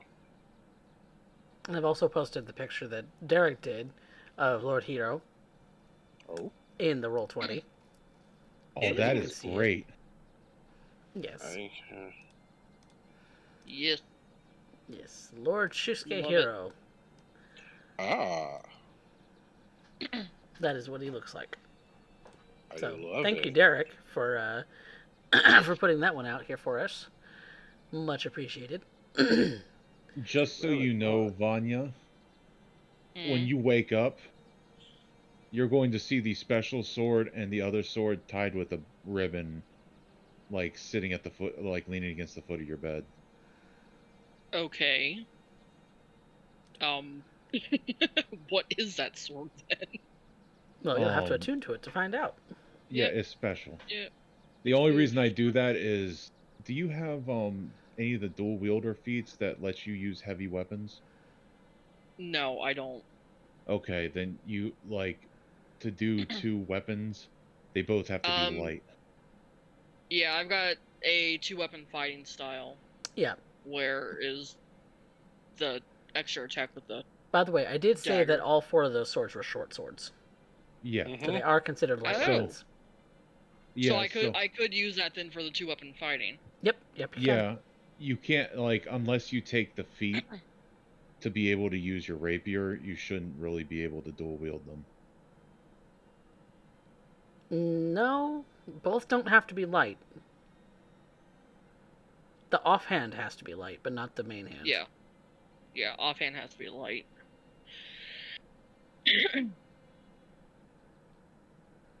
But yeah, the all 4 of those are short swords, so you don't have to worry about any kind of heavier swords in the moment.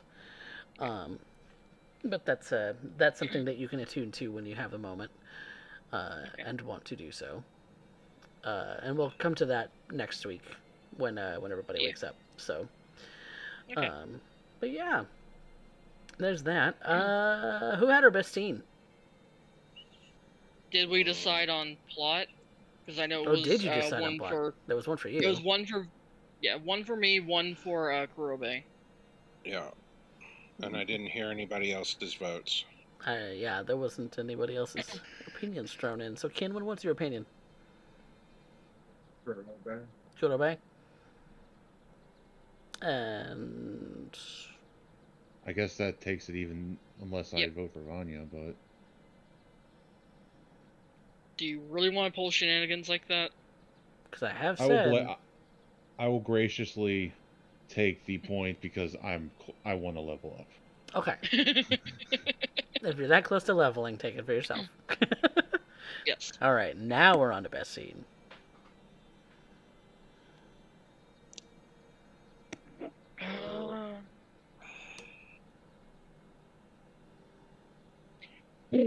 I kind of like the scenes between me and Vanya. Ooh. Yeah. Mm-hmm. I can't pick. They're all just too good? The conversation between Kurobe and Vanya. I can't pick one, is what I'm saying. I guess they had a couple today. Yeah. Yeah, so make sure you go with them then. Okay. And did you want to pick between the two of you? Vanya and Kurobe?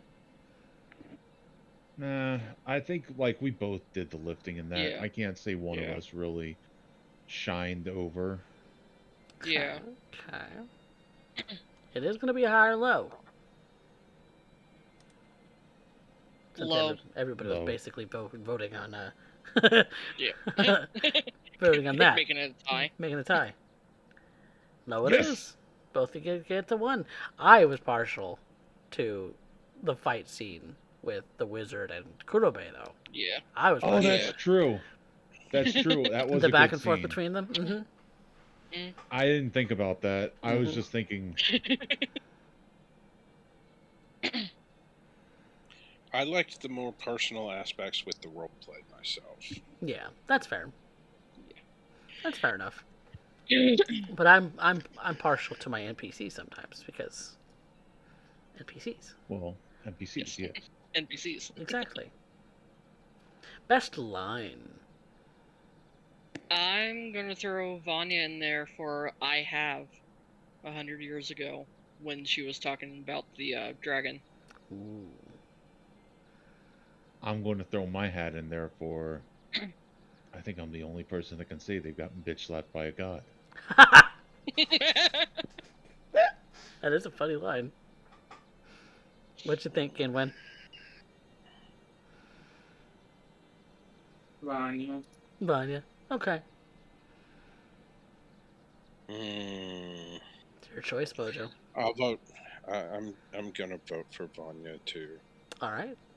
I don't want another tie. I don't want another. That is completely fair. Vanya gets the line then. Now we have our audience favorite, which I think should be finishing up here fairly soon. But, if everyone could please vote in the audience favorite. We only have one vote on the table so far. So, yeah, only one vote, and that's on Lagan right now. I have 58,000 points. I can vote. No, you're a cast member. You can't No, vote. you're a cast. You can't vote. You can't vote when you're in the cast right now. You can't vote. You can vote when you're not in the cast in that day. Like if I you were to do take a when I day get off. sick. Yeah. The day that I'm not a cat, like in the game, and I'm not just watching, I'm going to spend them all. Yeah, I know. I know you are. That's what I do. That's what I do when Raven I'm does. sick and I'm not in Derek's game. That's Right? what Raven I just do. fucking dump all of my points on my That's favorite what I player do on for the that rare day. occasion I can't make the game. That hasn't been lately. No, yeah. Yeah. Yep. Like, I won't say the last time I was seriously sick enough to miss a game was actually when we went on holiday break for Edmonton. Oh, yeah. So you didn't even really miss a whole lot. No, I didn't. I didn't miss anything at all. The good thing is, after next session, no matter what, I'm going to be able to level. Ooh, Good. nice. Very nice. Good. Hell yeah. Get your votes in, everybody. Because we're going to be signing off here pretty soon. But how did y'all enjoy the game? Loved it. Great. Always a pleasure. Got to pull some sneaky bullshit today. You did. There were only traps in that front room. There were not any traps past that. And poor Kinwin. Poor Kinwin. Poor Kinwin. Oh, I love it. I love that he's... I'm sad a little bit because the dice have kind of turned him into a little bit of a doof. a little bit of a klutz, a little bit of a doofy guy. But he's well intentioned. He's so sweet. He's confused, but I got the spirit. Yeah. Exactly. He's just adorable, and you know. He also gets to pick up his necklace next time we play.